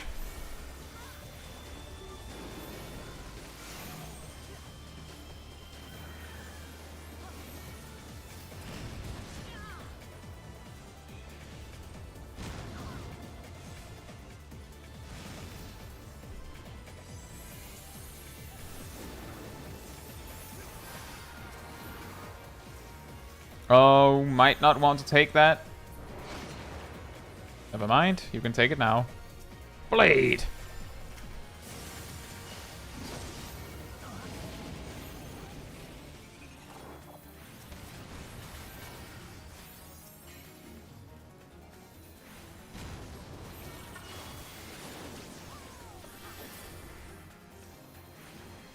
This fight is fun as if you were a black mage, don't you think?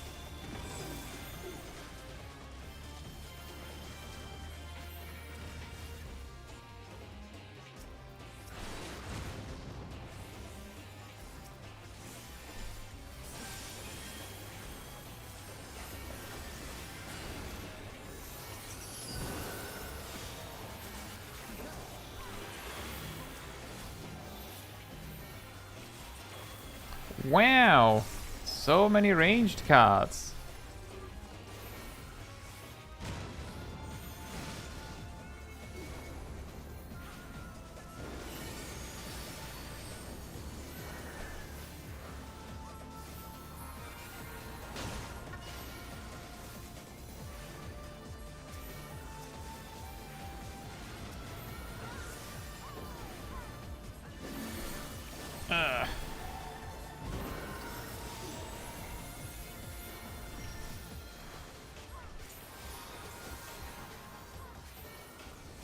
The neutral sect for one spell. Grand value. Help? Thank you.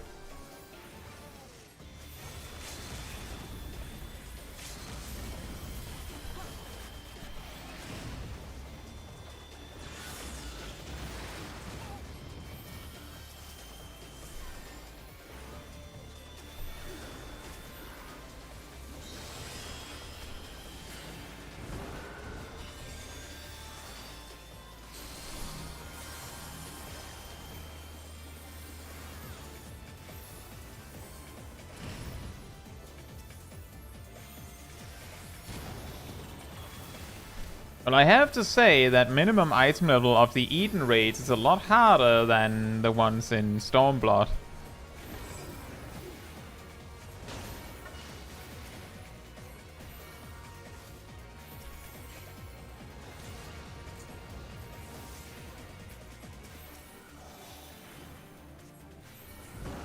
But we did it again, first try.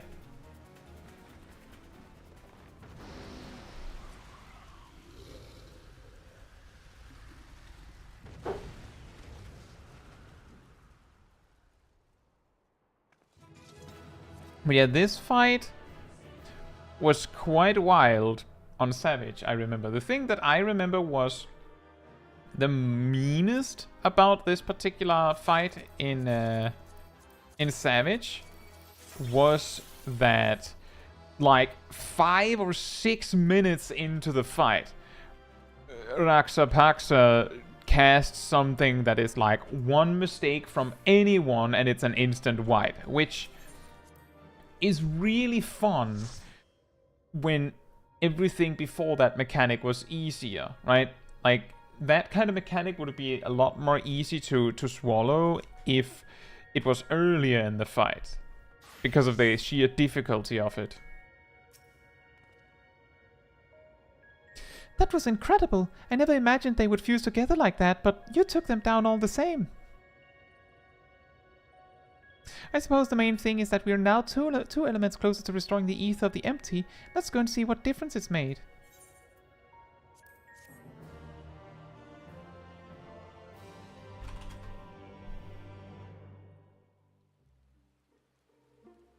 Ah, now it absolutely looks like a popsicle.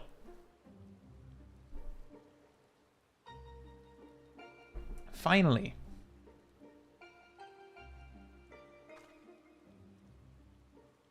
It actually worked, just like Urianger said it would.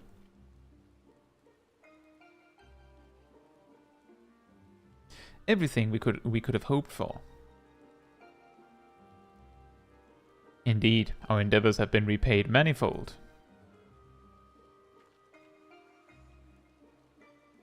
I wonder what will happen when we restore ice.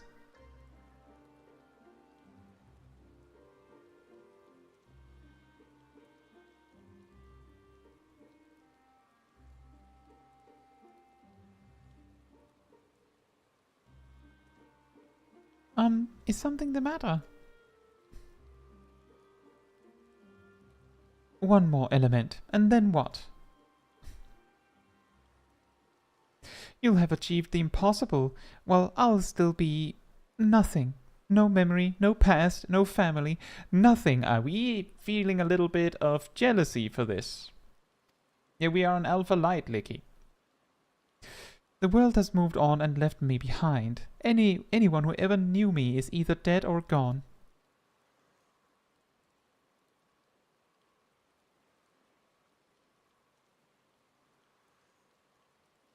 So, almighty Eden, you can mend this broken world, but you can't restore one girl's memories? I mean, it's a machine. Give me my life back, damn you. I don't think he took it. I still hunger. Ah! Extinguish their cursed light. Awaken our true power. Enough riddles. Tell me who I am. You are. I am? Gaia. Gaia.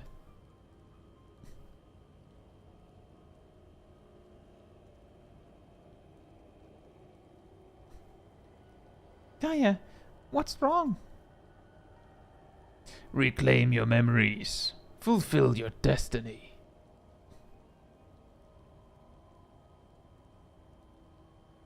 I don't understand. Gaia, can you hear me?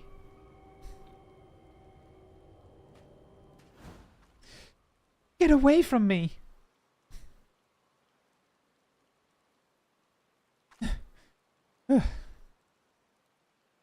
All right. Amidst the sound of falling rain, your voice called from within.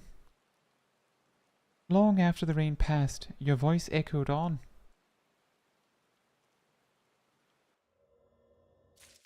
See, this is what happens when Gaia hasn't had a Snickers.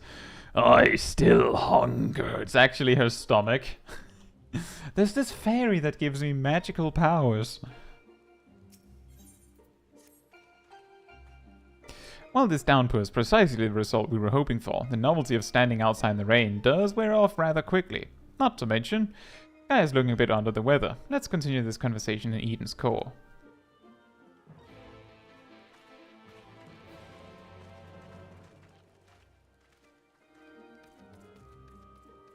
And then they just leave me out and the fire out in the rain. Good luck with that.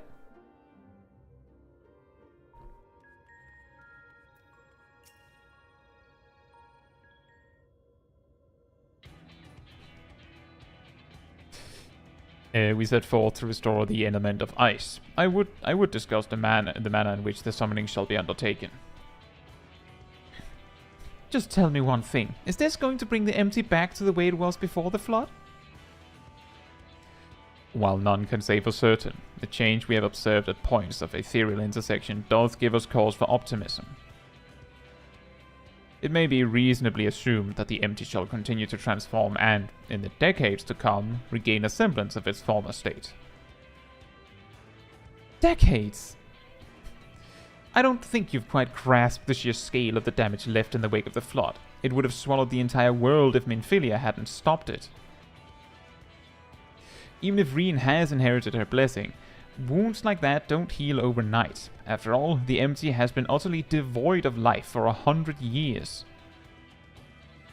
And it might take even longer than that to bring life back. I don't expect immediate results, but I do know that it will stay like this forever unless we do something about it.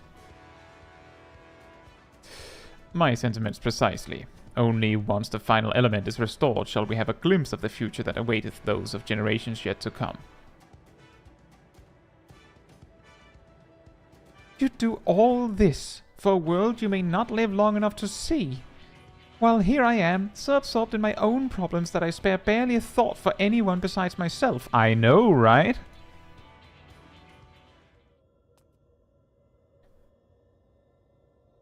For so long, I've listened to that voice, telling me what to do, who to be. I was so scared of what might happen if I disobeyed, but I don't want to live like that anymore. I want to be me. Who am I? What am I? Perhaps it's better if I never find out. If Reen's the Oracle of Light, here to mend this broken world, what does that make me? Gaia, the Oracle of Darkness, bringer of misery and death. Ah, yes, that's how it works. A monster. It's no wonder they left me. Mother, father, and next it'll be all of you. Then I'll be back where I started, where I've always been, alone.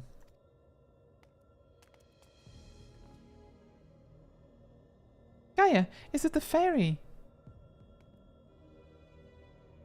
What's wrong? What's wrong? Afraid I might lose control and ruin all your carefully laid plans? No, it's you I'm worried about. Reen, I'm going outside to clear my head. You just do what you need to do, alright?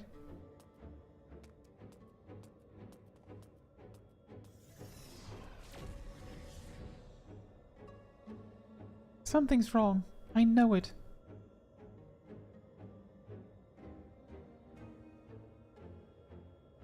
That much is clear. If we have a repeat of her first visit to Eden, we may even be joined by those void-sent friends of hers. If you go and see what Guy is doing, Rianjai and I will stay with Reen. I'm sure it'll be fine. Yeah, Xanadu says, Thancred looks outside Eden and sees Smol Kai busily licking the crystal trying to determine its flavor. Well, this part tastes like strawberries. Now, this part over here tastes like sour apples. There's also, I can taste like a remaining hint of like pineapple from when it was yellow. And it's kind of minty as well from when it was blue. I wonder. Take away her mobile, that will make her behave. My name is Gaia. That's what you said, isn't it? She's even holding up an imaginary phone, as you can see. Eden, the flood, what does it all mean? No, it can't be. Is this what it's been waiting for all this time? Finally, you remember. Ah! What is this?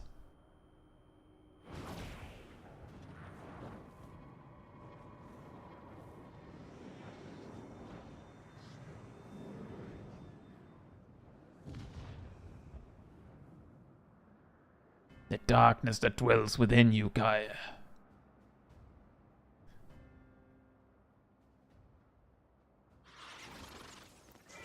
It's birds! The accursed spawn of light are drawn to it like moths to a flame. Pathetic, mindless, and easily bent to my will. Sin Eaters?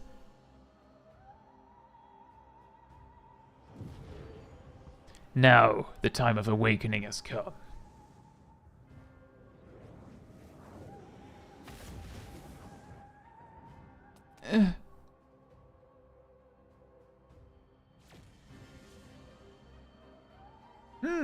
I don't remember there being this many birds up here.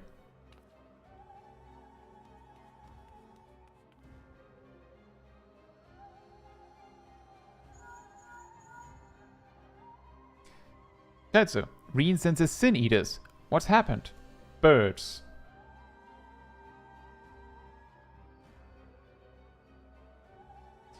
Don't try to fight them. Just bring Gaia back inside. Quickly now.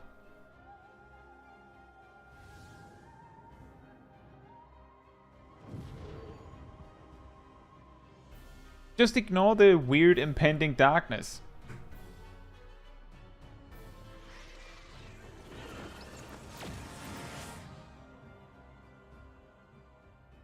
I can invite you, Licky.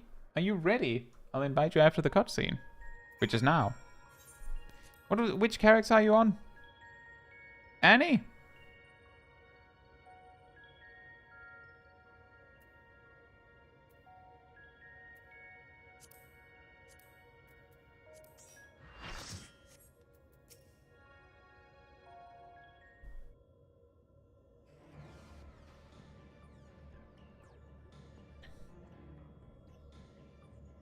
What's happened to her?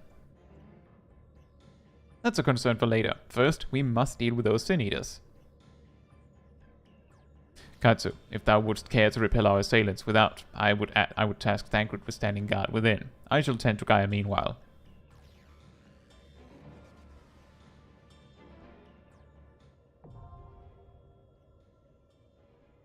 Bam, bam, bam.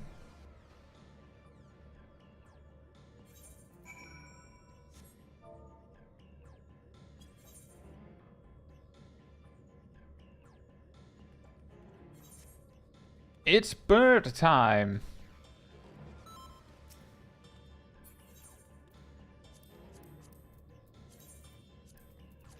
I don't think that makes a difference, but I just want to set that so that everything is right. Thancred translation. Go and fight the big bad birds outside. Well, I suppose it's more an Urianger translation. Well, Thancred, Reen, and I go tend to Gaia. We'll do nothing. You fight the thing. Put poison worms down, that will work. Now, if only the birds had a head to eat with. The Idol of Darkness, also known as, like a huge amount of birds, like an enormous. Many of them, but nothing we can't handle. Easy for you to say.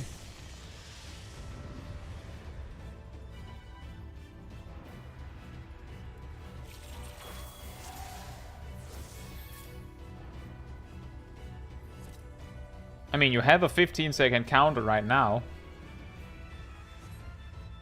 10, 9, 8.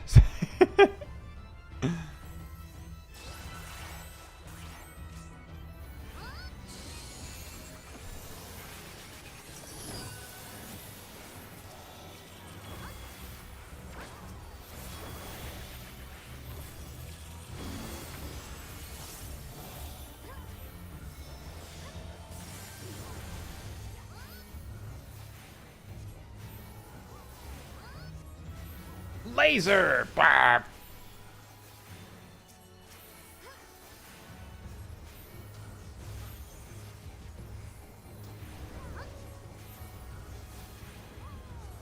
Time for words of motion. Do you all remember how to deal with the birds?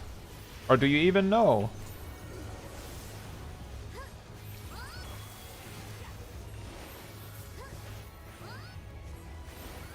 Nice! And now, to make it more complicated.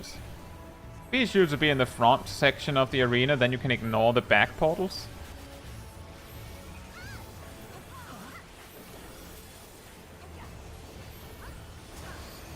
Oh, whoops.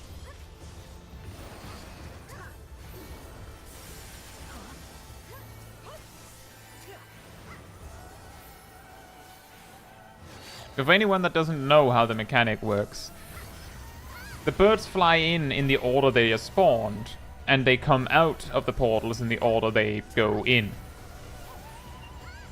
So red first.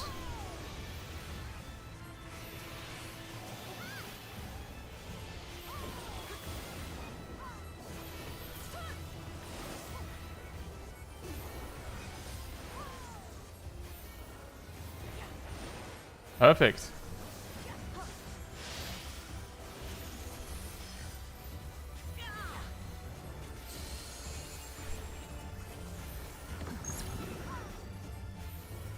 This teleports you based on how you're facing.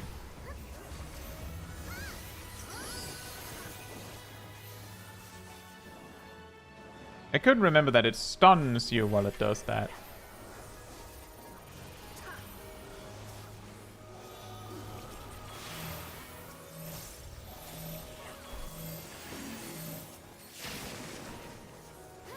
Yeah, you don't want to overlap those. They have the magic vuln of if you get hit by both, you die.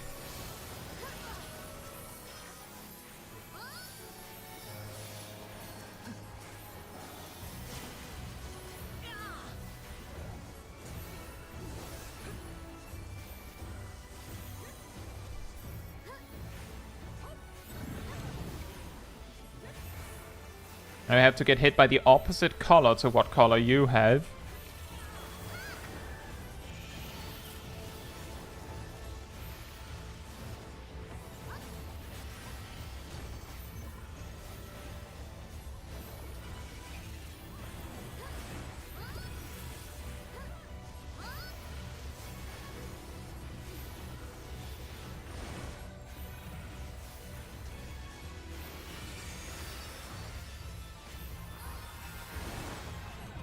Oh, whoops.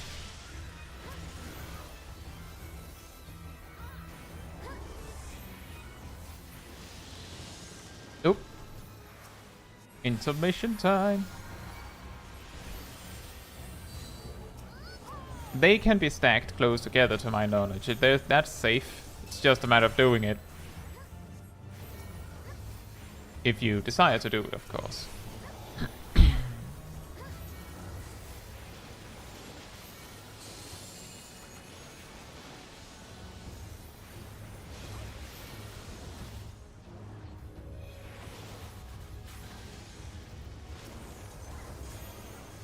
Remember to check where the portal thing is facing.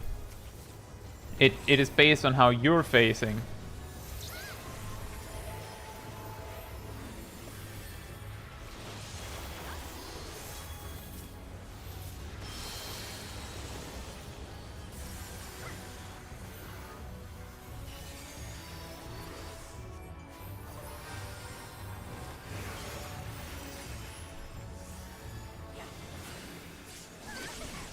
What? I thought that would have been enough. I'm sorry.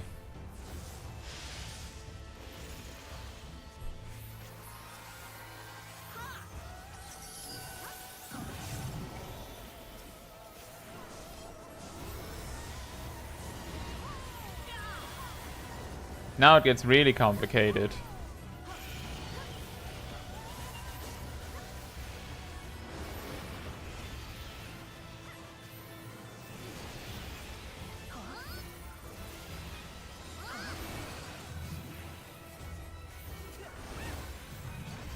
And everyone got it right. Excellent. Very well done.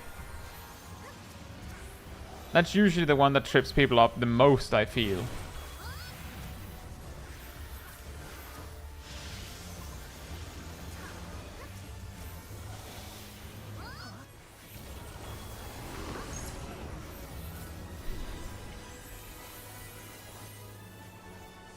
I recommend wiggling your character to make sure you know which one is yours.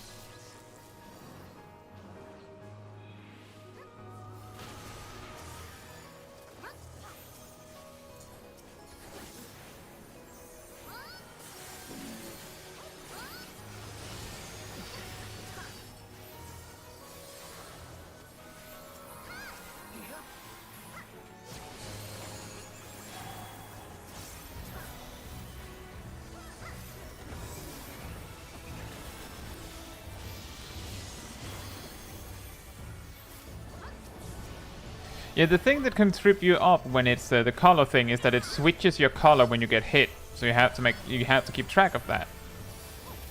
Blue happens first.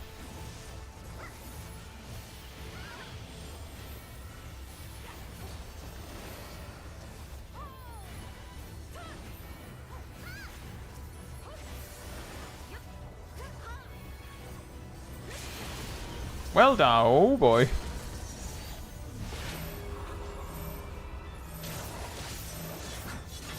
Oh, I can't. For some reason, I just envisioned just one stack marker, so I just went for it, and then I realized that I specifically moved to the one further from me, and I wasn't sure if there was enough people in the other one.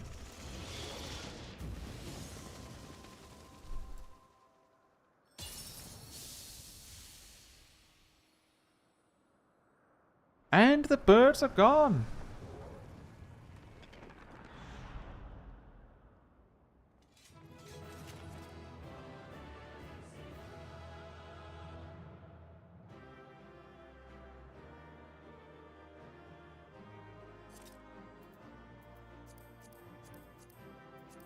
I feel like that went very well. I've seen a lot worse.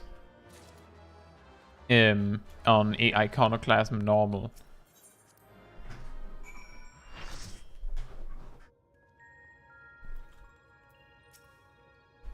She won't wake up. What do we do? I don't know. I'm just a mere healer.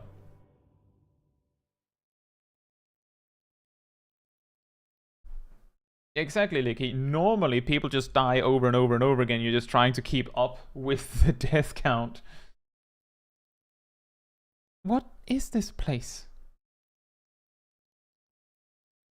Where is everyone? Yeah, she won't wake up.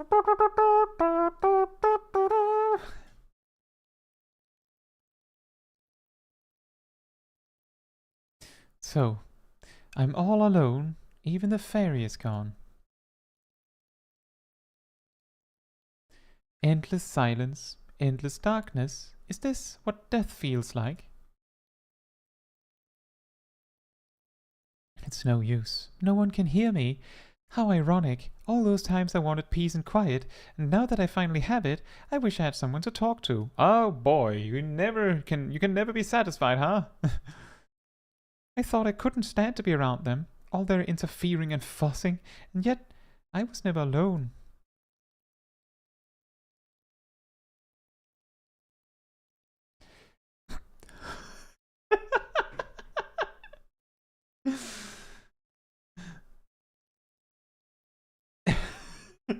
That is certainly also an option, Steve. Just chuck a nice strong whiskey down her throat, that'll wake her up.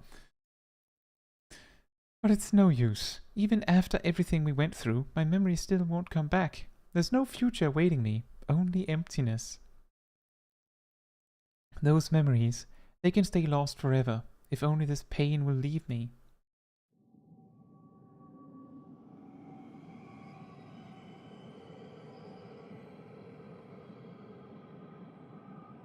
And she's gone! Now, I close my eyes and sink into darkness.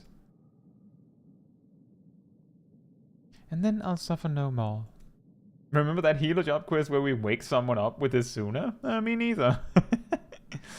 Gaia! Mother. Father. Wake up! Link! I understand now.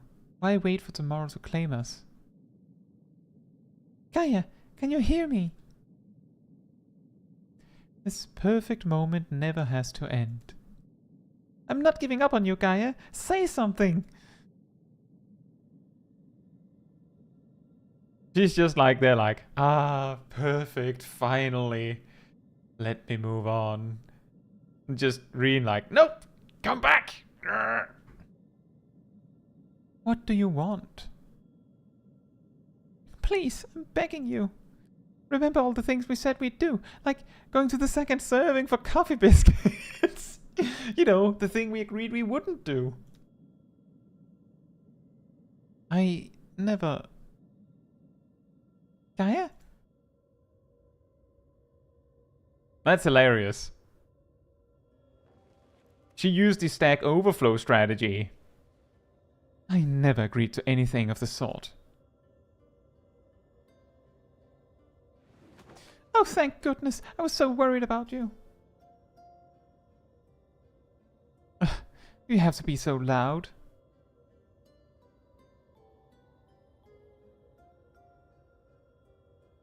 The fairy fell silent, only to be replaced by Reen's voice ringing through my head.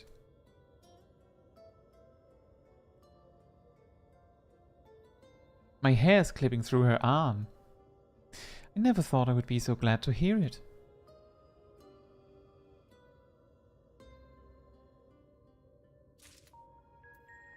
The Stack Overflow strat, for anyone wondering, is what you do is you write a post saying something that is completely wrong, because then people will jump at the chance to tell you that you're wrong.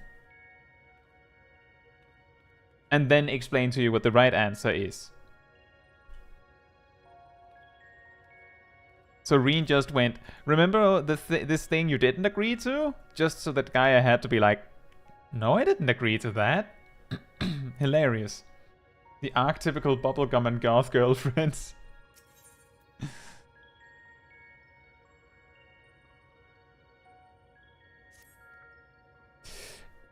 You've all gone through a lot of trouble on my part. For what it's worth, I'm sorry. Anyway, I've delayed you for long enough. Please, carry on with what you came to do. Can you stay inside this time? It seems like when you're alone, things go bad.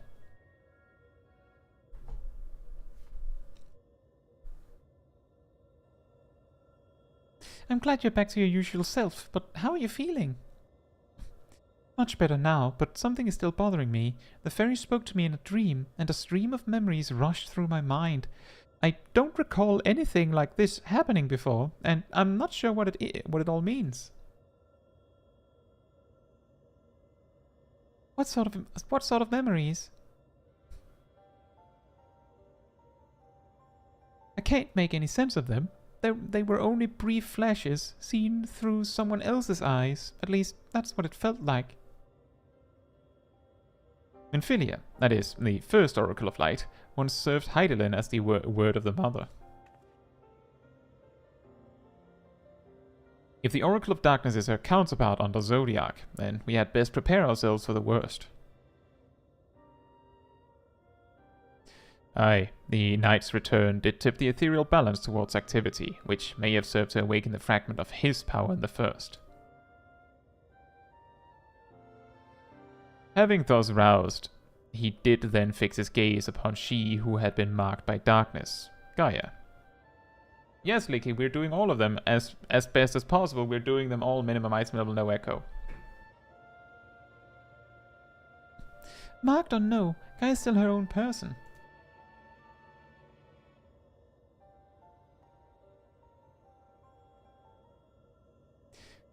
Everything all right?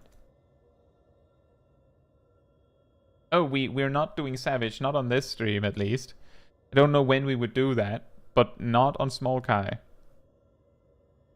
It's nothing. Anyway, let's forget about all that for now. There'll be plenty of time to think it through once the last element's restored.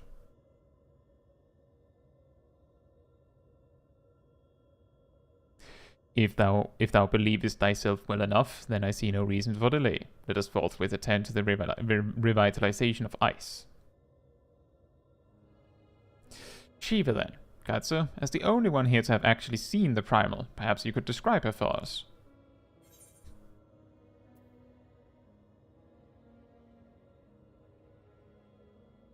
She and the great worm race Velger shared an undying bond. To find a kindred spirit in such an ancient and fearsome creature, I can hardly imagine what sort of a person she must have been. The long since departed Shiva was a source of great inspiration to Ysayle, whose method of summoning differed greatly from any we had previously encountered. By the echo did she bear witness to the deeds of the noble Shiva, and thus was she moved to dedicate her being to that selfsame cause. It was this devotion that granted her the power of a primal. So she was able to control it herself? Not getting any funny ideas, are you? Just thinking aloud, that's all. Anyway, we'd better get going. Our journey leadeth to a great glacier situated in the northernmost region of the Empty. I'll get us there as quickly as I can.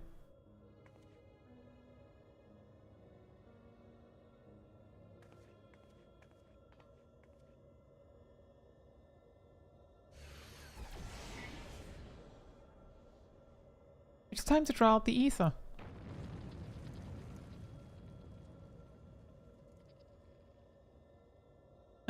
I was thinking. Eh? You what? That I should go with you this time. I want to be the vessel for Shiva. What? Being still and passive by nature, ice is the element that is the most strongly aligned to light. I'll need to get close and use my own abilities as well as Eden's to draw it out. So that the Oracle of Light becometh the Oracle of Ice. I cannot claim to be in favor of this stratagem, and yet the primal we encountered in the source was summoned in much the same manner. The inherent advantages are undeniable. Absolutely out of the question. Have you forgotten what Caetsu does to the primals we summon? I'm not about to stand by and watch as she and Reen beat the tar out of each other. In any case, the ether only returns to the Empty once the creature's been slain, although it seems you haven't taken that into consideration yet. Presumably, there's a safe way to disperse it, but it's still far too risky. I thought you had more sense, Reen. But it's not as bad as it sounds. Were the deformed entity as volatile as the primals we have previously summoned, it would be logical to assume that, in her role as conduit, Reen would be hard-pressed to retain control. Caetsu would have no recourse but to defend herself by any means necessary, else her life be forfeit.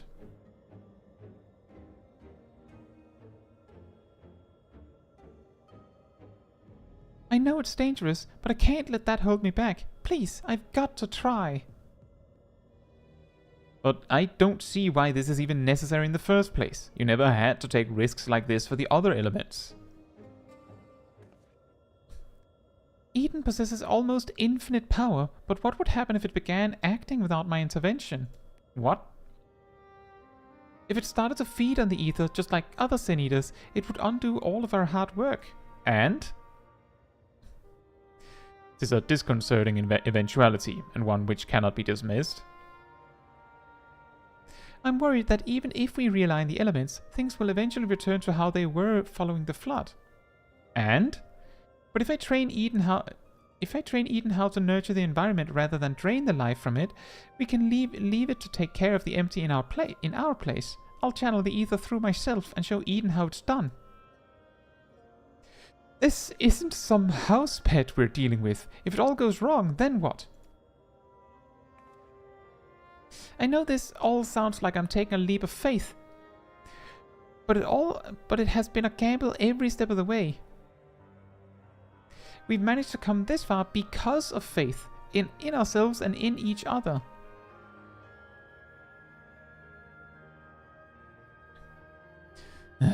I've made my feelings on the matter perfectly clear. But what say you, Kaitsu?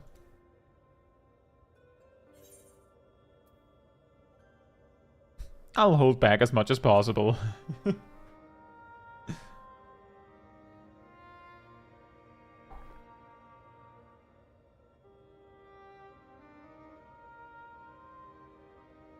The problem is that that the healer's saying I'll hold back as much as possible.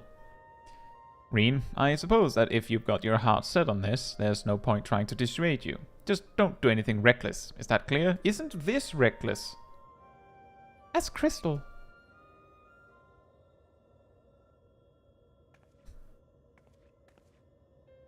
This is going to work. I promise. I'll make sure of it. Well, for all of our sakes, I certainly hope so, because if the primal takes over, it'll be fine. With all of you by my side, I know that whatever happens, it'll work out in the end. All of us. I hope you're not including me. I can't even deal with my own problems, never mind yours. It's enough just knowing you're here. Anyway, I've decided to take a leaf out of your book. I do what I want, when I want. I've made my decision, so now I have to see it through. Yes, but this is a different kettle of fish altogether. Well, the point is that this is what I want, and I'll do whatever it takes to make it work.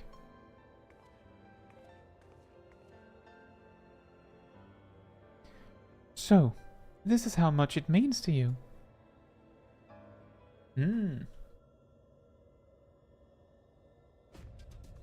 Yeah, no, Licky, we're only doing them on normal, but we are doing them at minimum item level. We're trying to do the entirety of the Eden raid series, which you have to remember, Licky, there's an entire set after this one too. Memories of Shiva envelop your mind.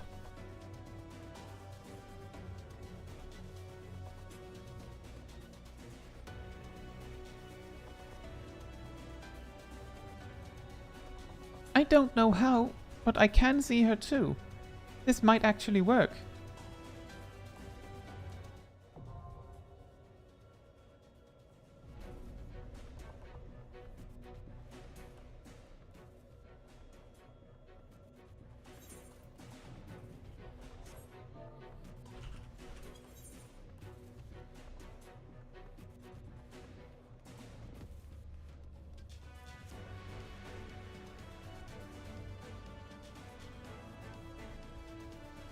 Do you mean level 80?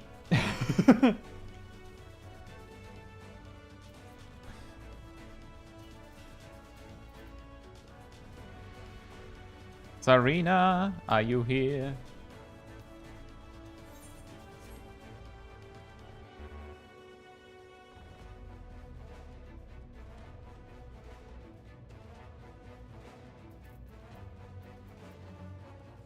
In a few minutes. I hope that is actually just a few minutes.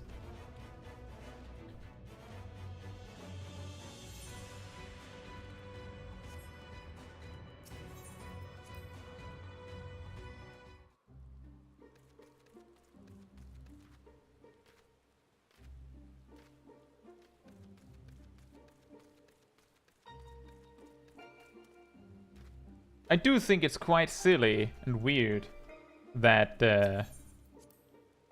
that we suddenly have to have someone channel it like that.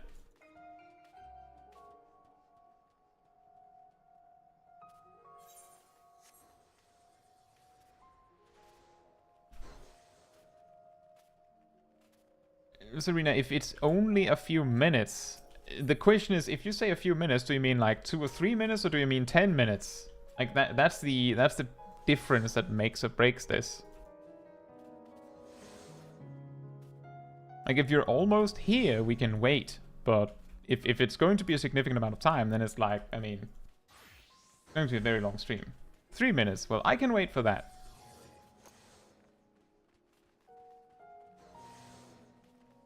Yeah, we're doing, I think we found that it's pretty fun to do the raids on normal, because that does mean, like, while it is a normal raid, which means that it isn't like brutally difficult, it is challenging enough that you could absolutely wipe if you don't do the mechanics right when you're doing it at minimum item level. It also means that the bosses, for the most part, get to do all of their mechanics before the fight ends, which I think also makes a difference.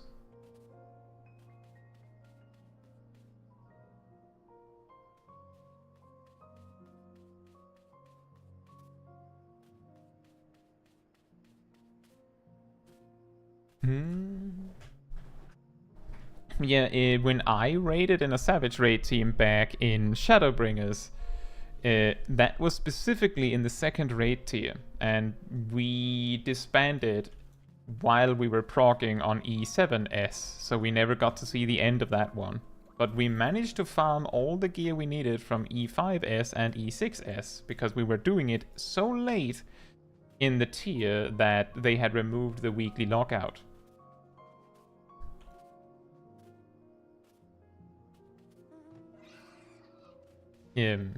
Which was fun. But to me, the most important part about Savage raiding is more so the people that you do it with. So I basically don't, I just don't do Savage raiding at the moment because I don't have, a raid team that I want to raid with. That's pretty much the problem.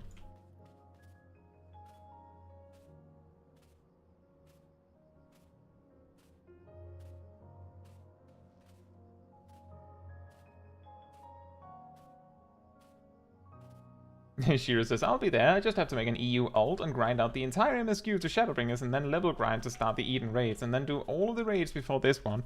Oh, you could actually cut that story a little shorter.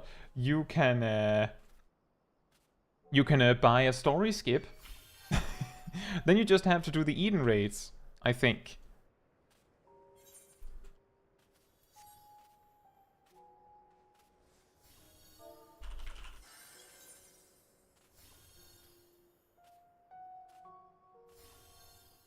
The team I had in Shadowbringers was most of the raid team were first timers to Savage raiding, so there was a lot of things to learn.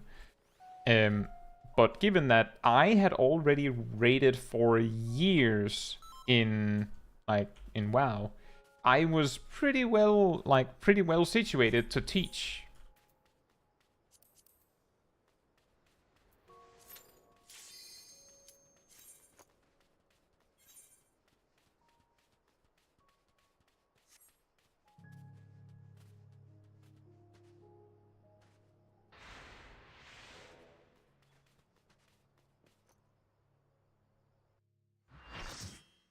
I wonder if it takes that long, Licky. If you skip the cutscenes, it should take less than that, I think. Upon the power of Shiva. Or maybe that's just me underestimating it.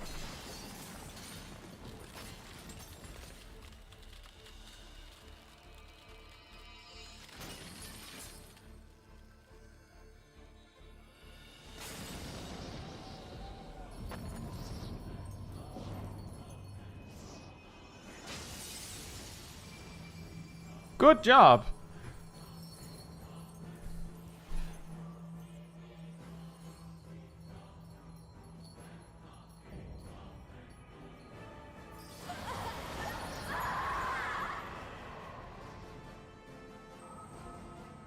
No! She's lost control! You've got to stop her! Fair enough. So 6 to 7 days then.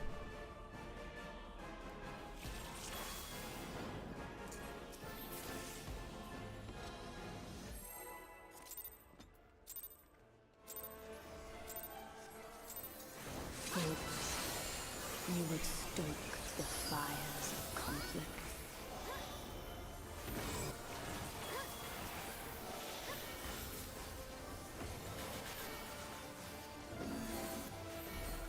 And we start with a raid wide. Just in case you have put up any barriers. We can't have that, you know. The light shall usher in peace.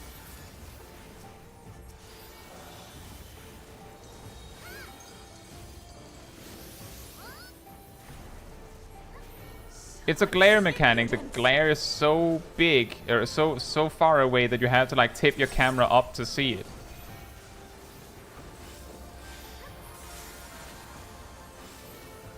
Resplendent ice, grant me strength.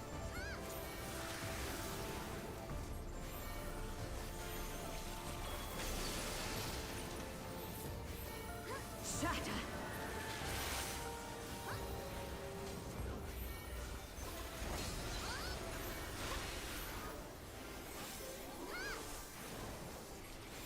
Guys, don't watch Reen change clothes. It stuns you. And it's rude. Yeah.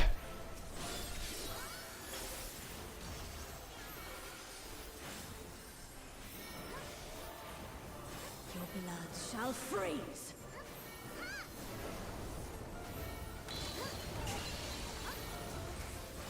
The snap. Oh boy.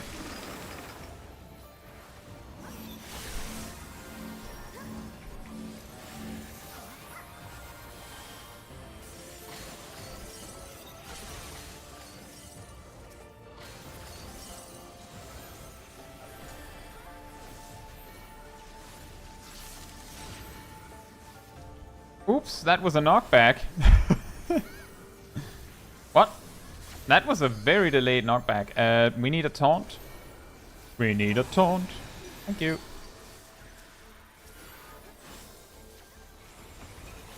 Shatter.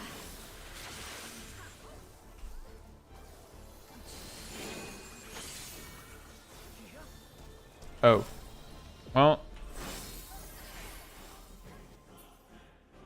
I can never remember when with that one.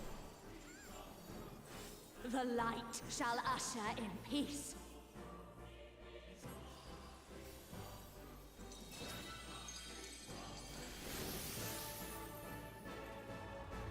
Such impudence! Circle AoE.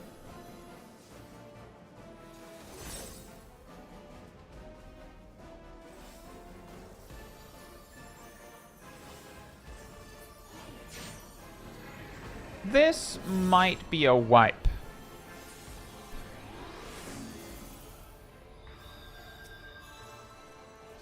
Tranquility must be restored to the land.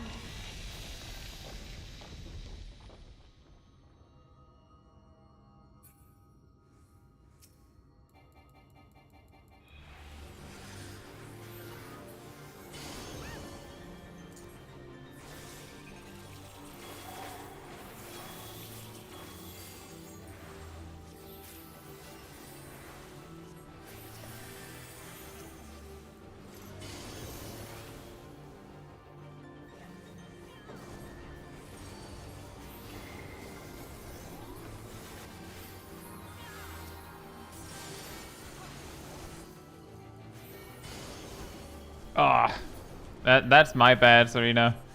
I'm over here trying to do too many things at once.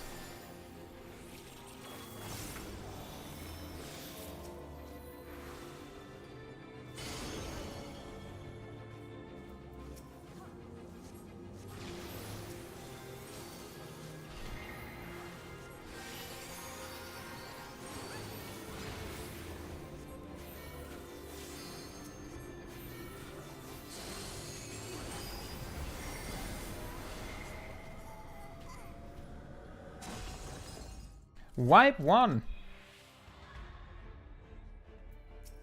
Right, so first tip before we get too far, because I saw people fail it more than once. When she says, the light shall usher in peace, or whatever she says in Japanese or whatever, that means you have to face away in like 2 seconds. And you have to keep facing away until it says that you dodged, otherwise you will get stunned for 7 seconds. Which is like an eternity. That's at least a tip to start with.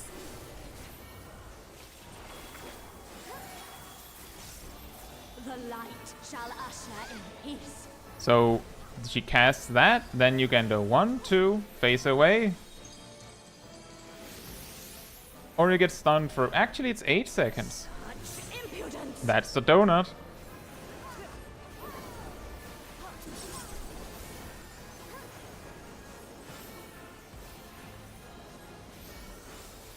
Jin Senshi Shiva, should we change her name to Reem? Or Rhyme? It's like 2 or 3, like 2 seconds or so. 2 or 3 seconds, something like that. You don't want to be moving that much when it's slippery.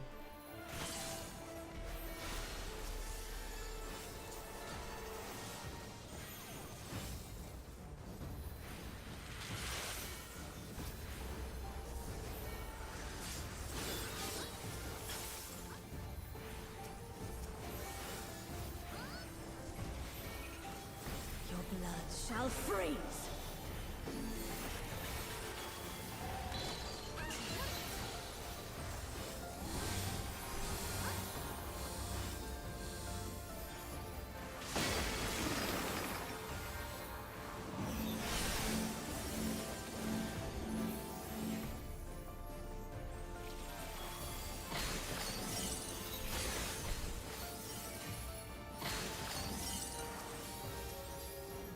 Knockback.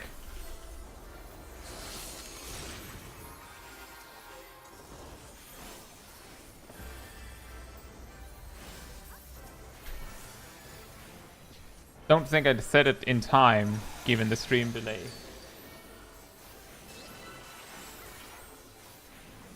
Shatter. That's the opposite one from before.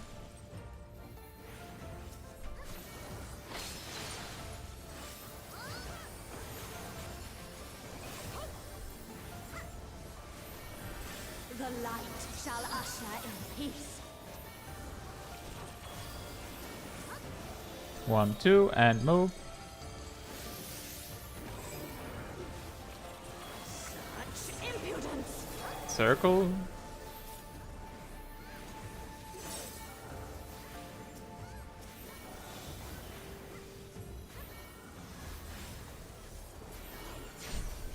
That's a lot better than last time.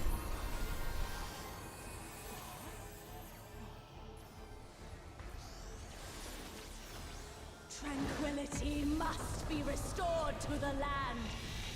It is a little weird because the snapshot for the redress is weirdly long. Or weirdly late, I should say.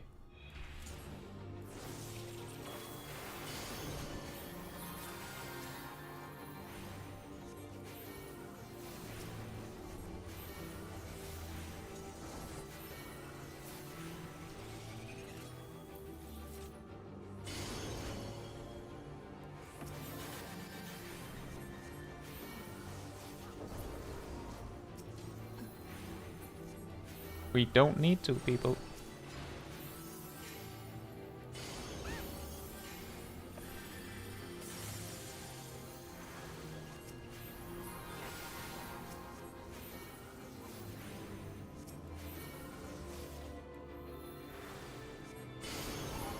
Yeah, I have heard that E8 was absolutely insane, Savage.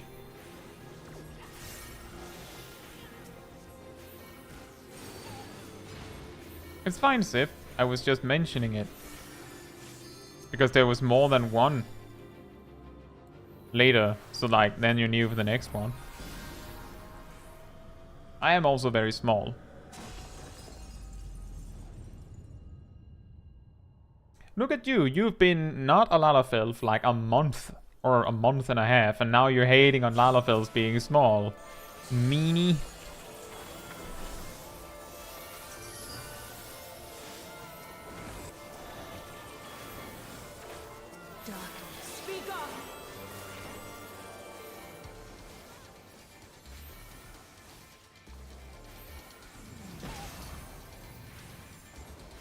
That was insane, Sip.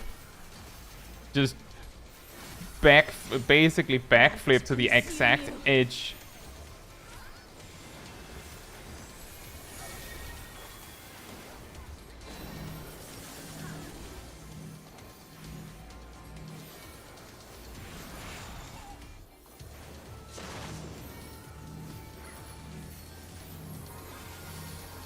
Those with the spread markers don't want to stand on the circles, preferably.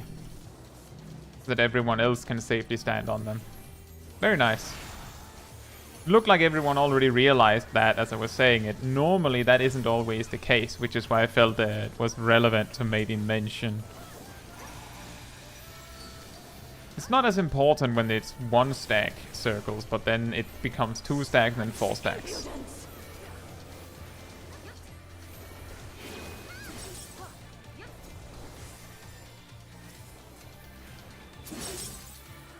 Nice! No one got hit.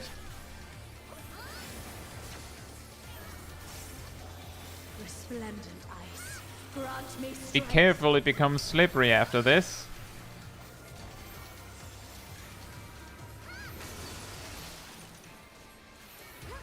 Shatter.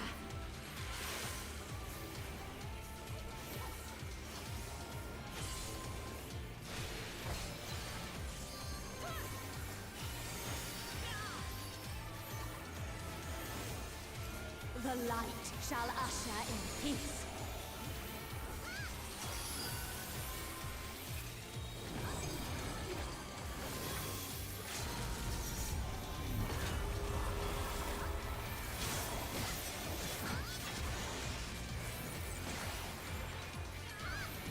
Wow, I don't remember that doing that much damage. Wow. Wow. Hey Siren, we are doing E8 right now. Such power, I can't.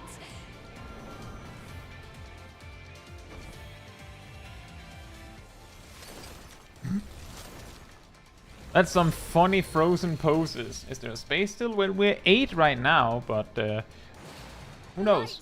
Light, it's too much for her to bear. There's a time. She won't last much longer. There's quite a while between E8 and E9 Power of darkness, answer my call. in terms of how much story there is between them. Who knows? Maybe someone has to go within that.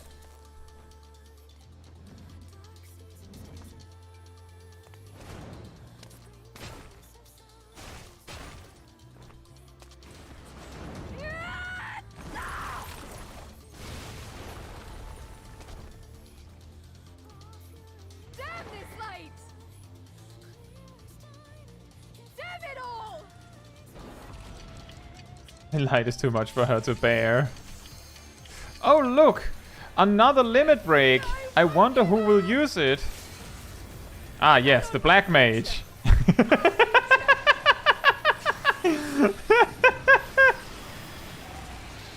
want to see what tomorrow will bring.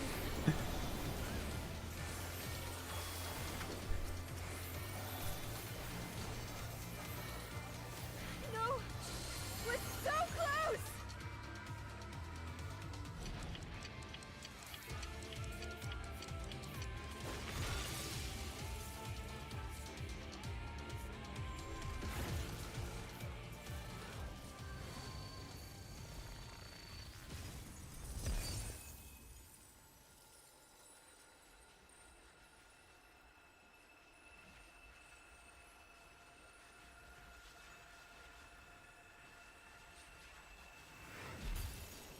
What did the bear do? Is it too fluffy? Does the bear have the right to bear arms? Aha.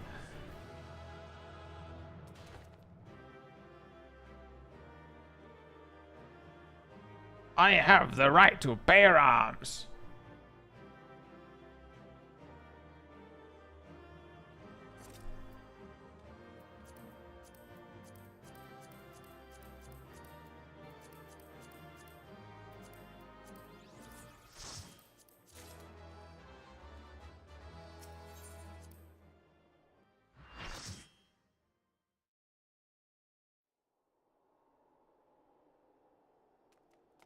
Reen! Nice hammer, by the way.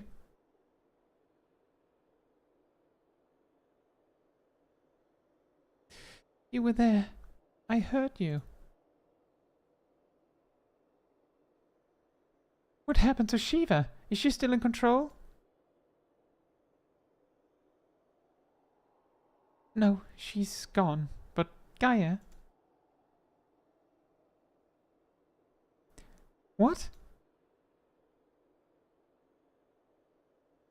That hammer? It matches your dress.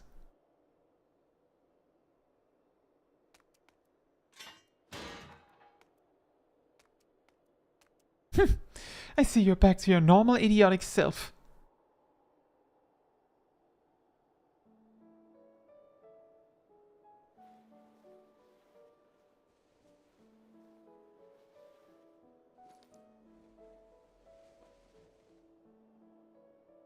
Look, isn't it pretty? Maybe we could take it with us.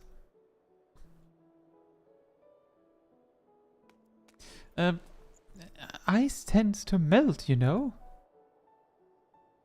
Not this sort. Well, if you say so. Anyway, it might even make a nice necklace. That's a brilliant idea.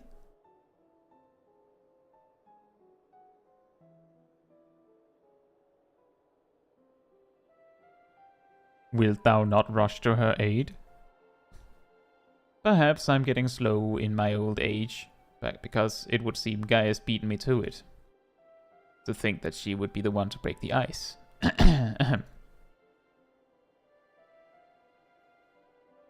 They may have gotten off to a rocky start, but I think they'll make quite the pair.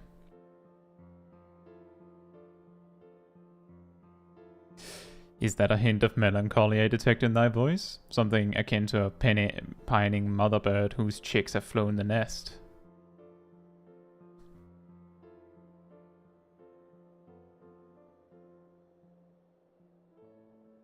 Thancred knows not to interfere with game.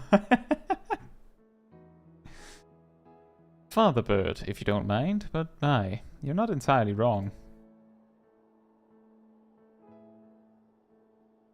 Still, when the day finally comes to say goodbye, it heartens me to know she won't be alone.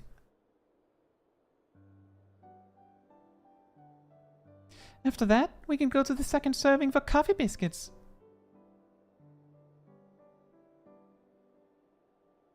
Fine, you win, and if they're anything less than perfection itself, I'll never let you live it down. If they're not to your liking, there are plenty of other things to try. I suppose we both deserve a little treat after all that hard work. We certainly do.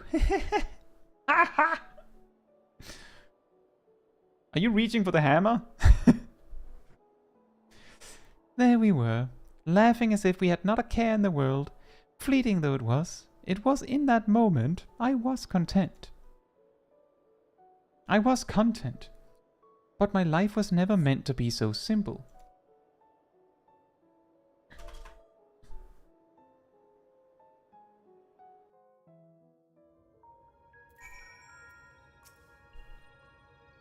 I'm so sorry, everyone. I clearly have a long way to go before I can handle that kind of power. But we achieved what we set out to do, as I had faith we would. So without further ado, let's return to camp and admire our work.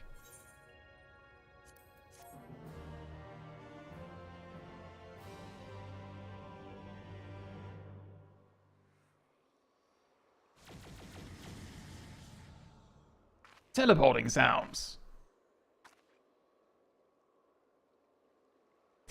It's life.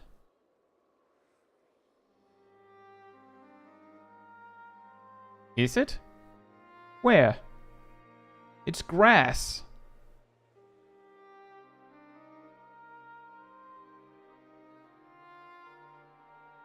We've acquired grass.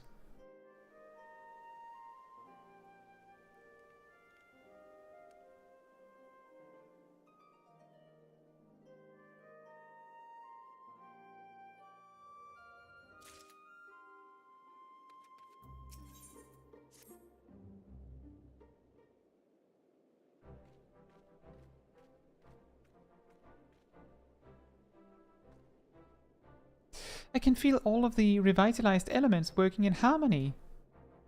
I've always believed Eden had the power to restore the empty, but I never expected it to happen so quickly.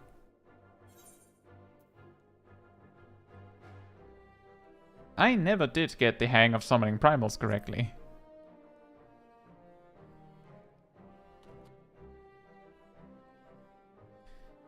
Judging by Thancred and Uriange's reactions, it seems most of them were barely recognizable. Far be it from me to worry, but are you sure your memory is all right? Though thou hast grasped the basic principles of summoning, it beareth repeating that such deiform entities are not the product of the memory alone. Nay, myriad other factors contribute to their corporeal manifestation, in a process not unlike the techniques employed in creation magic.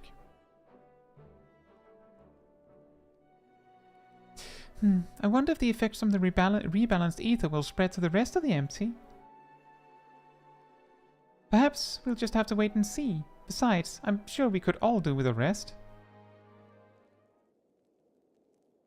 I must say, Reen, it's refreshing to see you take a more measured approach for a change.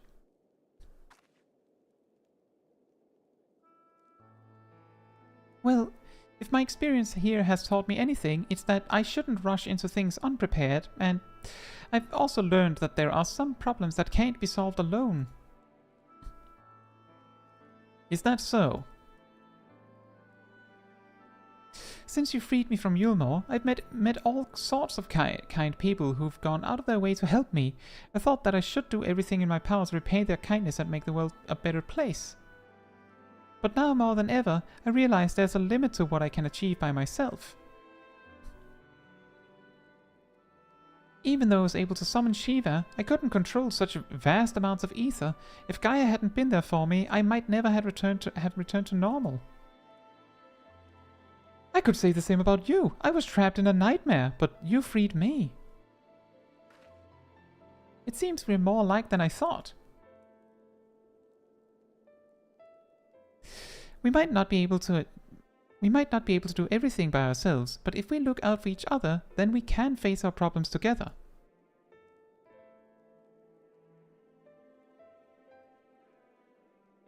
That's if you don't mind.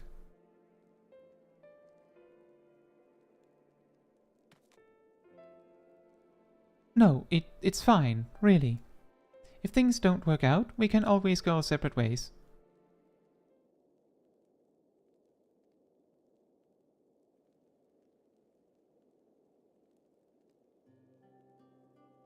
But on the other hand, if I can resist the urge to punch you whenever you annoy me, which I must say is quite often, I have no objections to staying around. How polite. You mean it? Oh, thank you, Gaia.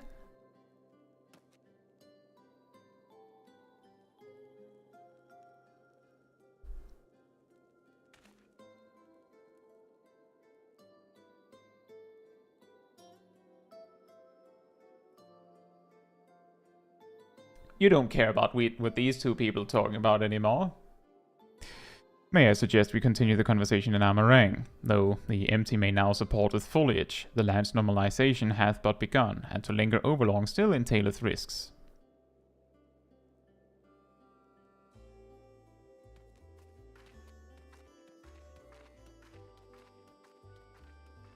Is aught the matter, Thancred? Nothing you need worry about. Let's go.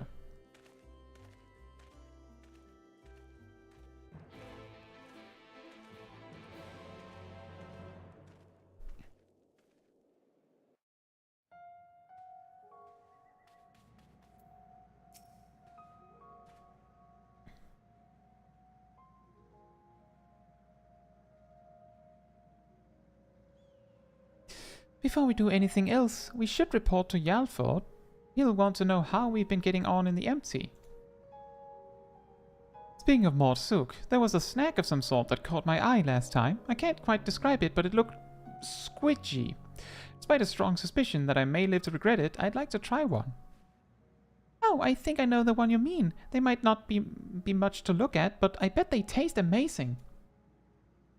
Perhaps we could also try a pot of those jellied wrigglers or whatever they're called. I'll even let you take the first bite. You? No, thank you. First coffee biscuits, now worms and jelly. Heaven forbid the two of you might actually eat some proper food. Caetsu, may I ask a favor of thee? Whilst Thancred and I return onto the Crystarium to inform our comrades of our recent exploits, I would have thee accompany Reen and Gaia to Mortsuk. accompany them by letting them walk on their own and then, like, show up later or something.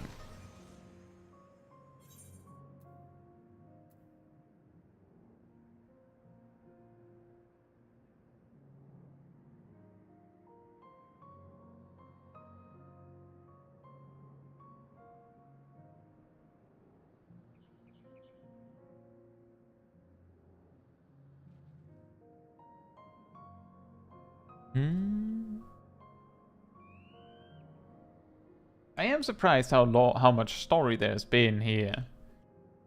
We will probably have to go overtime to finish E12 in time.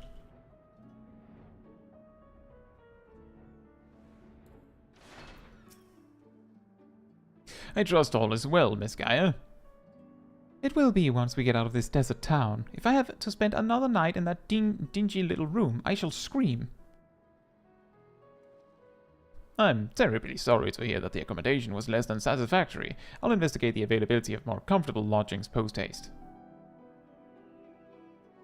Yes, I think we'll be staying in Mordsuk, at least for the time being. It might take a while for me to write the report, as our expedition was rather eventful. Caetsu, I really appreciate everything you've done, and I'm sorry for all the trouble I've put you through. Still fretting about that, are you? What's done is done. Besides, it's all worked out in the end, didn't it? You're right. Now, how about that treat we promised ourselves? They might not have coffee biscuits here, but I've heard the Wriggler cakes are to die for. Or is that you'll die from eating them? Only one way to find out, I guess. That's concerning, to say the least. I'm sure trying the local delicacies will keep us occupied between writing reports and thinking about the next plan of action. Hopefully, we'll have another chance to visit the Empty to see how things are coming along. And don't even think about leaving me behind.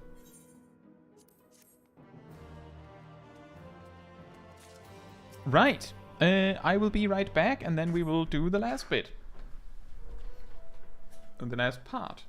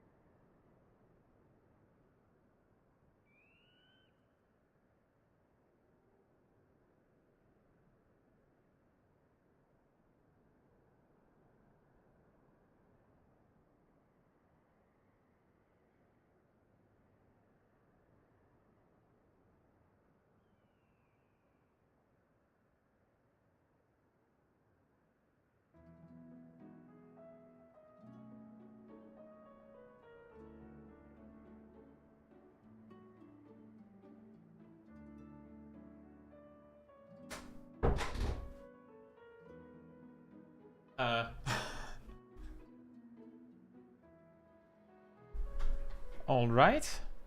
I'm back. Thank you so much for the additional 10 memberships gifted, Merfolk. Welcome back. I'm sorry about this, the electric storm. And HK Archibuster 11, Ashuri, Samantha, Daijobu, Cat Damon, Akatsuki Shiro, Kit, Dark Hero Zak. Congratulations with the gifted memberships. I hope you enjoy the emotes. Thank you so much.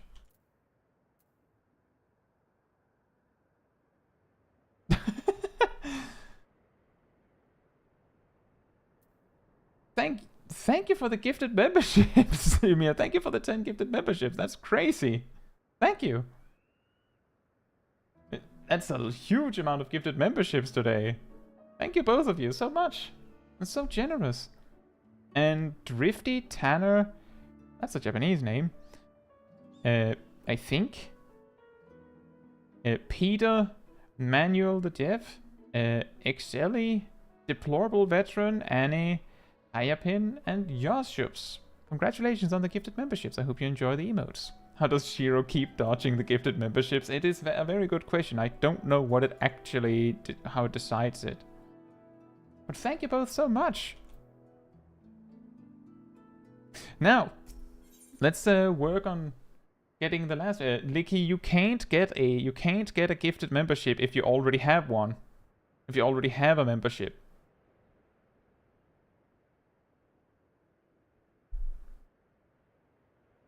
That's why your name is green and you have a gem next to your name in the chat.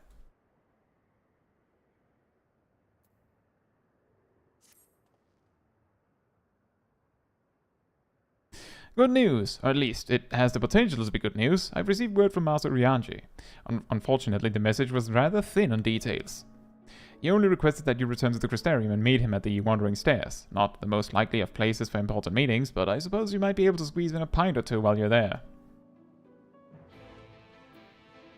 That is exactly right, Licky. That is why you have Kai emotes.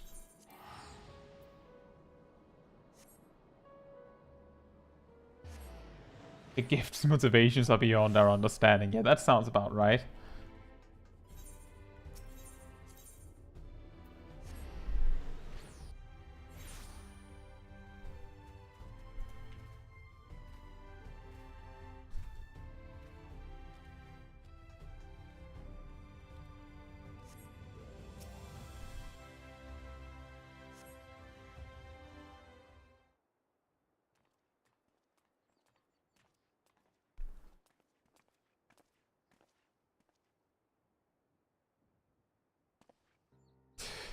Pray accept mine apologies for calling thee thither at such short notice. The matter I wish to discuss is of considerable import. If it's that urgent, wouldn't it be quicker to use those link pearl things Reem's been telling me about?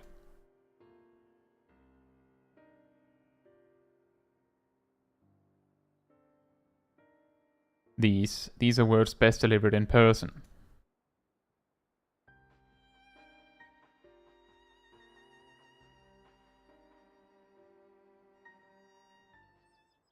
Merfolk says, for a frame of reference, 10 memberships cost me about 1 USD when converted from my currency. That is very strange.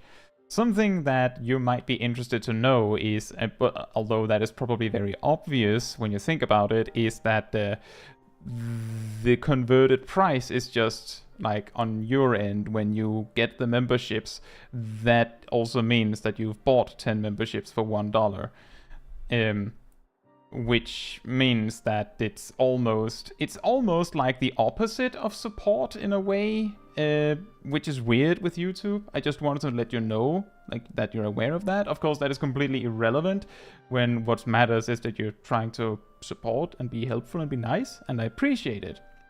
Just keep in mind that it's not like you pay 1 USD and then I get paid some default amount for 10 memberships. I get paid that 1 USD, essentially, after, you know, taxes and whatever that YouTube has to deal with, so...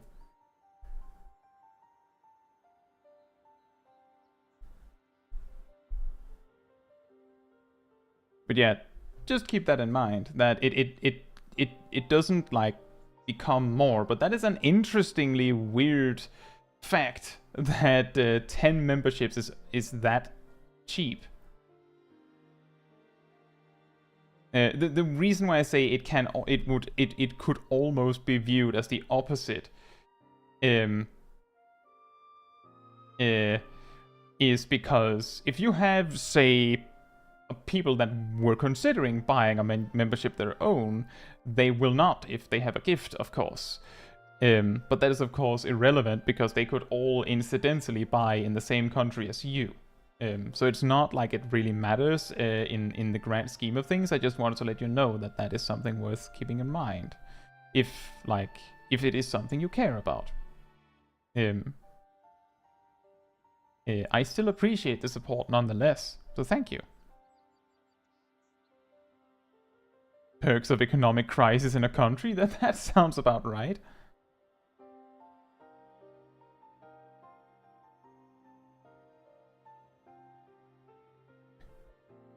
Yeah, I still appreciate it, merfolk. Did something happen to the empty? Not that doth warrant our immediate attention. The elements are in a state of equilibrium, and the propagation of flora continues apace.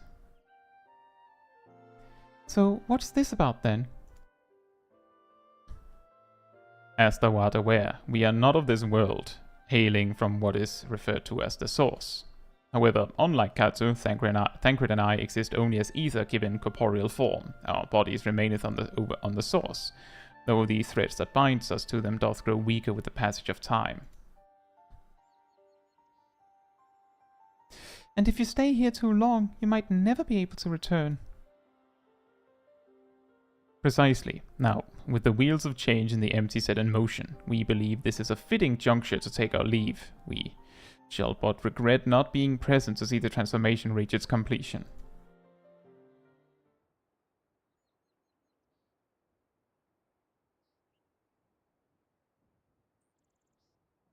That hardly seems worth losing your bodies over, though. If you have to go back to your own world, who are we to stop you? I always knew this day would come.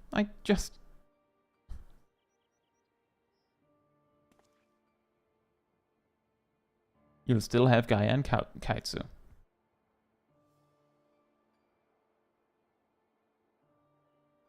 I know that you'll see this through to the end.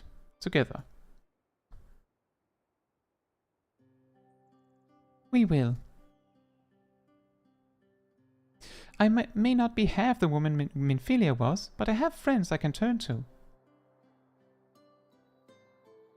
They might be brutally honest in their opinion at times, or prefer to save their words and let their actions do the talking, but I wouldn't have it any other way. Just promise you won't transform into a crazy ice lady and try to kill me. Again.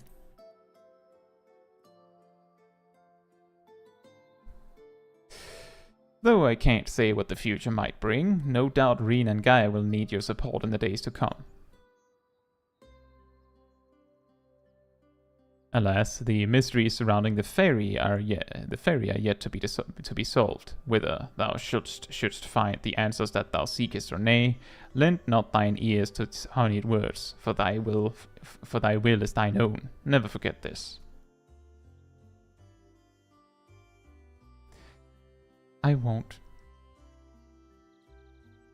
The time of our departure is at hand, yet know that no matter where we may be, ever shall we pray for your success. It is weird with, like, currency pricing where it's adjusted based on what is reasonable in a specific country, but that's just how it is sometimes. The Rianji and Thancred set to leave the first, it seems wise to share this development with Yalford, who will continue to oversee expeditions into the empty. Both her dads are going to buy milk.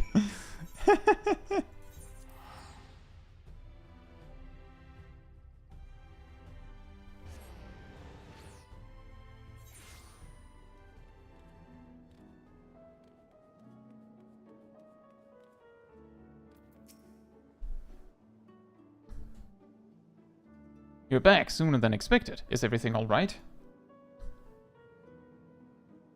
Oh dear, that's rather unfortunate. I dare say it's something jolly important for them to leave in such a hurry. In any case, I wish them the best of luck, wherever their work may take them.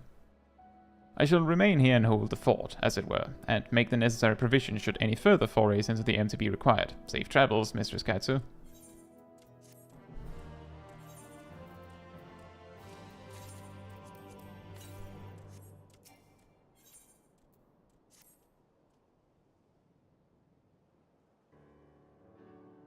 Hey, Wolf's Den music! Caetsu, so the rumors of your knack for being in the right place at the right time are true. You see, we've just completed our preparations for another expedition into the empty. Miss Reen and Miss Gaia agree that it's high time you all went to see how things are coming along, though I must say, being at their beck and call night and day does test my patience on occasion. Well, well, fancy seeing you here, someone said.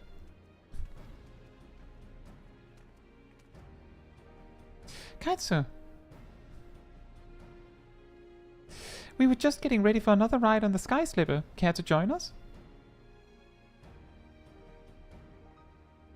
There was one other thing I should mention before you depart.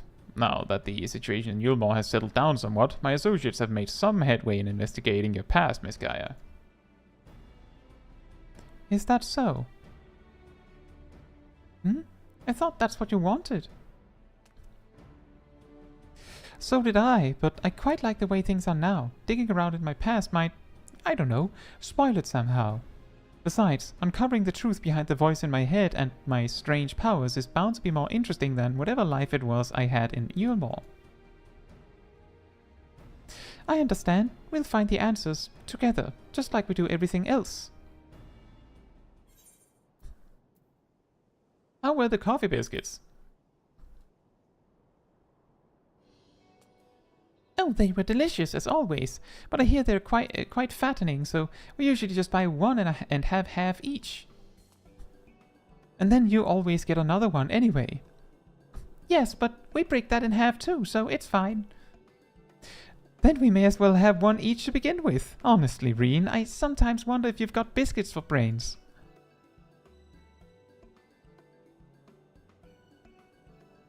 Though I must say, my time in the Crystarium has been rather enjoyable. We even had a chance to make a necklace from the ice crystal we found.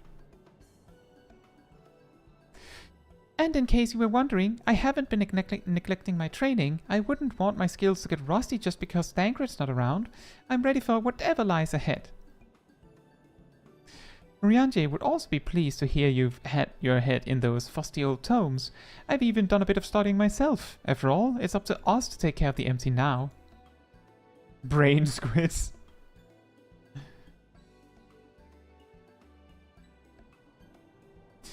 I'm looking forward to seeing how things have changed since our last visit. Come on, let's head over to the derrick.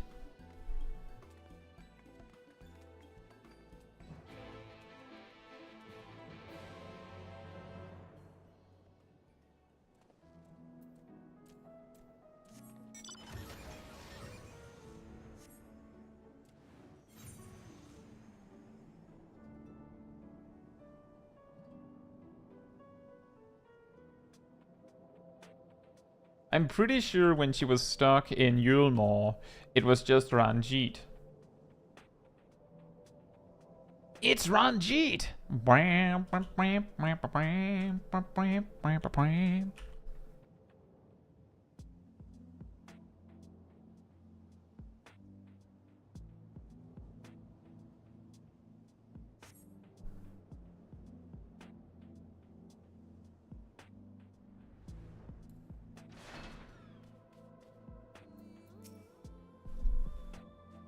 I don't suppose you fancy taking the helm this time? I can drive. Wait, I'll pilot this time. Oh, I didn't realize you knew how. Well, while you were off training, I was practicing with another sky slipper they have at the Crystarium. Really? That's fantastic! Hardly. You've been pulling more than your own weight, and I just wanted to do what I can to contribute more. So you two can sit back, relax, and leave it to me. There's no need to look so apprehensive, you know. Let's get going, shall we?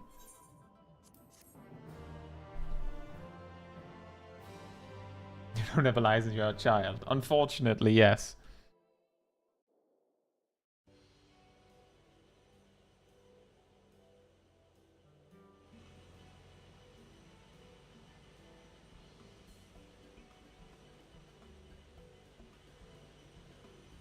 Ah, yes. The vibrating poof is back.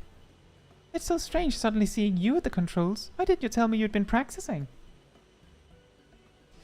I thought I'd surprise you, that's all. Well, consider me surprised. All this time, I thought you were only good for smashing things with your hammer. Bring that up again and you can walk the rest of the way.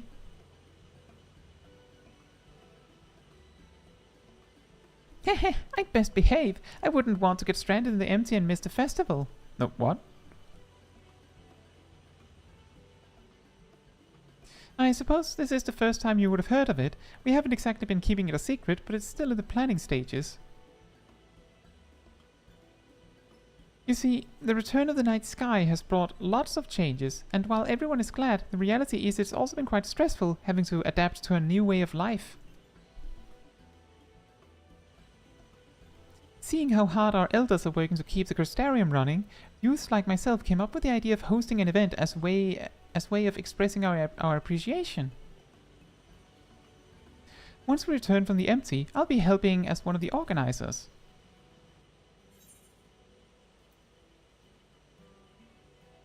I'd offer to help, but I think you have everything well in hand.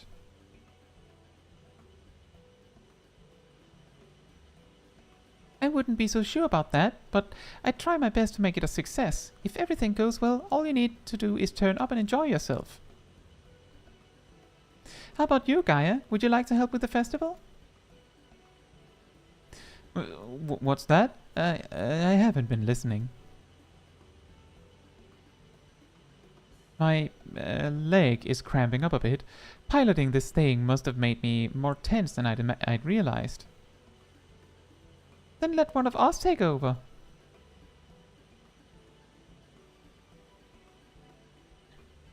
No, I'll be fine.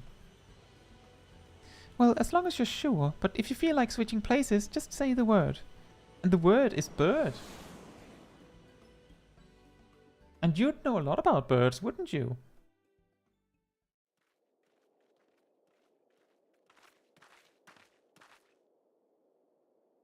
No, how can this be?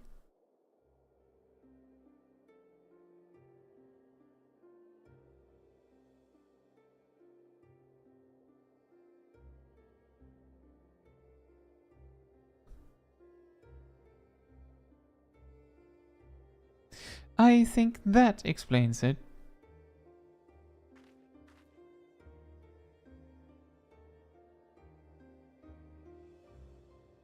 Ah, pineapple.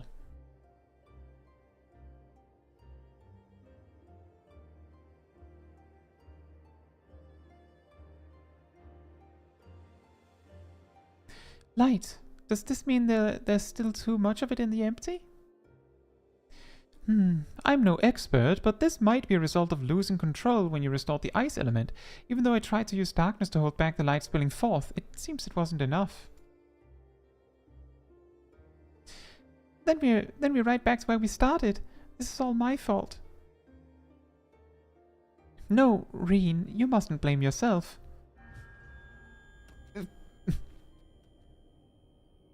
You have returned to me. Restore the darkness while you still can.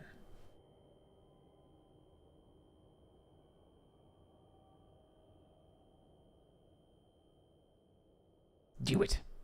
A familiar voice, an inescapable fate, the promise of salvation at the precipice of ruin.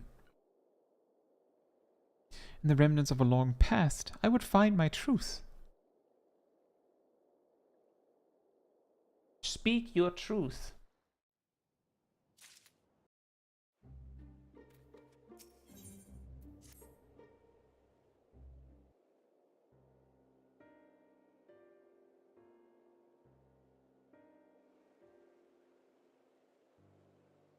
Restore darkness. What did you say, Gaia?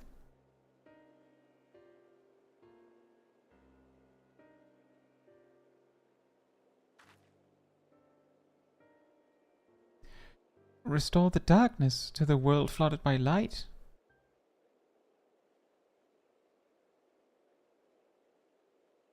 Oh, that's it. We thought... Wolves Den Pier music. We thought we'd restored balance to the 6 elements, but perhaps they're still too strongly aligned with light. If that's the case, maybe if we can set things right by using darkness. By using darkness? Are you serious?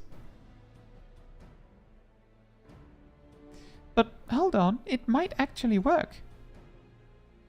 Gaia, that's a brilliant idea, now that I've thought on it. I wouldn't go that far, I just remembered what I learned during our adventures, that's all. But this does mean we'll need to call on your services again, if that's alright with you.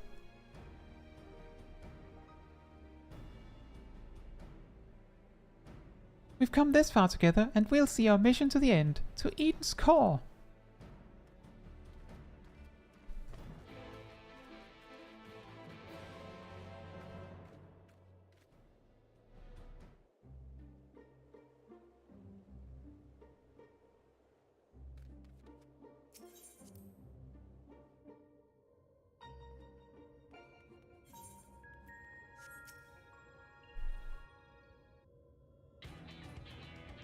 Right, let's get started.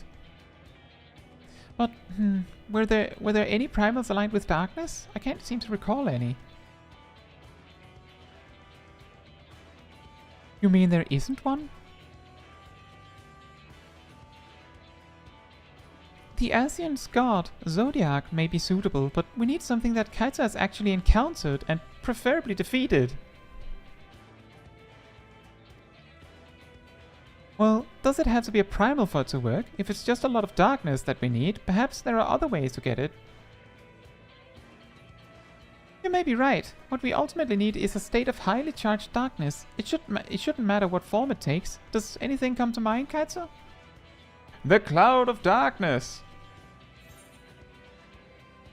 I dare say the Flood of Darkness had a fair bit of darkness. The Flood of Darkness. I know a few voids that would fit the bill.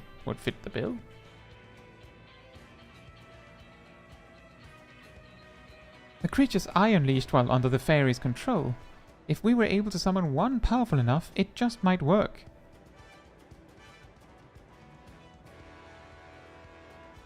We summon Goldbears.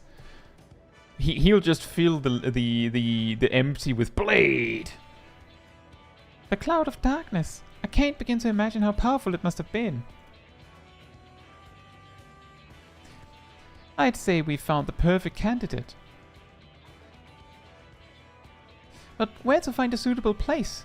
One where darkness is strong. It won't be easy in a world flooded by light. Well, we've got the Warrior of Darkness and the Oracle of Darkness right here. It seems like a good enough spot to me. But what about the light-aligned ether that's all around us? That's where you come in. You can suppress the light while I draw out the darkness. By combining our powers, we can make it work wherever we are. Combining our powers.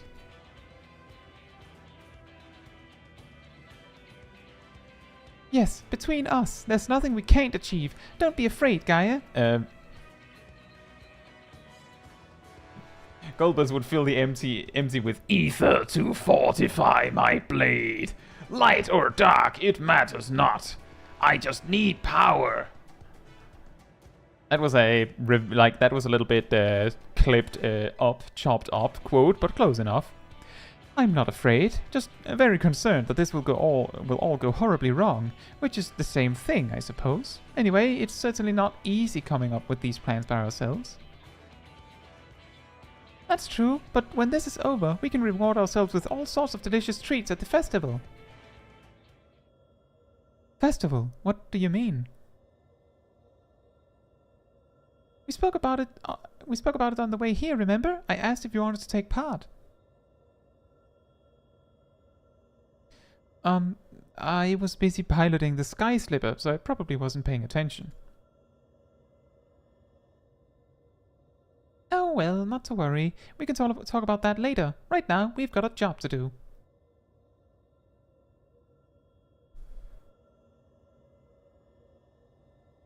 I'll draw out the ambient ether.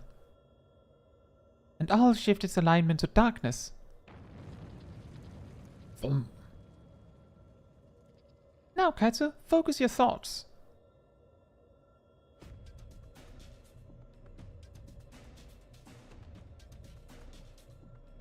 Memories of the cloud of darkness enshroud your mind.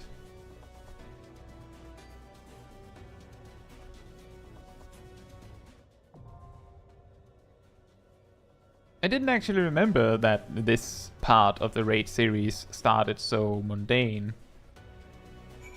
Right, we're actually down to 7. Siren, did you still want to join? Or alternatively, Ilra, if you're here and want to come along.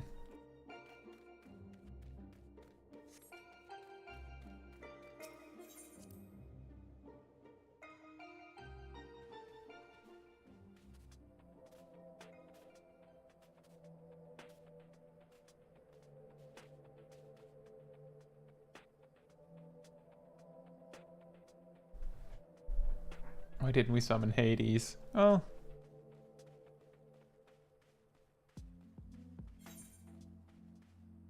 I wonder if he's aligned with darkness and not just ash and magic.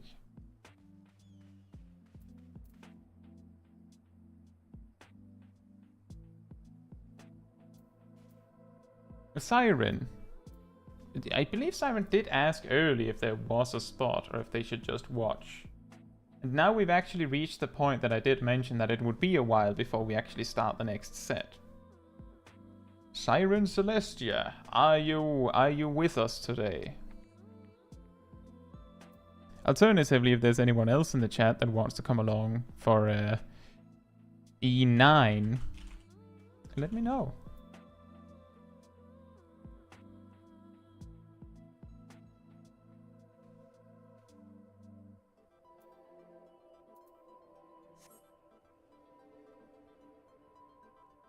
We can also try a 7.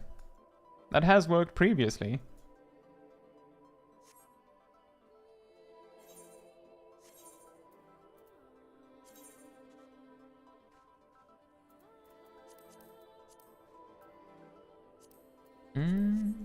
I don't think there's anything that requires 8 players in E9.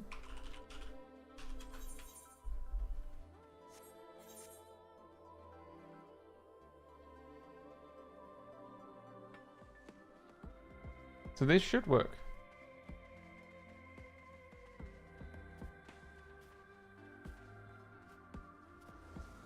I mean, 2 tanks and 2 healers is a pretty healthy default. I don't know if we are specifically needing the power of 4 DPS, so I think it's better to have it balanced like that.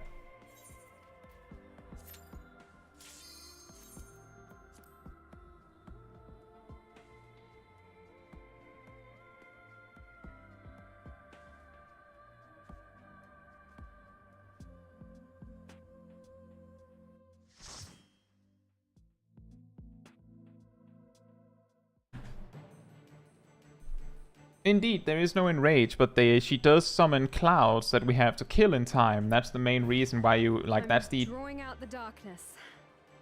Get ready. That's the DPS check, you could say. And she does that a few times throughout the fight, if I recall correctly.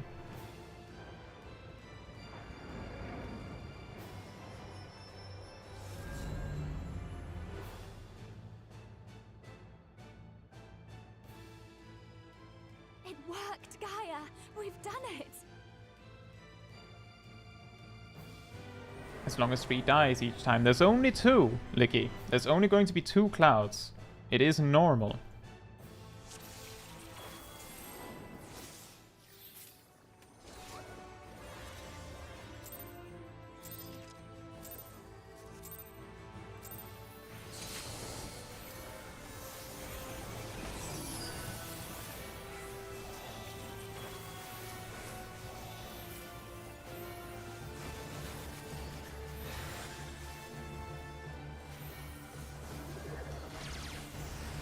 A raid wide.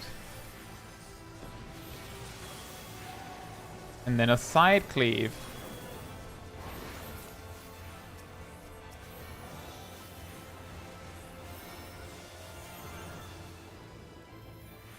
She's put on some better tones.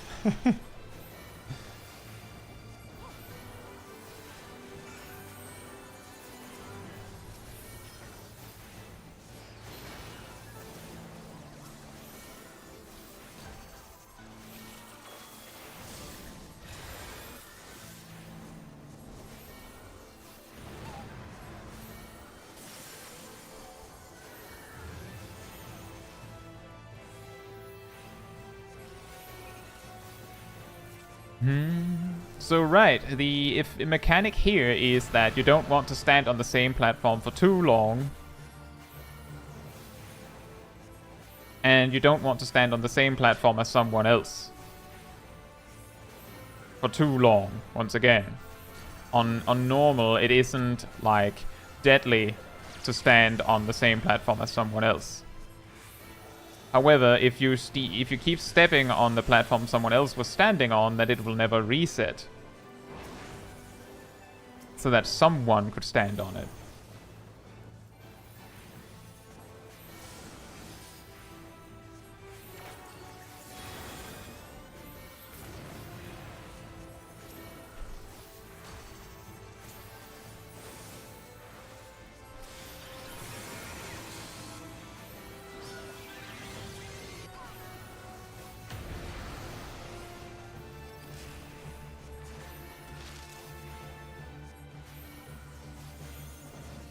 Nope, not yet.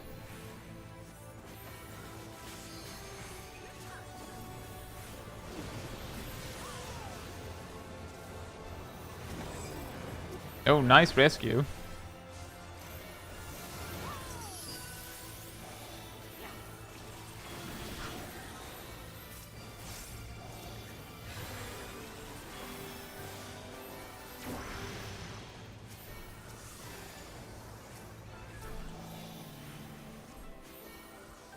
Very nice.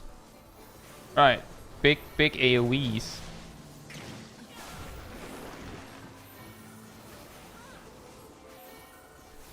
That was a rescue. I heard the sound of rescue, Xanadus. I'm pretty sure.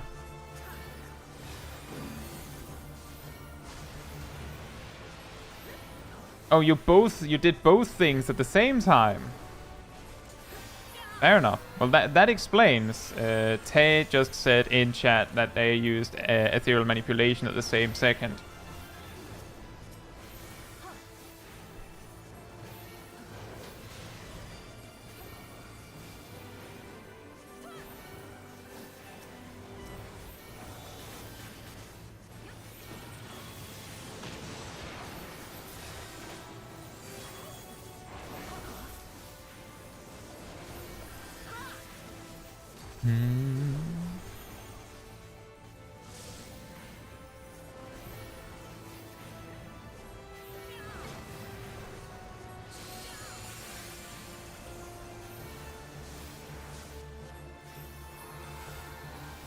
If I remember correctly, there's something about the outer squares being, some of them being a bit compromised here. Maybe it's just the clouds that I'm thinking of.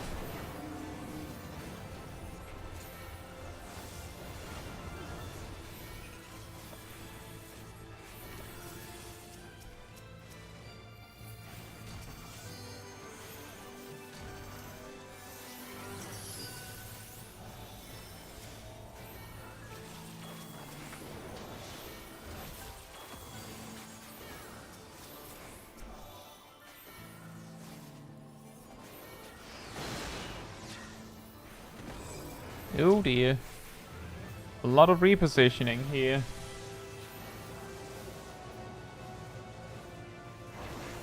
No one got hit? Nice.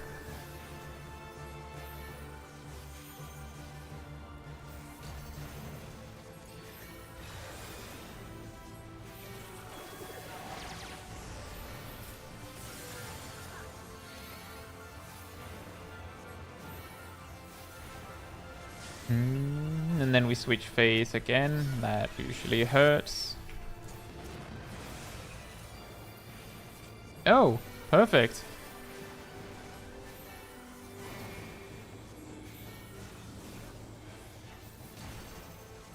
Just get given a queen card just when you wanted that. Very convenient. You don't want to run until the thorn has actually appeared. Otherwise, you might not be able to get far enough away. You have to keep moving further away until... Oh, does that kill you? I don't know. Wide-angle faces? It didn't, so that's good at least.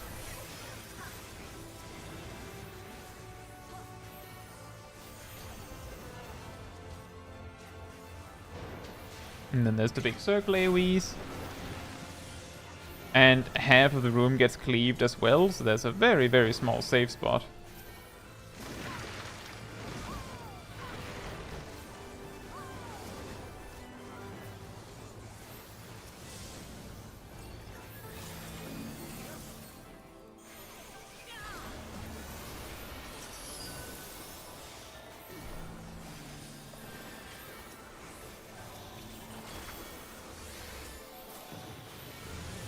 Oh, half the room gets cleaved again.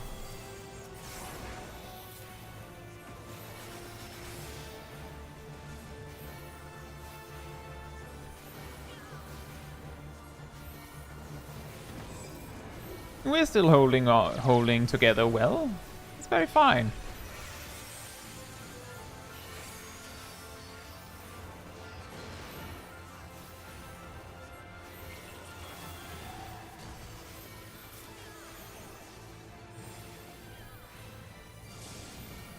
And then another phase change.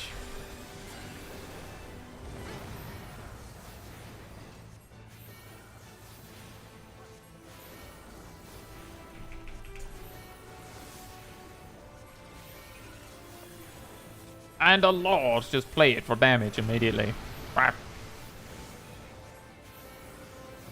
I was certain that on normal there would be like a point where there would spawn like ads that cleave the outer perimeter. But I don't see it. Am I remembering completely wrong, or what's going on here? Oh, she's doing it now, or what? This late?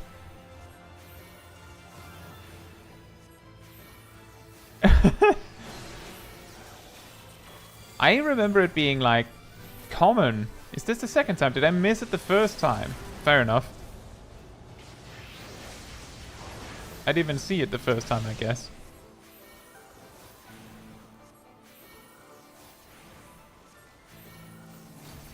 Nice.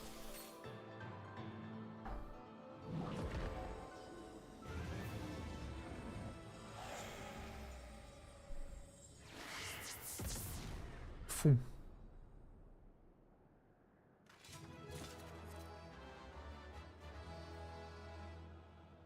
Yeah, that did go well.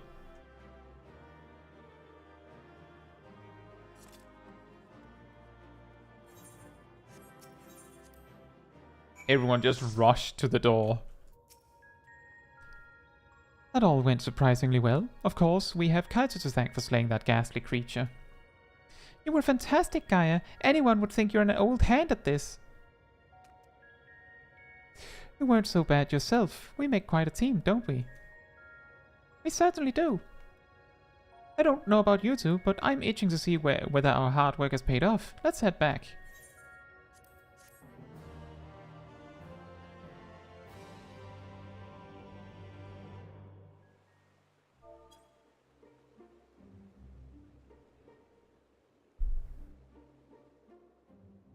Welcome back, Caetsu. Hope you're doing well. The plants are just as lifeless as they were before. Maybe the light's influence is still too strong.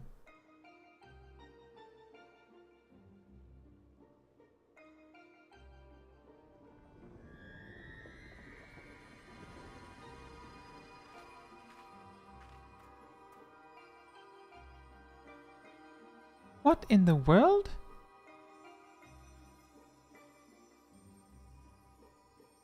In fleeting hues and endless warmth, a gentle light washed over me.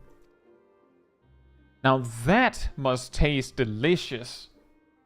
A glimmer of hope once lost.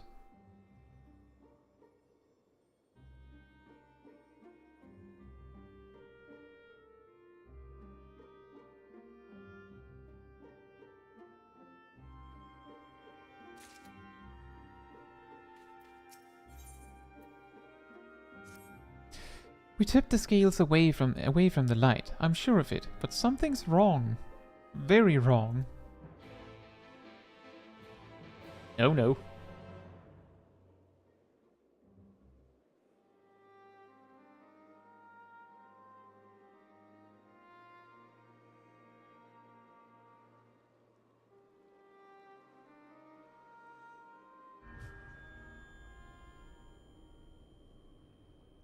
For 100-long years, I've waited for this moment. I knew it. You've been hiding inside Eden all this time.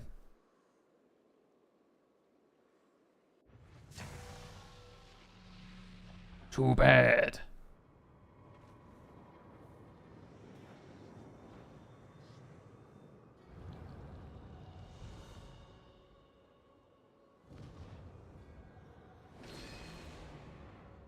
Quick, let me get my mask. There you go, perfect. I forgot to do the hand thing, but you know, it's a little bit in a rush. An Asian. I am Midtron, servant of Zodiac. The voice that has whispered to me all my life. Indeed, and thanks to you, I am all but free from my prison of light. Does that mean Eden was used to seal away an Asian?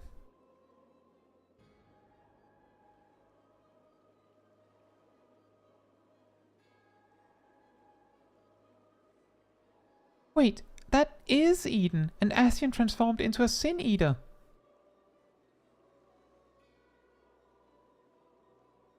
I've heard enough about Asians to know they're nothing but trouble, but I never imagined that one of them was behind all this. I thought that restoring the darkness was my idea, but this was your plan from the very beginning.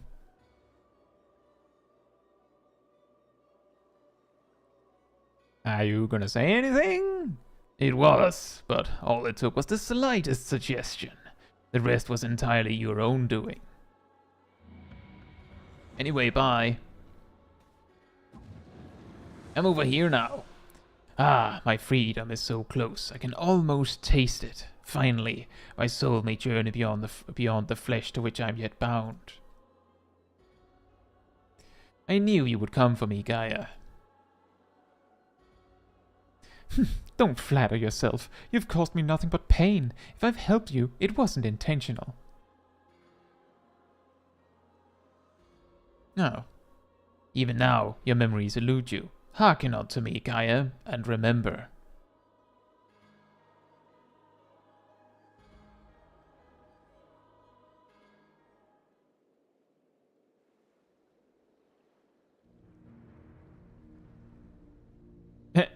Okay. In an age past, the world you know as the 13th was flooded by darkness. Like ripples in water, the repercussions were felt in the other shards, none more so than here on the first. It became perilously imbalanced and susceptible to the influence of light. Were light to consume the first as darkness did the 13th, it would likewise become a lifeless void, lost to our cause. We could not allow this mistake to be repeated. It was our duty to safeguard this world from the self-same fate. After a time, Emmett Self conceived of a plan to trigger a rejoining, utilizing the very light we had labored to keep in check, and tasked us with bringing the plan to fruition.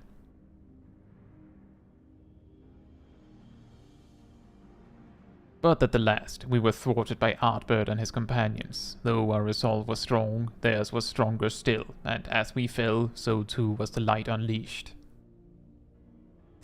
For us, however, death is not the end. Though our bodies may perish, our souls live on, withdrawing but temporarily to the rift. Until you can find a new body to possess.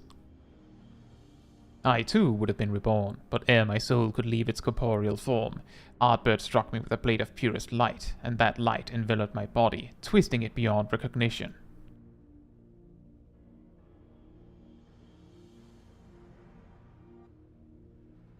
Eden, the first Sin Eater. My soul felt such agony as I'd never known, but then I knew no more. In my insensate, instinctive state, Influenced by Artbird's fervent desire to banish darkness, I unleashed the light burgeoning within me, and it spread as an all-consuming wave to every corner of the world.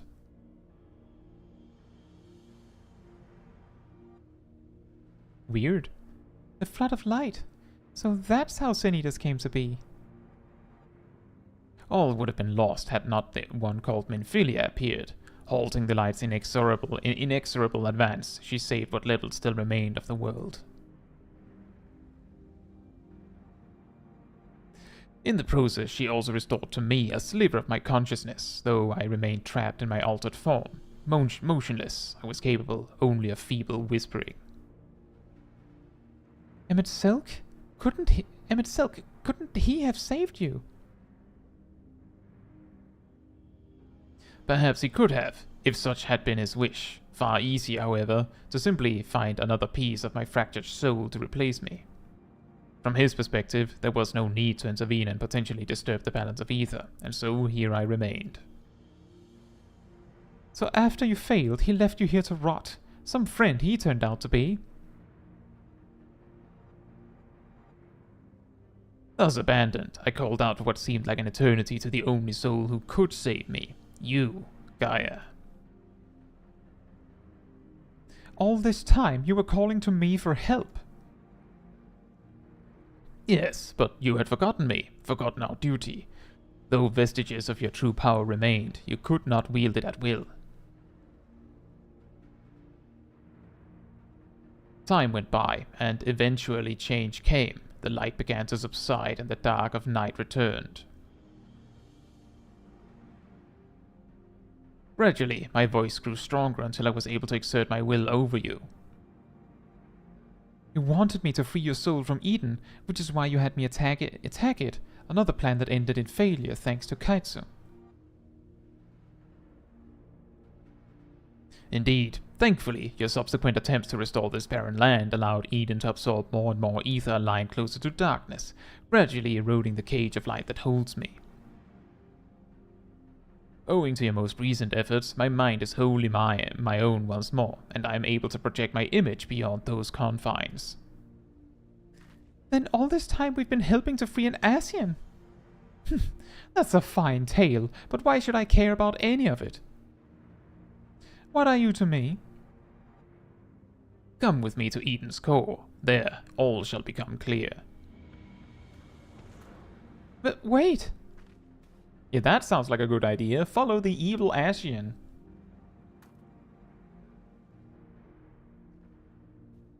Steve says, is anybody going to let him know we have a bad habit of killing Asians?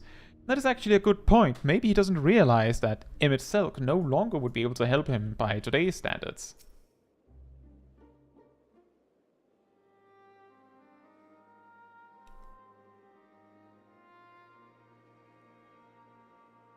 I've just realized something. If Eden has been absorbing all that rebalanced ether, that must be why we've struggled to restore life to the empty. I suppose we can think about that later, though. More importantly, it seems I've lost control over Eden, most likely because of the Asian. Urianger specifically warned us about not listening to the fairy's honeyed words, so we'd better think this through before we go rushing in.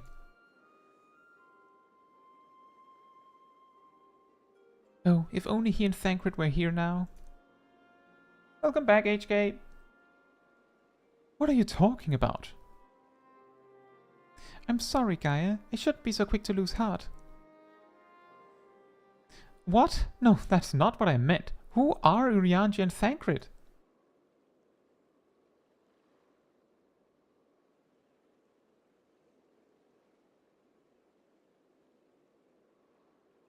Wait. I know those people. I'm sure of it, but why can't I remember them? I thought something was strange when I mentioned the festival on board Eden. It was as though you had no recollection of our earlier conversation.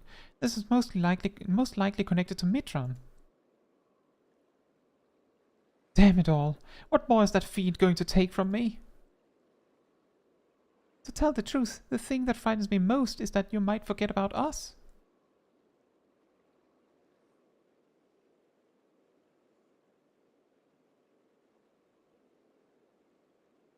That won't happen. For every memory I lose, we'll make two more together.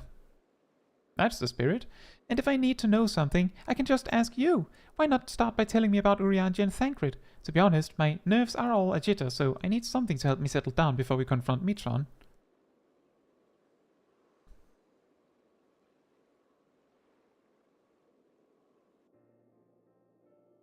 By the way, Ilra, you can join up again if you want. The next one is E10.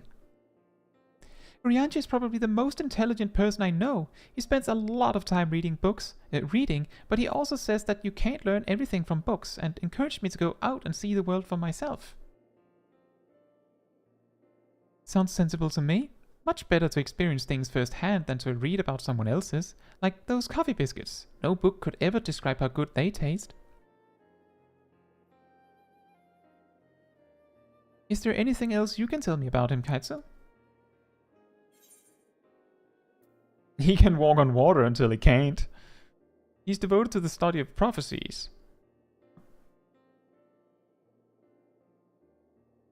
Prophecies are funny things, if you ask me. If people know that something terrible is going to happen, they'll go and prevent it, which would make the prophecy untrue. Hehe, I wonder what Urianger would say to that.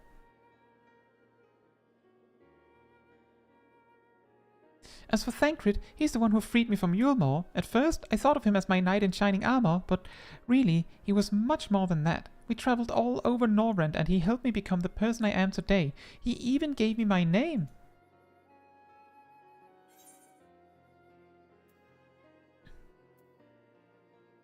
His gift for song won the heart of many a fair lady, or so he claims.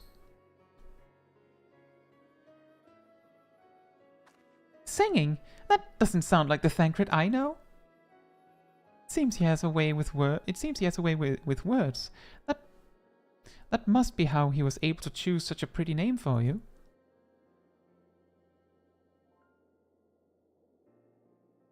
Actually, while we're on the subject, that gunblade over there belonged to Thancred. As far as mementos go, it's a bit on the cumbersome side, but it reminds me of our adventures together. Even though there's little chance I'll ever see him again, it still feels like he's here with me. Keeping your memories close.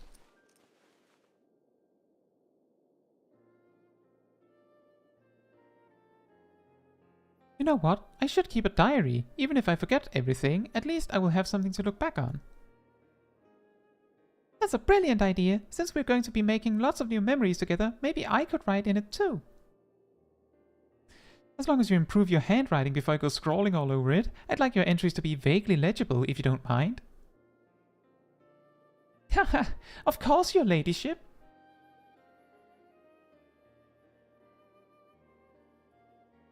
But before that, we've got an Ascian to deal with. Let's get this over with.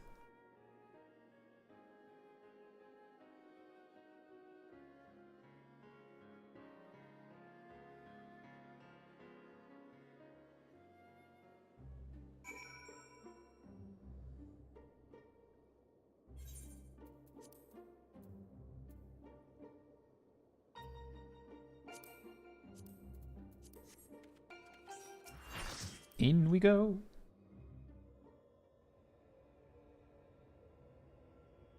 So you finally arrived. What are you wearing?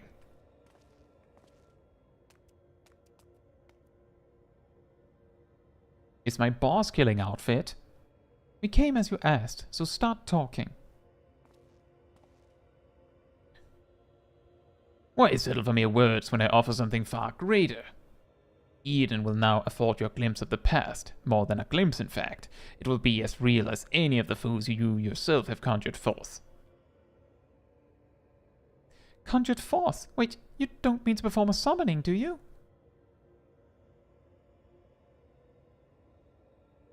I do. I shall recreate the battle of 100 years past, which pitted Artbird and his fellow warriors of light against their nemesis, the Shadow Keeper.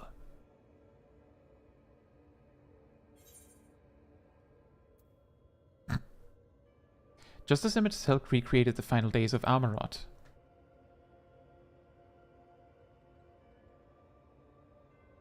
Is that so? It seems much and more has occurred during my absence. No doubt he employed creation magics to breathe life into his recollections of the past. And what do you hope to achieve with this history lesson of yours? You shall see. You shall remember. Now, your very soul will revisit that fateful day 100 years ago.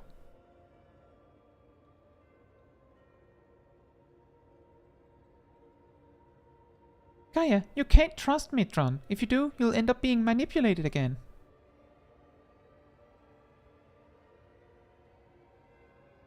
Green. You're right. My days of being controlled by this demon are over. I have a new life now, and I won't let anyone take that away from me.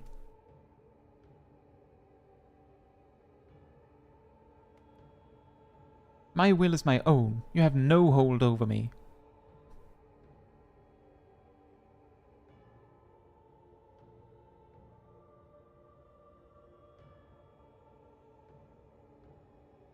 This is all you're doing, accursed minions of light. I shall be the one that at her side, not you or anyone else. I will take her beyond the reach of your poisonous influence and keep her safe. Also, I'm glad that you recognize my reference here, Mia.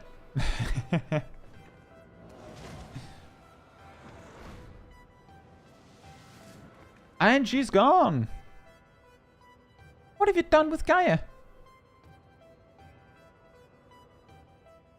Nothing yet, but soon I will restore her to her true self, and you will help me to do so by conquering the adversary I present before you.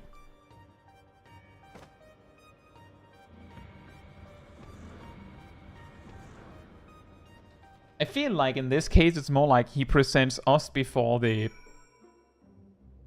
one that he wants us to challenge or something. No, he just yeeted us out apparently.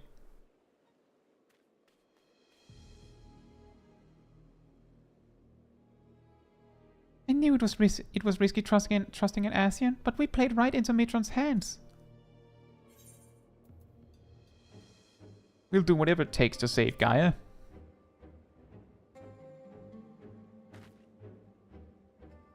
Agreed. There's no telling what kind of danger she's in, but wherever she is, I know she's giving her all. Even though we're apart, we'll fight as one. Together, we'll bring an end to Mitron's wicked schemes.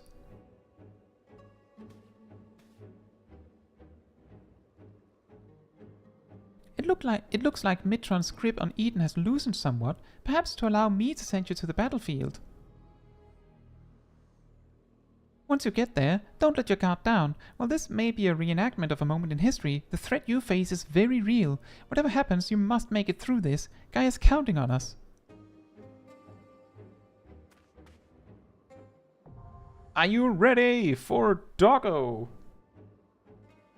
Doggo with shadows.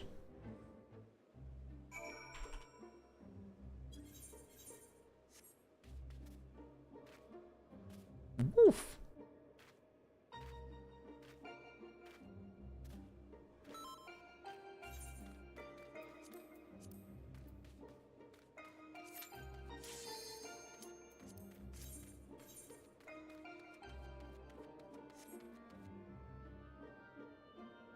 Arf. Bork. Bark, Bork. You know, the doggo also has a blade.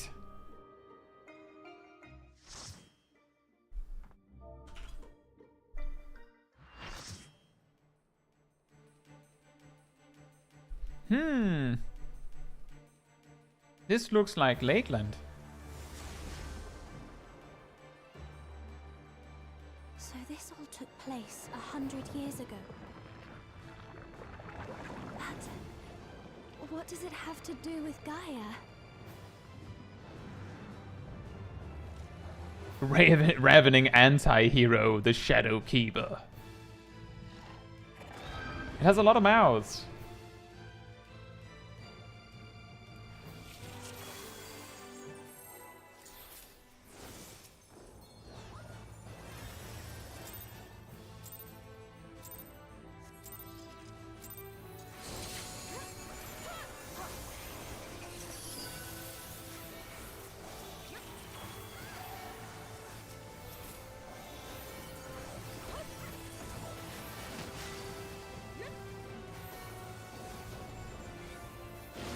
Indeed. The shadow is basically the back. It's as Shiro puts it, it's a shadow tail. Just imagine that.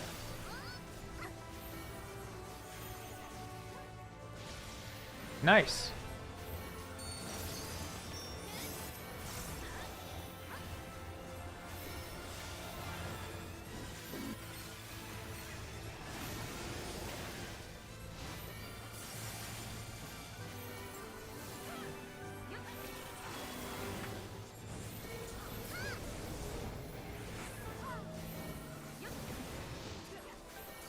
Very nice. I think that has been the most precise description I've ever heard anyone use to explain it, Shiro. And hey, goddammit, hope you're doing well. It's just to call it a shadow tail. I've always gone through like a long deliberation trying to explain that, well, it's like, imagine it's the boss's backside. Like, imagine it's an arrow or something.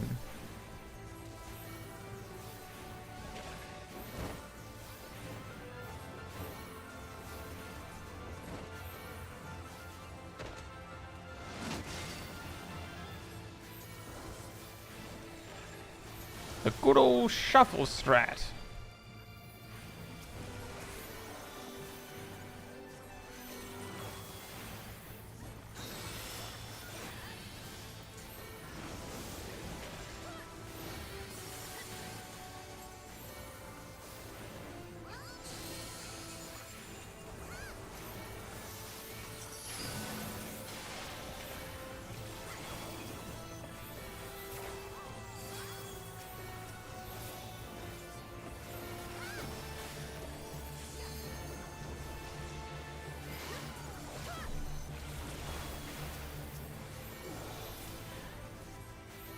Oh, right, my dot. Oh boy. Here comes the blade. It's the blade dog. And here comes the tanks. Technically, it's a tank switch mechanic. Technically. But I don't know if it actually kills.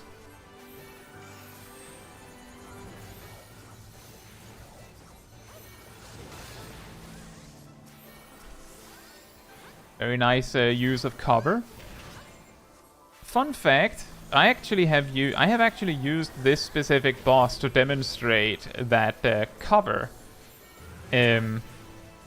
allows you to steal the slash resistance debuffs instead. Like if you cover early when the boss starts using the slashes, then you can actually intercept those instead.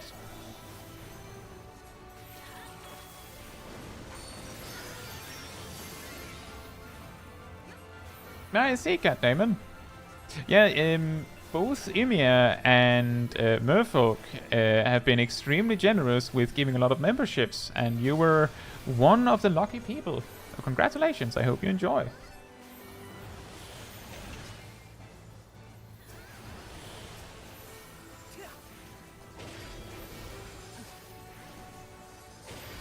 I just want to say that normally when you get this fight in normal raid roulette, it's usually like the question of how many people are going to get ruined by the shadows. So I'm actually very impressed that it seems like from what I saw, not a single person has gotten hit by a shadow yet. So that's props to everyone. You're amazing.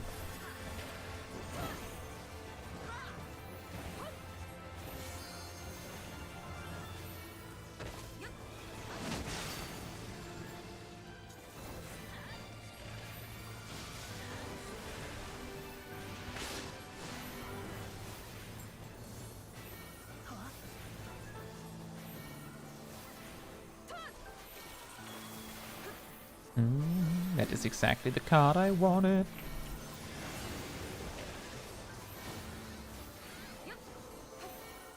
But I hope your studying is going well, Cat Damon.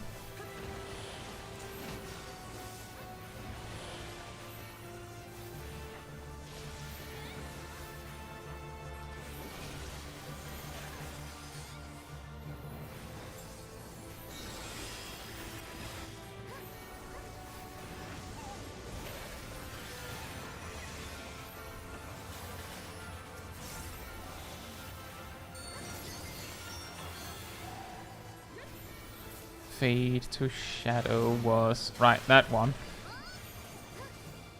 Which side do you cleave? Oh, right, and it's this one.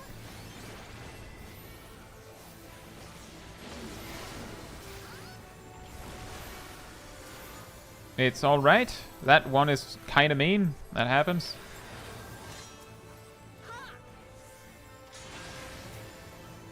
Well done. Not doing anything, so you took 0 damage, Ira. Very nice. That might sound really silly, but I genuinely mean that. Like, that is a case of if you did anything, you just stand up and die again. I've seen that happen too many times.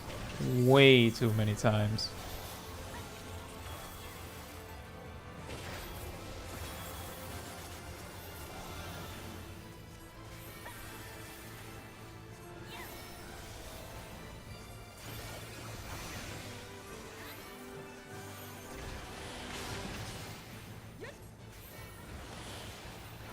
Oh.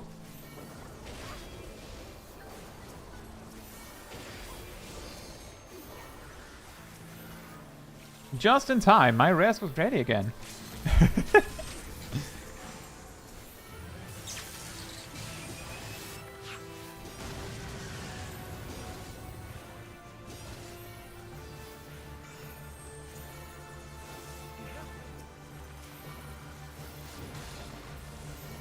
Very nice. It was the alternate cover trick.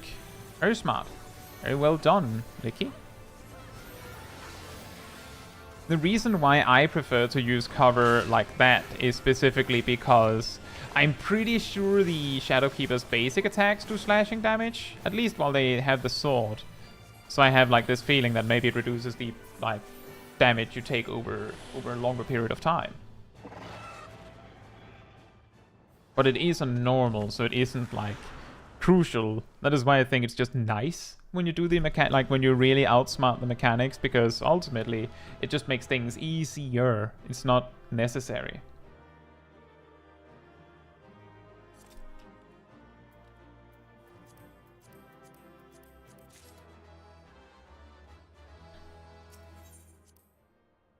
Machinist is so gone.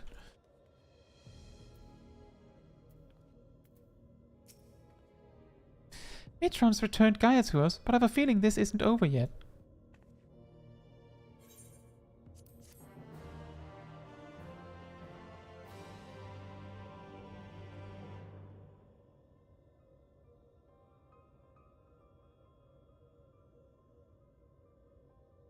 The Warriors of Light, the Shadowkeeper. I've seen this all before. Yes, you and I joined our powers one to create the Shadowkeeper. We bore witness to its battle with the Warriors of Light. Our power? So I was there, and I wasn't alone. No, Gaia, it's not true. It can't be. How can you have been there 100 years ago? Look deep inside. You know it was real. Cast aside those worthless memories and embrace who you truly are. Worthless?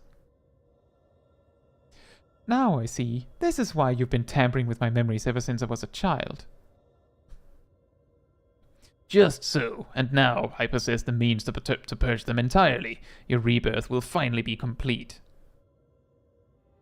You have no right to deny me a life, to rob me of what I hold most precious. My memories may seem worthless to you, but not to me. I will never be yours. My place is here, in this world, in this life, in this moment. Wherever my friends are, that is where I belong.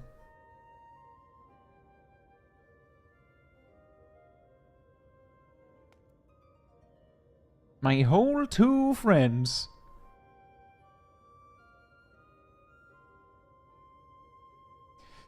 Then you would turn your back on our glorious past, on the lives we once lived? Any past I may have shared with you is long gone. I live in the here and now, striving to build a better future, and I'll be damned if I let you take that away from me. I have a hammer.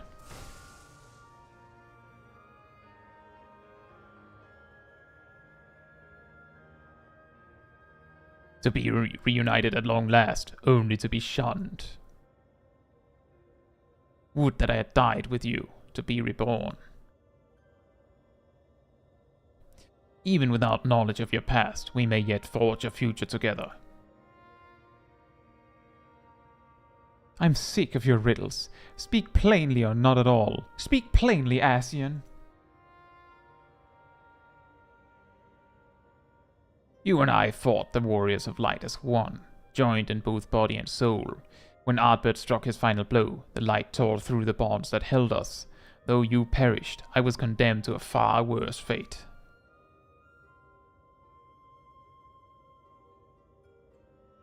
My flesh became my prison, and I was cursed to remain here, an abomination, while you lived on with others at your side. I will suffer it no more. You belong to me.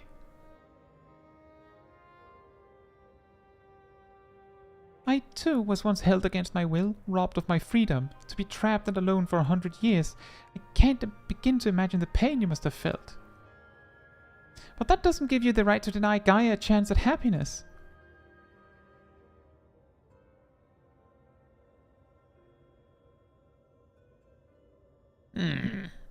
We once knew happiness, true happiness, until fate conspired to tear us apart. I will never let that happen again. We shall be joined as one. My memory is yours, together for all eternity.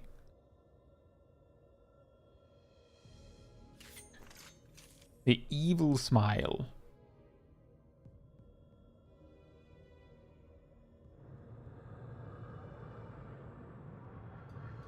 Time to summon something completely random.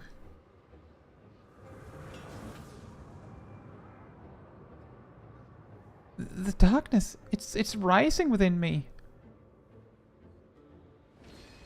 That mark.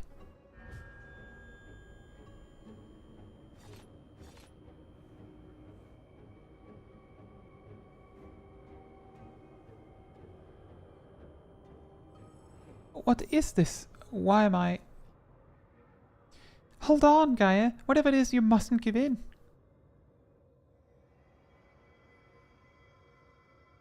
Well, the cameraman is not doing well. Who are you?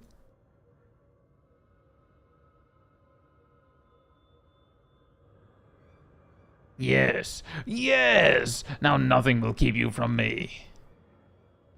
I am yours, and you are mine. Mitron's 101 Guide to Getting a Girlfriend! Don't try this at home.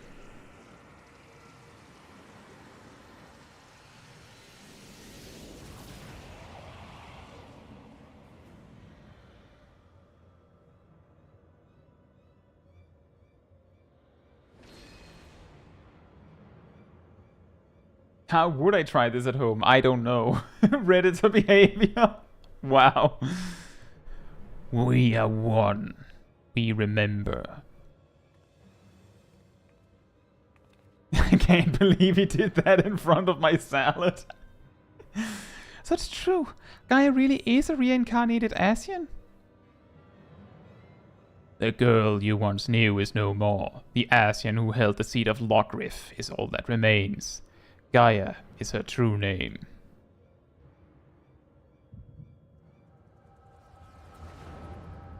Yes, this is the time for that.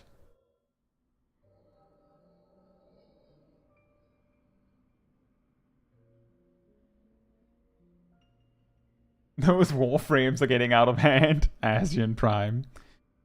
Oh, Lockriff, how long has it been? How long have I dreamed of this day?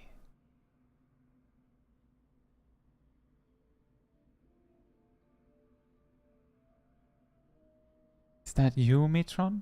Forgive me, I didn't recognize you. In my defense, my memories have only recently been restored. My mind is still a little hazy. Hardly surprising. No matter how many times we are reborn, it is disorienting to have everything change around you. Even so, I immediately recognized your resplendent soul, and I cling to the hope that one day you will likewise remember mine. You always were a forgetful one. That's concerning. I could never forget you, try as I might. They look like Gaia's parents. But tell me, what do you know of my past? I admit my memory may need refreshing.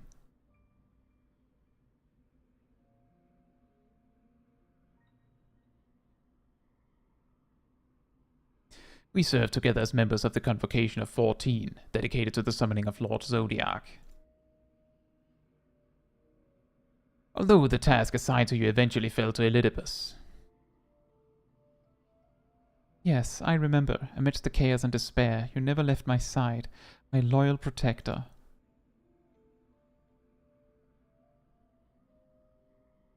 But in the end, it was in vain. I was powerless to prevent Hydaelyn from tearing our world asunder.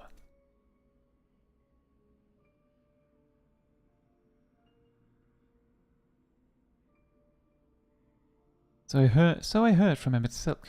We labor to make our world whole again. That's why I restored my memories, so that I can play my part. Our part. Alone we struggle, but by joining your power with mine, we may yet succeed. My power? You always were one for flattery. Oh, I assure you, I am quite sincere. It would be my honor to serve the cause alongside you, and I shan't take no for an answer. Got some bad news for you, Mitron. The honor's mine. For as much as I chide and tease you, you are everything to me, my inspiration. While I'm with you, I fear nothing. Promise me that we'll never be parted again. I promise. Even should fate conspire to separate us, I will reach out to you, wherever you may be.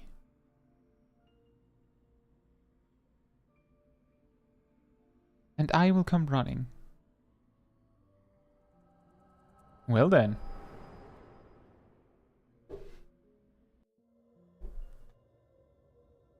How romantic.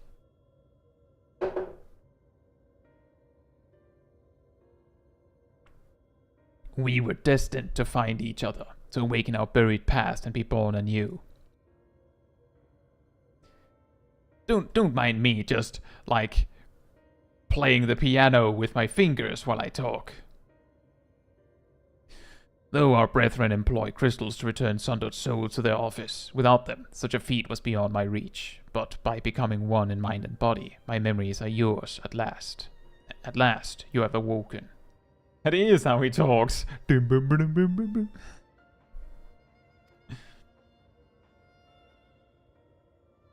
Now, the time has come to restore our world to the utopia it once was. Let Gaia go. You're not worthy to speak that name. If you must call her anything, use a name chosen by her parents, if you even know what that is.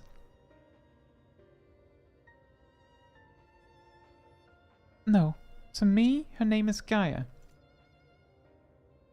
And nothing you say about her makes any difference to me. I don't care if she's an Ashen. She's my friend. Was your friend. Never again will she answer to your cries.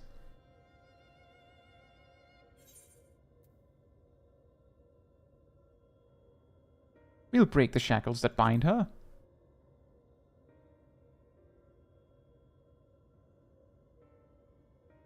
I mean, HK, you have emotes. You should be able to access the laughing emote. Your wicked schemes have gone far enough. We're taking Gaia back. Accursed servants of light, you will not tear us apart again.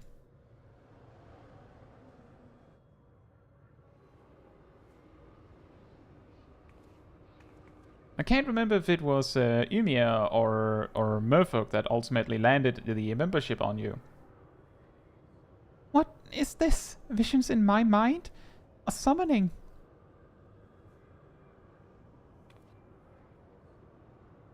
It was tonight, so it would be either Umia or Merfolk.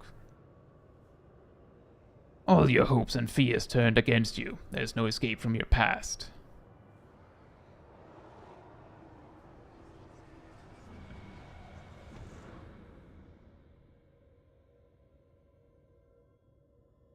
Licky says, for cutscene reasons, will you do P12S? No.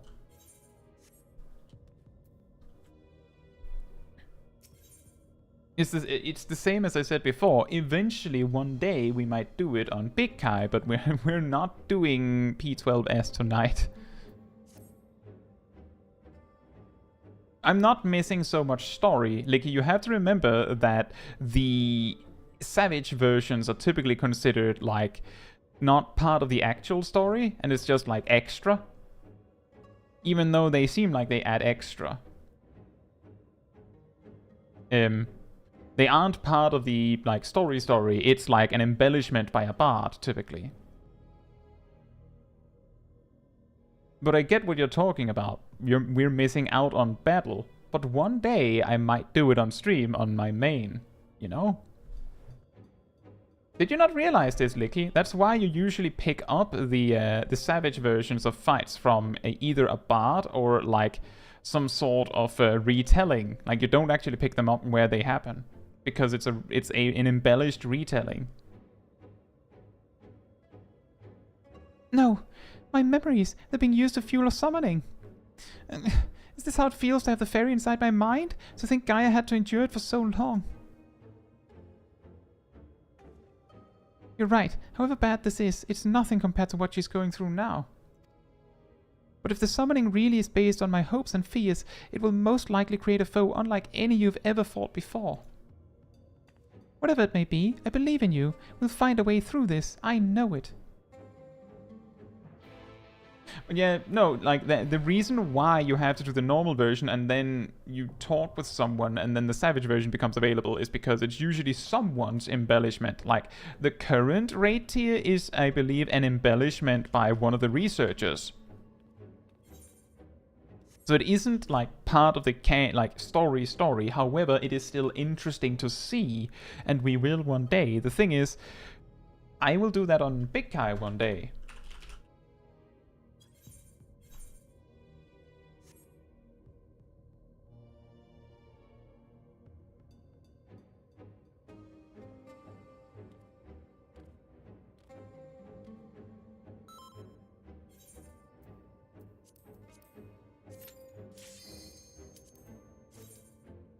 And the reason why it is like that is, of course, because we can't have that you lose out on actually important story stuff because you aren't good enough. Like, that is usually the argument. That is also why after A Realm Reborn, they made sure there was always, like, a casually beatable... It's the jail in Yulmore. A casually beatable version.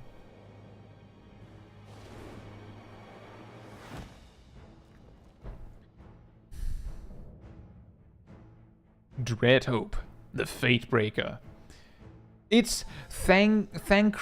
Whatever stands in our way, Vanjeed. we will Or never give up hope. Rancred. Bad cred.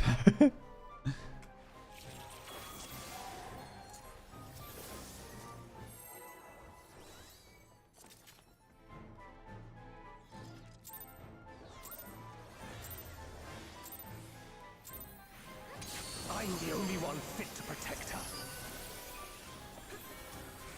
To think that this could be born from my memories.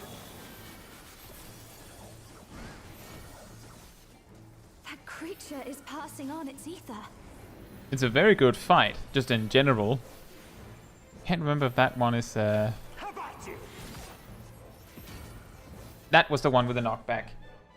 Right. The other one is the one without the knockback. That does make sense. You're not going anywhere. Oh!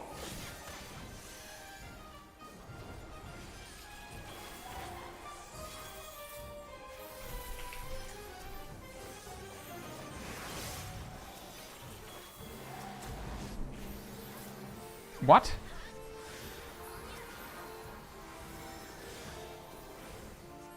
Well, that is a great start, isn't it? That feeble shield protects nothing.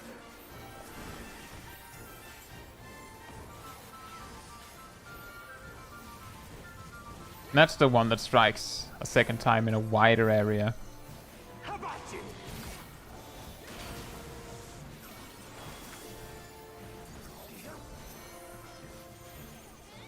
Hey Angel, hope you're doing well.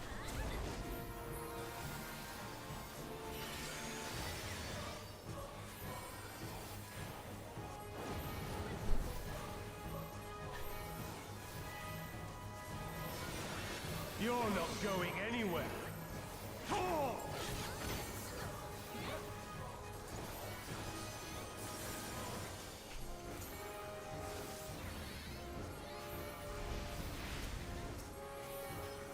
Turn of the Heaven. What was that again? Light claim you. I sense a surge in the ether.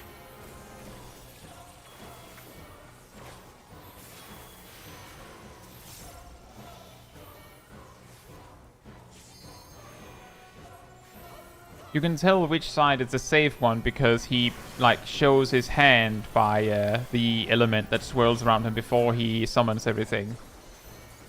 For anyone who's not entirely sure. Show me your strength.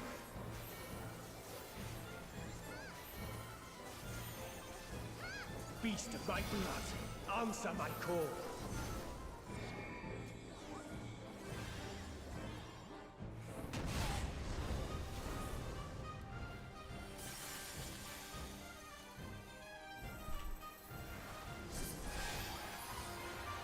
Yo.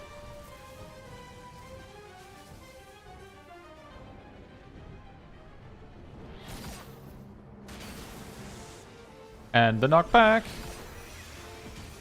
Whee! No!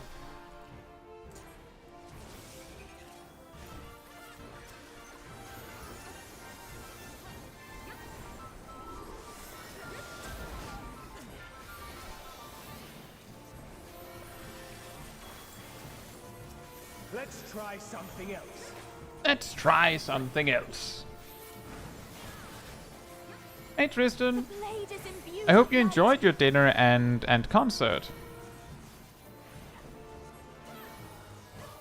How about you? Bom, bom, bom, bom, bom, bom, bom.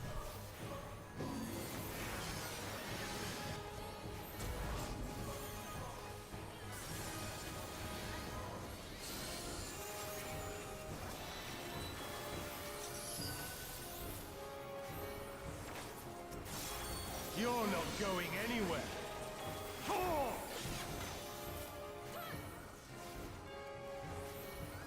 Proximity AoE. I'm pretty sure it's proximity AoE, but I'm actually not sure on that.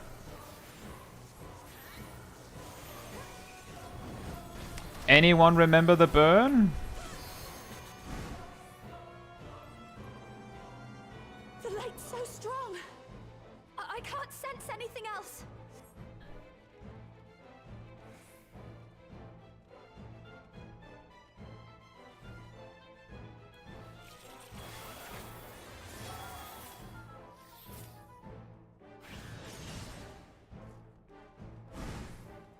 Daddy issue is extreme. The even crazier part is that this one also comes with a savage.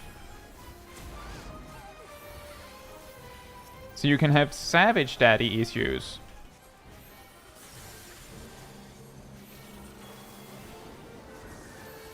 Who's the powder mark? Right, the tank. Of course. That's how it works. Alright, so the safe side is the lightning. Light claim you.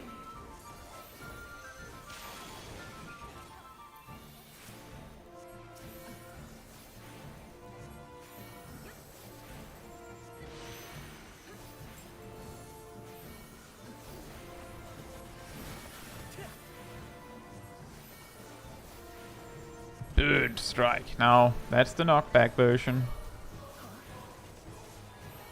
How about you?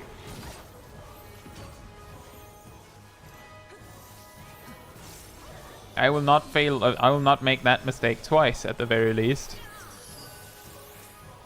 How about you?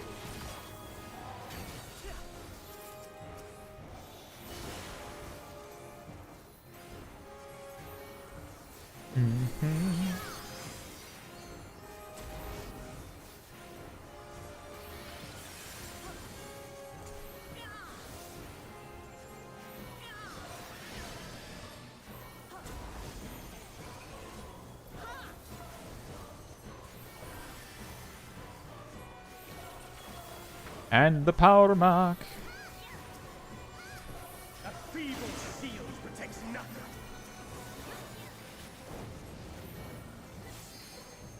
The safe side is the lightning one. Light claim you.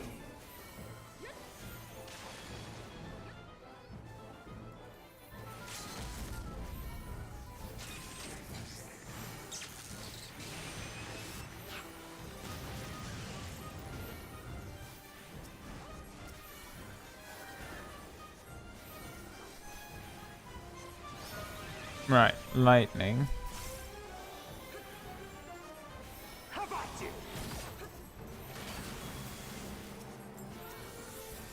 Nice. Not many deaths this time, so that was good. We had a little bumpy ride at the start, but then it went well. She deserves all the happiness in the world.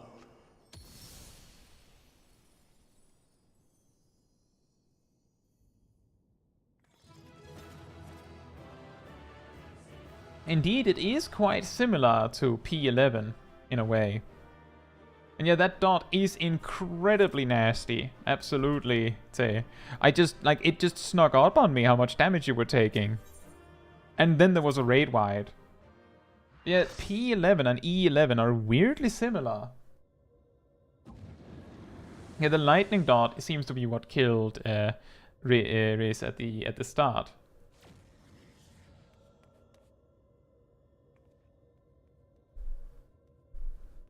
You even had Heimer. Wow. So this is the way of the Ascians? Choose the memories of our loved ones against us?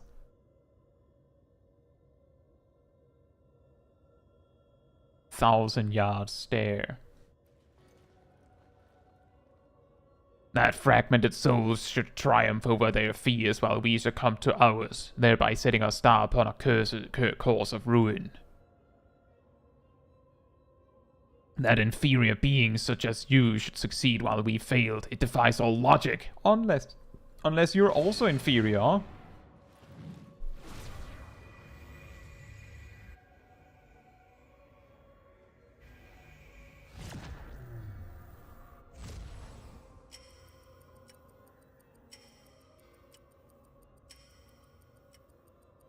Now's your chance.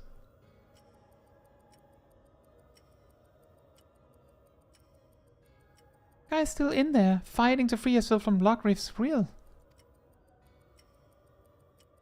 Even now you would defy us. We will remove every last vestige of your meaningless mortal existence.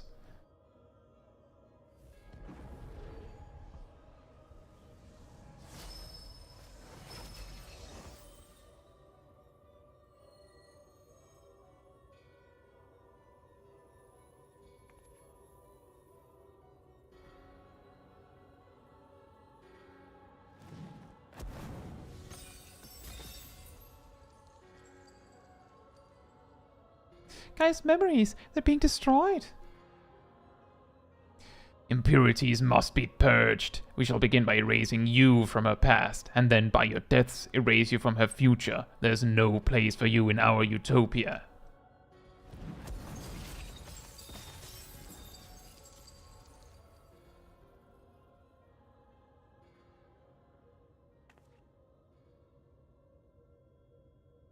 We may be mere mortals, our souls fragmented, but our existence is not meaningless. It's actually Ashen Prime that is playing the piano for this piece. And you should understand this. Before you awoke as an Ascian, you lived as one of us. You had your own memories, and surely they mean something. The lives you led can't all have been for nothing. To we who have known perfection, they are less than nothing.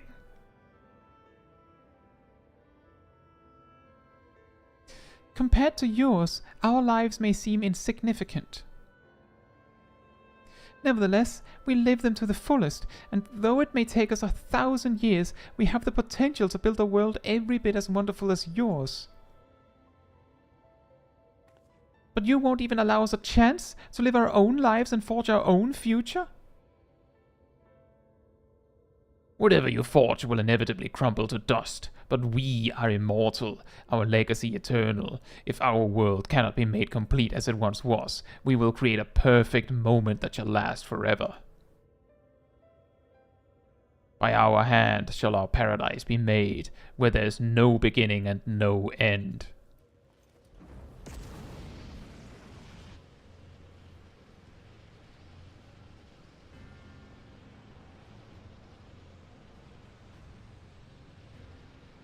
Eden's absorbing enormous amounts of ether. At this rate, the whole world will be drained.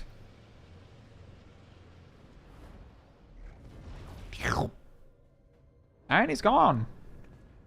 And he's back. He teleported like 3 feet to the left.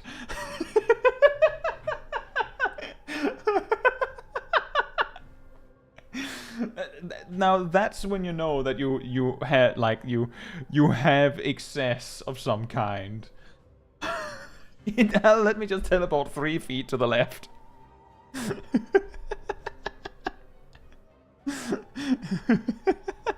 I'd do the same if I could teleport.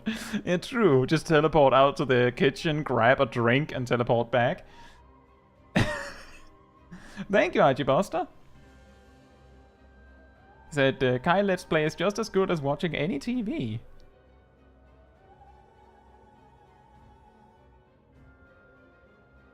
See, Rory says, Lightning tethers random player. He must move to the edge to avoid getting bleed debuff. If you get the debuff, heal constantly. What? You can counter it?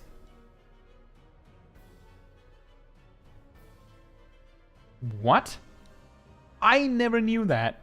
It never occurred to me that there was actually something you were supposed to do about it. I thought it was just, and then you get a dot, and you're supposed to heal through that. What? Tristan, I'm pretty sure it was Emia or Merfolk. Light and darkness, the elements of nature, all in harmony. A sublime utopia where time has no meaning. We shall become one with Eden, free to live in peace for eternity.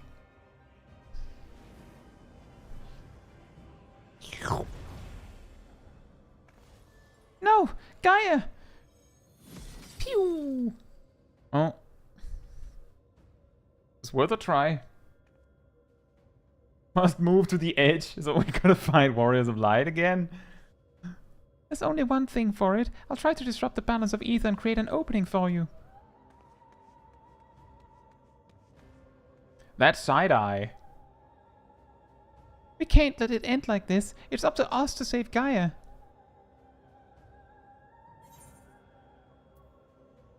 It's all about love, friendship, and courage. You can get rid of debuff if you jump off the platform. I mean, you also get rid of all of your HP if you do that. I mean, if you don't need it. Death is a mitigation, exactly. The problem is you need more than... You need to not be dead to do damage. That type of mitigation is like both leaving and death is kind of at odds with the type of the I need to do damage problem.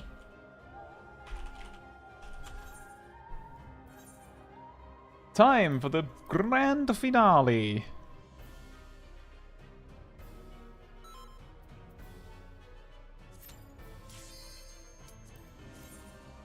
Apparently Ymir doesn't like this one.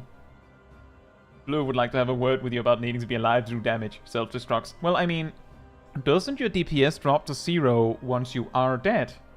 I'm pretty sure you explode, do damage, and then die, right? I'm pretty sure that's the order, but I might be wrong.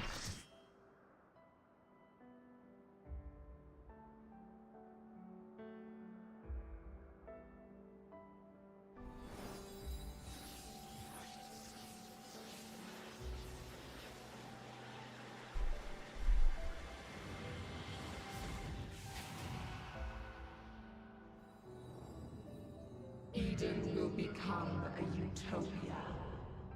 What are those? One that we may share for all eternity. She's still in there. Somewhere.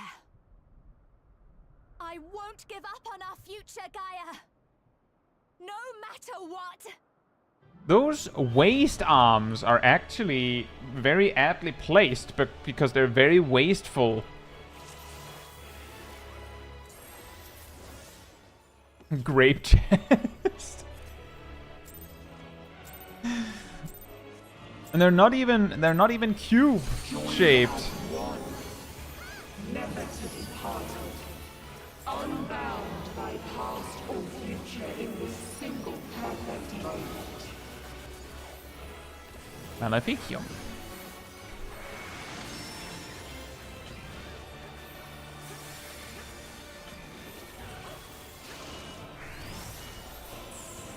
We shall clear your memories from you.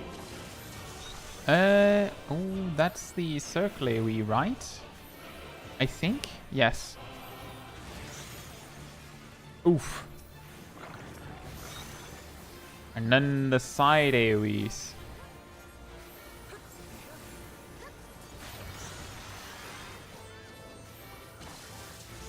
And then another circle AoE. The scrapes. And then the sides again. It's the sides again. Flap.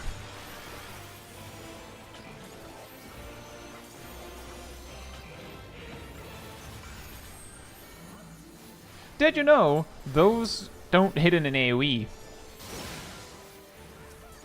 Sometimes it isn't clear, but I actually had a case where I was like, I think they hit in an AoE, and then like someone I was in group with like just stood on me just to go like, I don't think they do.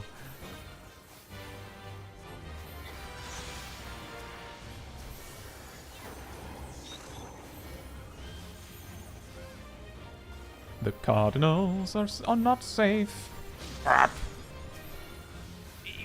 It's incredible, HK.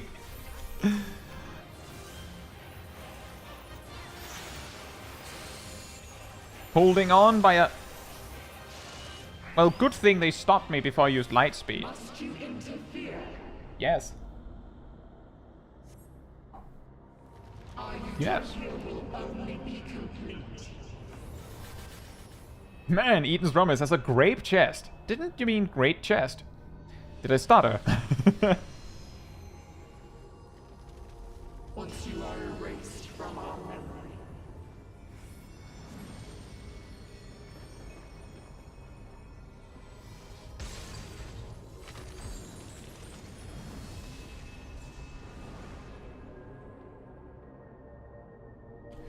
You've Run! got to protect her memories.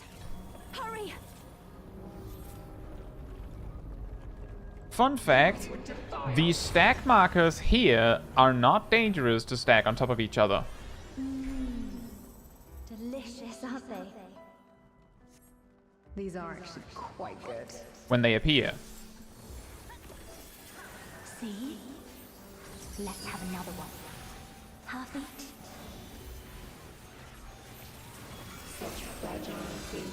And we want to stand in this, but be careful if you have a line marker. And the reason why we want to stand in it is because we want to share the damage so that the treasured memory takes less damage. The other half. Am I being erased from her memory?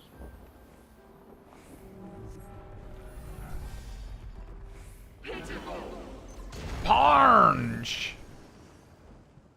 I told you. I wish I could punch my memories to forget things. I mean, sometimes that might be nice, Xanadus. It's beautiful. I think it'll really suit you. Me? But I thought you should have it. Yeah, I just want to appreciate Sarina's courage in trusting me. Standing right smack dab in the center, just to show that you do in fact not need to worry about it here.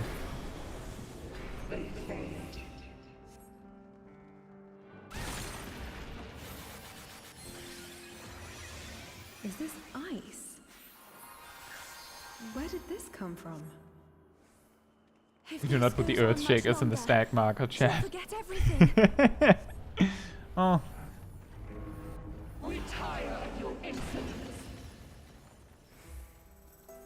How That's totally about- understandable, Reese. It is one of the weirdest things. I discovered it randomly when my co-healer was chasing me, basically, with it years ago. I was like, what? When we didn't die? I'm like, that's not how that works normally. On the other hand,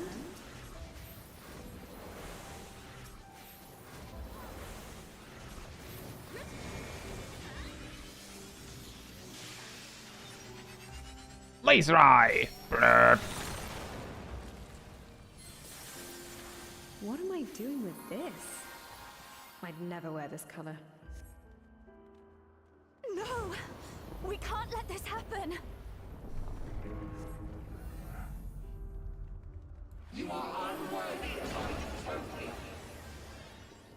She only has 21% memory left.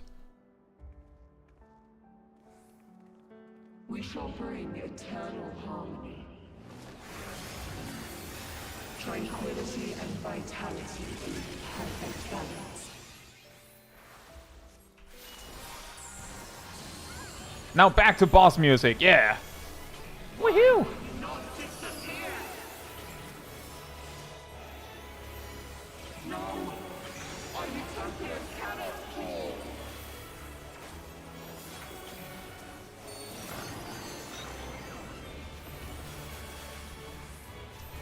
Right.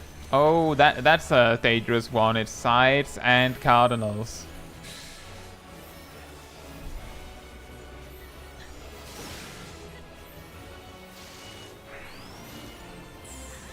Now your memories belong to us.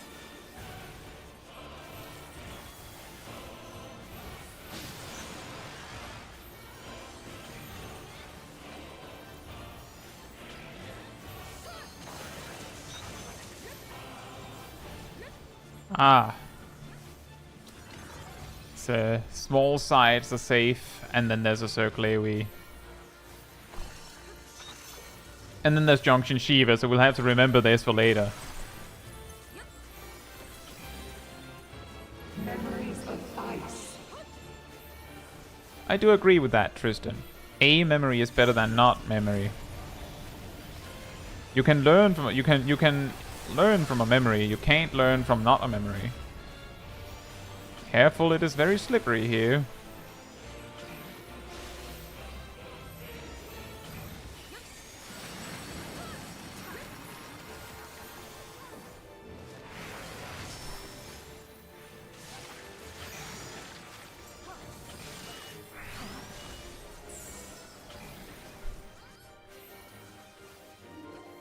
The tips of the sides are safe.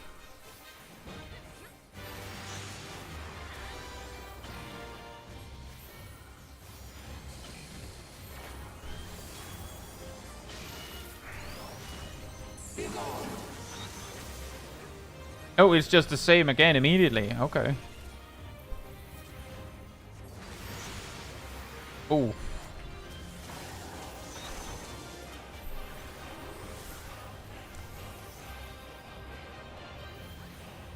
It's going really fast with these.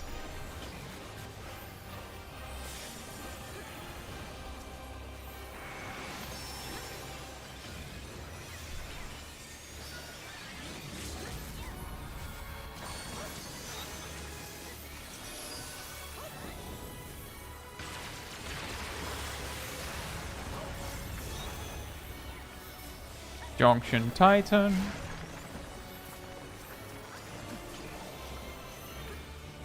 Memories of earth. Oh, I don't think I actually paid attention to what they stocked. That's going to be a problem.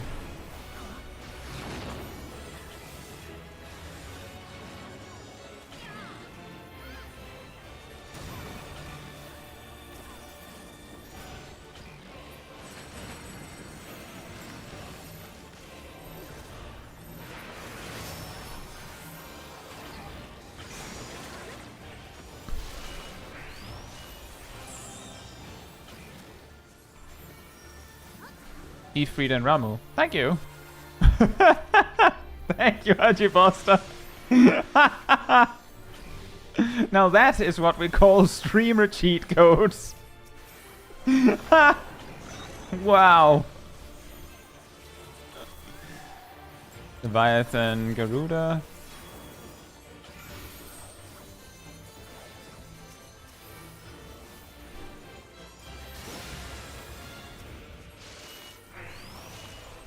Now your memories belong to us.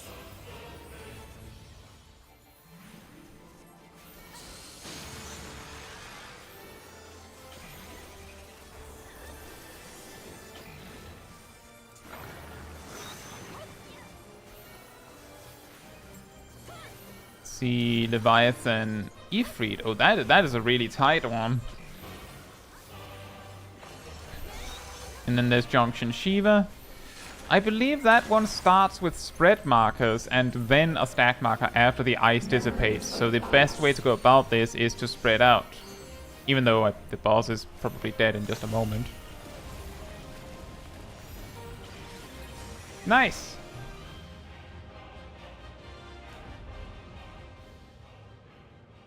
A utopia.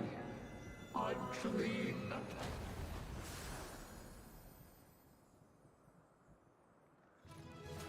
Our dream that I had to force you to participate in.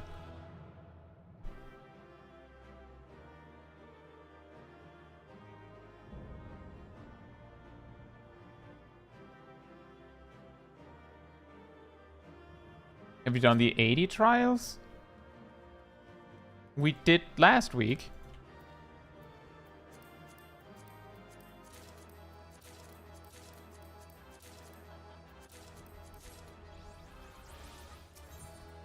We did those last week, Vicky.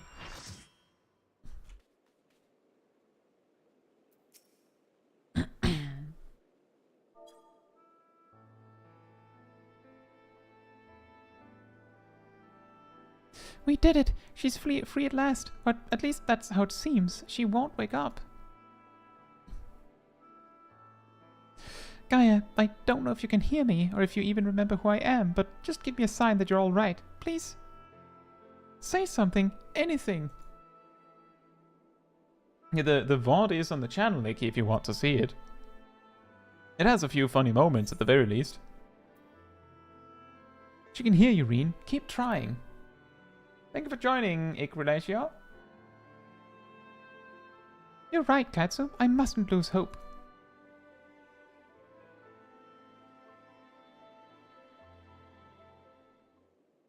Wait, what's this?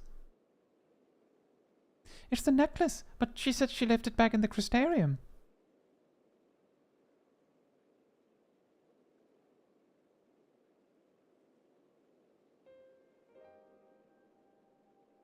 Maybe she likes it a lot more than she lets on. I suppose it does hold a lot of memories for the both of us. Wait, there might be a way we can use this to bring her back.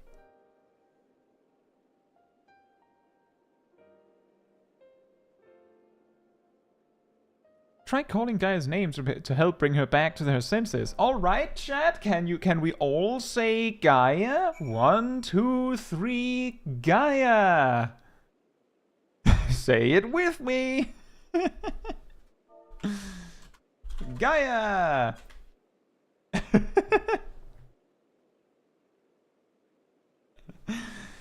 So funny.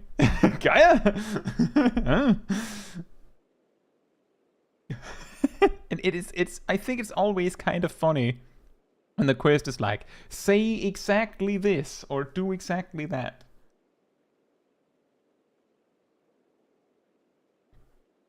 Gaia, we're right here beside you. Come back to us. The necklace begins to glimmer faintly. She can hear us. I know she can. Now all we can do is pray that she'll return. Ba, ba, ba, ba, ba.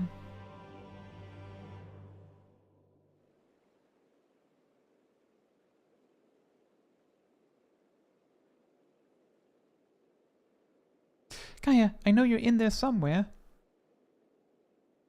Just rummage around, like get all of those Mitron things away. No, not that. Yeah. If you're lost, I'll find a way to reach you. Thanks for joining, Nikki. And good night to you. I swear it. We're finishing this story and then we're rounding up pretty much. We're over an hour over time.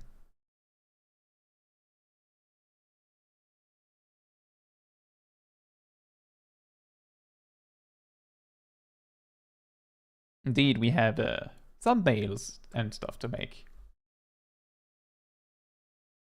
Where am I?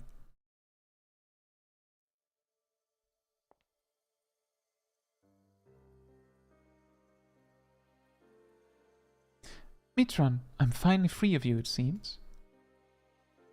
Ah, dearest Gaia, that fate should part us once more. Still, this is what you wanted. There's no need to be quite so upset. What do you mean? You've been released from Eden, free to be reborn. Perhaps one day, fate will bring us together again, in another life. After all, you've already found me once, in spite of everything. I might even be the one to find you.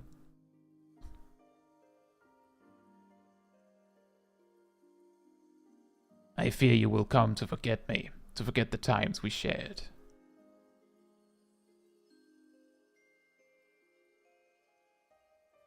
Perhaps, after all, memories are such fragile things. That's why I'm planning to keep a diary. Even after I'm gone, my memories will live on.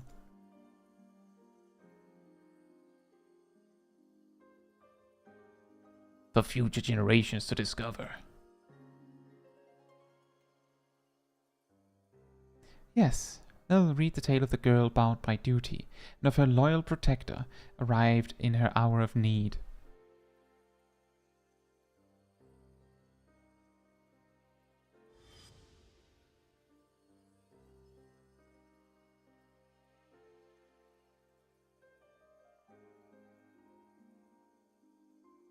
Perhaps you might leave out the part where that protector was the one who needed saving. You have grown strong, Gaia.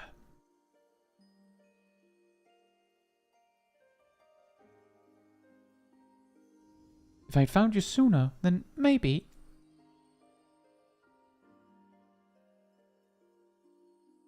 Oh. No, wait! Don't leave me!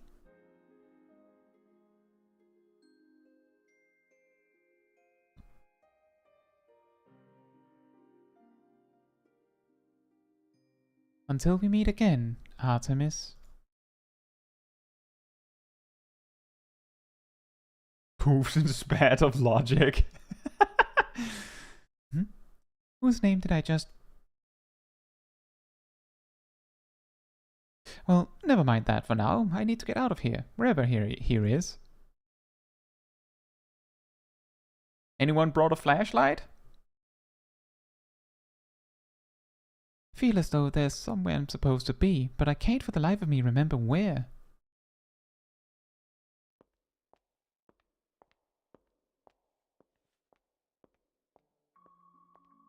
I think she's gone beyond the 13th, Agimaster. There's just nothing here. It's not even the void. There's not even that. It's just nothing.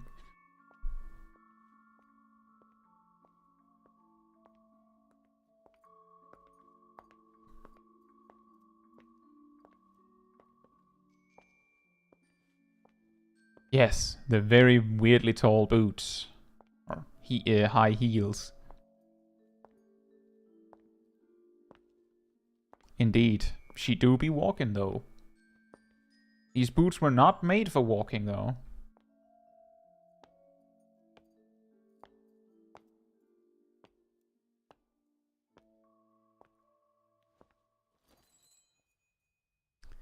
You haven't even walked 500 miles yet.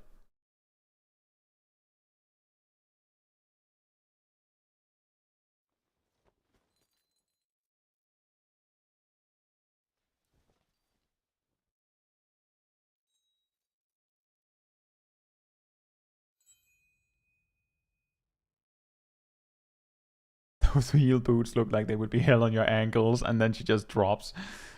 What's this?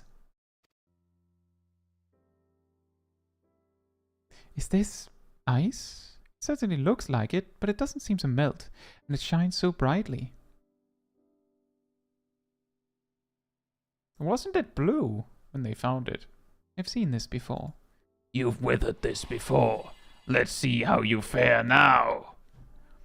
That's it! There was a girl! But what was her name? Reen? Correct. Gaia! Reen! I can hear you. I can't find my way out of here. Hold on, I'm coming for you. What? Huh?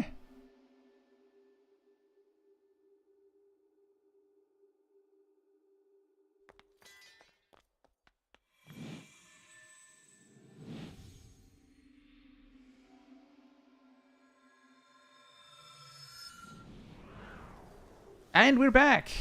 Oh man, I need to taste that crystal.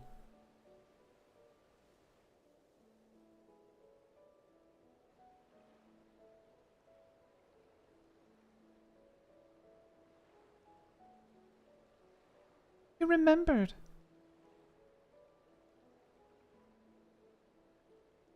I could never forget you, try as I might. I mean, you did forget for a bit. Oh, you.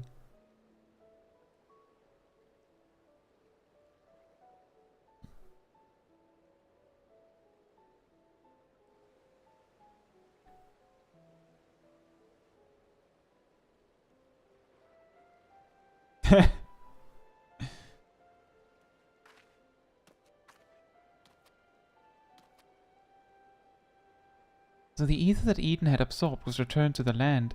Now, just like Mitron, the empty can finally be reborn.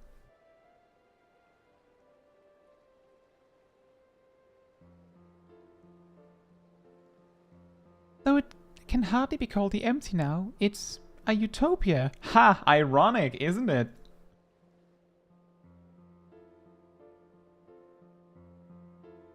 Wow. And there's Eden. In a tree kind of situation.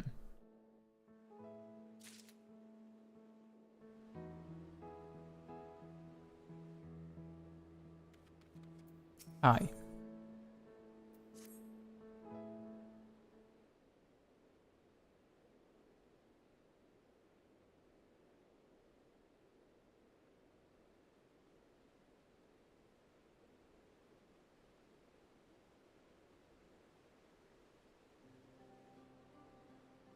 I still can't believe this is happening. It's a dream come true.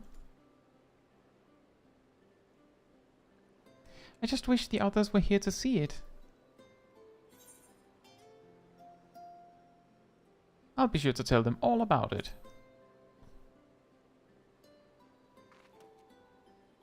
Yes, I suppose that's the next best thing. Hold on, you might even be able to take something with you to show them. I'll bet the fruit that grows here could be used to make all sorts of delicious treats. That's of course the first. You could even make something yourself, Reen. That's a great idea, but my cooking can be a bit hit or miss. Maybe once we get back to the Crystarium, I'll ask for some advice. Actually, I wanted to ask something. When you say the others, do you mean Thancred, the Bookworm, and Urianger, your knight in shining armor?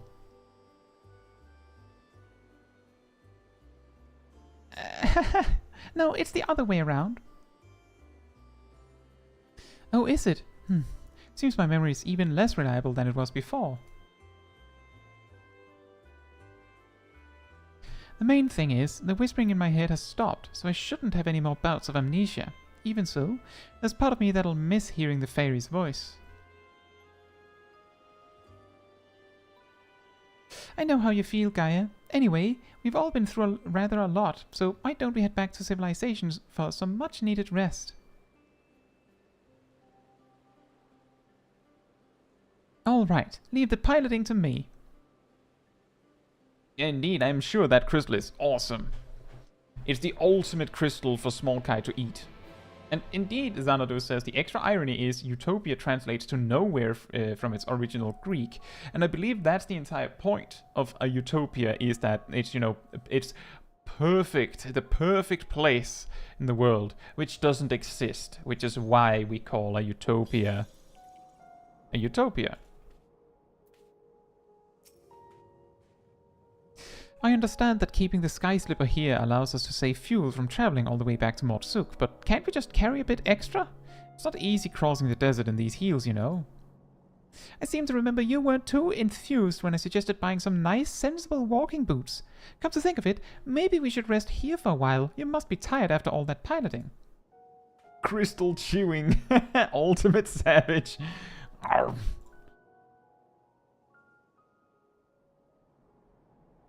I'm fine. Besides, I had the two of you to keep me company. It was over before I knew it. Taking in the scenery with the wind in my hair really helped clear out the cobwebs too. Perhaps I should see about getting my very own Sky Slipper. What? You can't just buy one? Even if you could, they'd cost a fortune. Oh, I'm sorry. That must be my Yulmoran upbringing speaking. I'll have you know, I'm almost as comfortable in more humble surroundings, like Mortsuk, for example.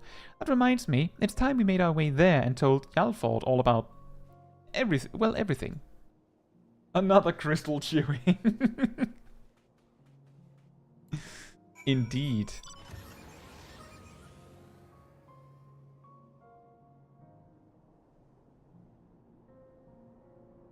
Do you want to come along?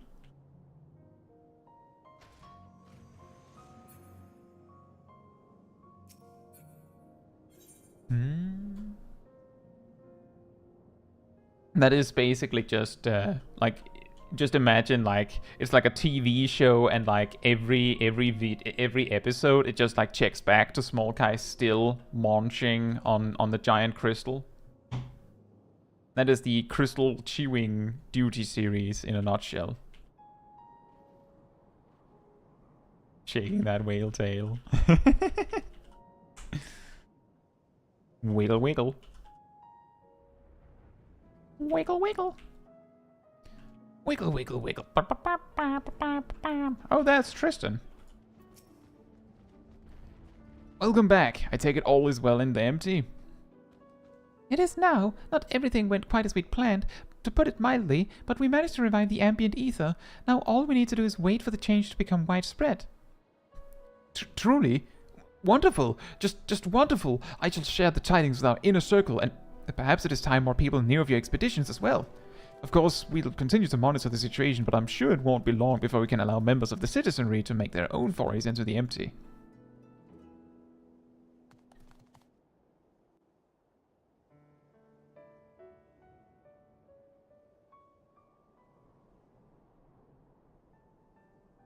I'm pleased to say that I too have some good news to share. Our investigators in Yulmore have finally found information pertaining to Gaia's true identity.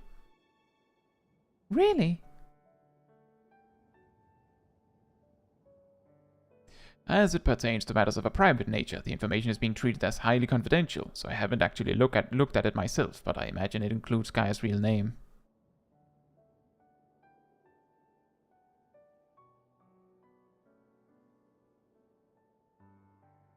To be honest, I'd prefer not to know. But why?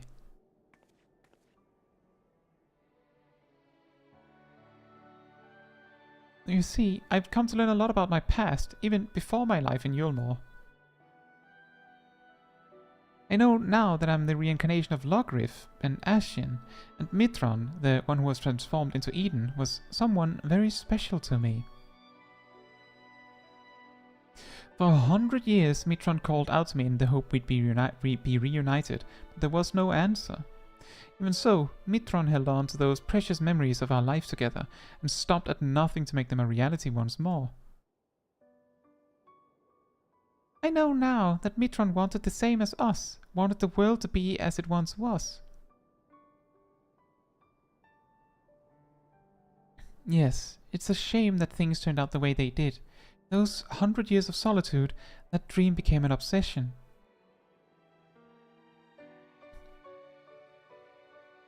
I would have likewise succumbed to the darkness within if it weren't for Reen and Caetsu. If someone had also been there for Mitron, who knows what might have happened.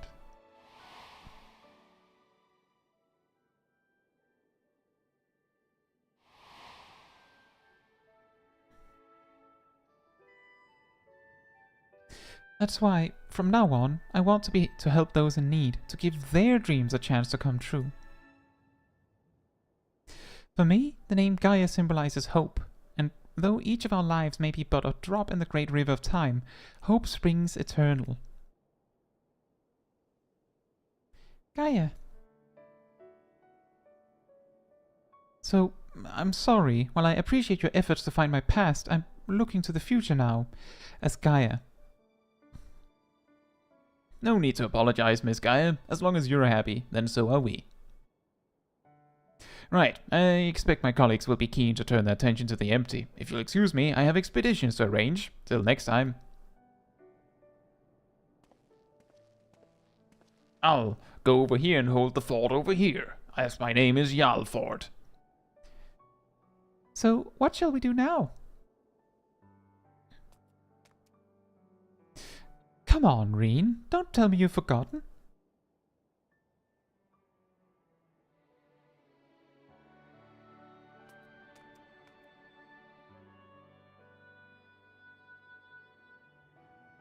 The festival at the Crystarium, remember? And don't even think about leaving me out. I wouldn't miss it for the world.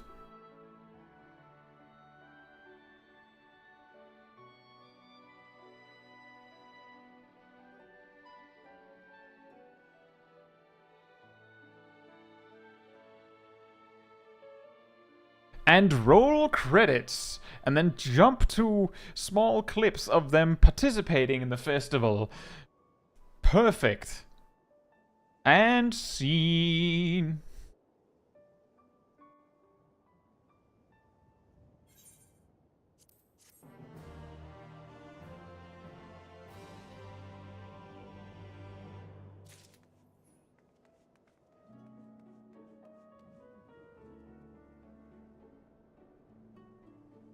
Ta-da!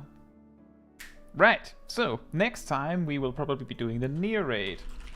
So let me just look up where that starts.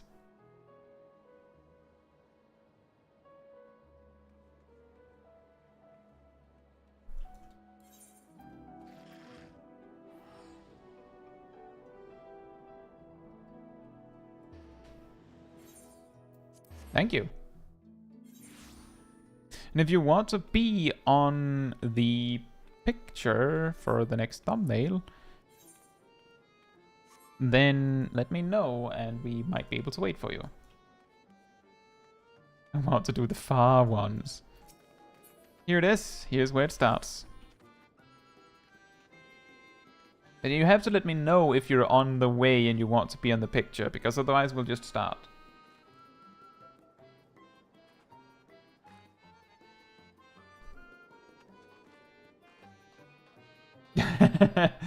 Well, Silvermint, that'll be a little long.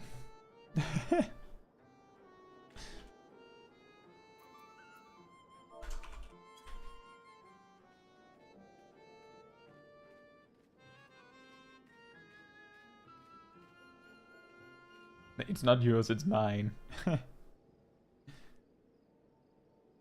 It's fine, Reese. It's fine. It's entirely optional. I don't want people to, like, really stress over it. There'll be another chance next week. You have a choice.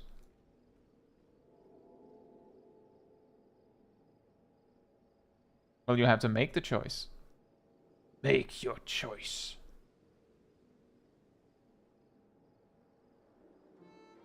Hum or stand?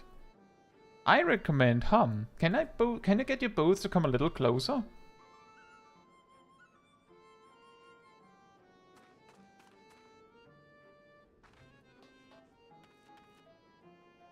Perfect.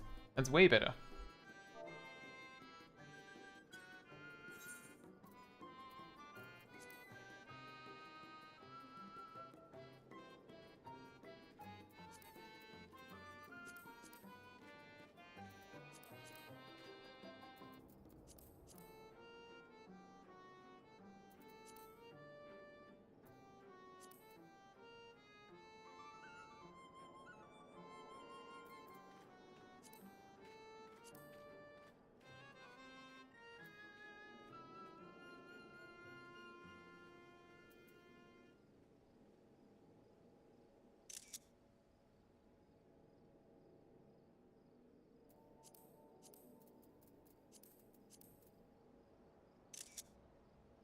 There you go.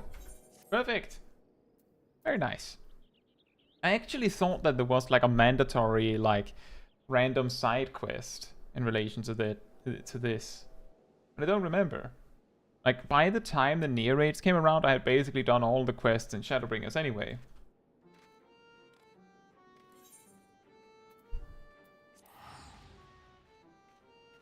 There was. Or maybe that's that one.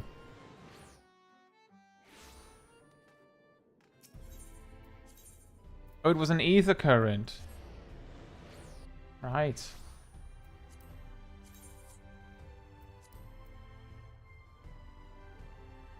Right, it's the beginning. It wasn't it like the beginning of the one with Lali Ho.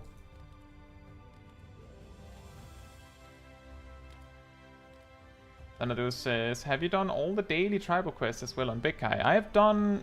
Yes, I have every tribe maxed out on my main.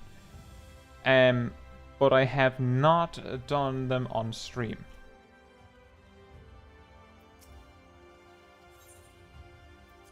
Dalio, cat. Hope you're doing well.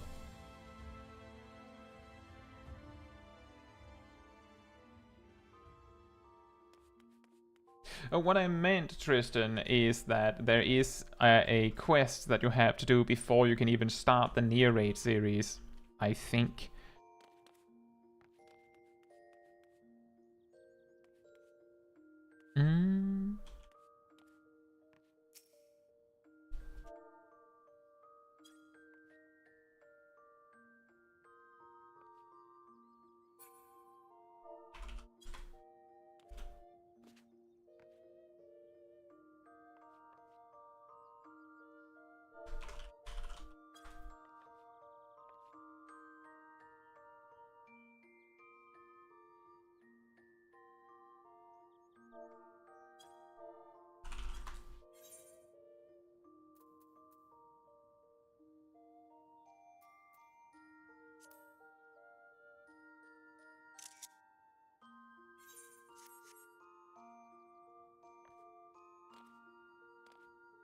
Perfect. We can see Smol Caetsu do tribal quests. We have done some. But because they take because you have to do them like many days and Smol Caetsu is on once a week, it isn't really something we progress much. It's mainly something we've used for XP and stuff like that. And not so much for their stories exactly, although we have like done the stories when there has been like progression on them.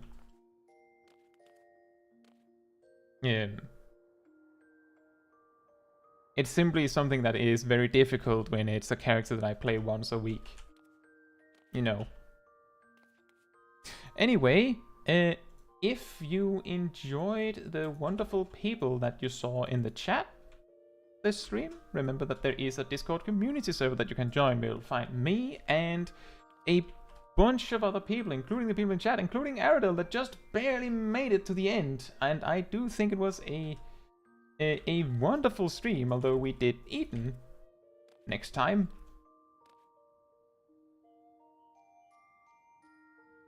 What in the world is happening there?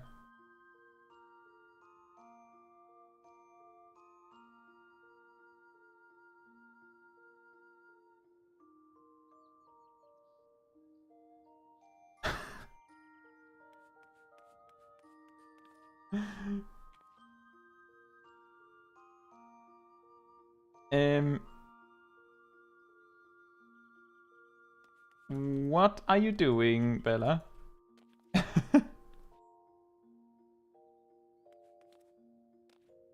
Anyway, you will on the Discord you'll find me and presumably a bunch of these wonderful people that you see in the chat. You will also find the weekly schedule, where you will find where you can see what else is happening on this on the channel throughout the week. It is usually updated Sunday or Monday, which means, of course, it'll be updated tomorrow, so you can see what's coming on in the upcoming week. You can also find the announcement room where I post a link when there's a new stream or a new video coming up, whatever it is, it shows up there first. You can also go to the role assignments room and grab the reminder role if you want a notification whenever a stream or a video is coming out. It also comes with a little reminder around 15 minutes before a stream or anything other time sensitive begins, so you don't miss a second. And if you did enjoy this stream, it helps me a lot if you leave a like on the stream, you know, the thumbs up in the YouTube system. That tells YouTube that this was a very enjoyable stream and you would like other people to see it as well. So thank you so much in advance. I think that's everything that I have.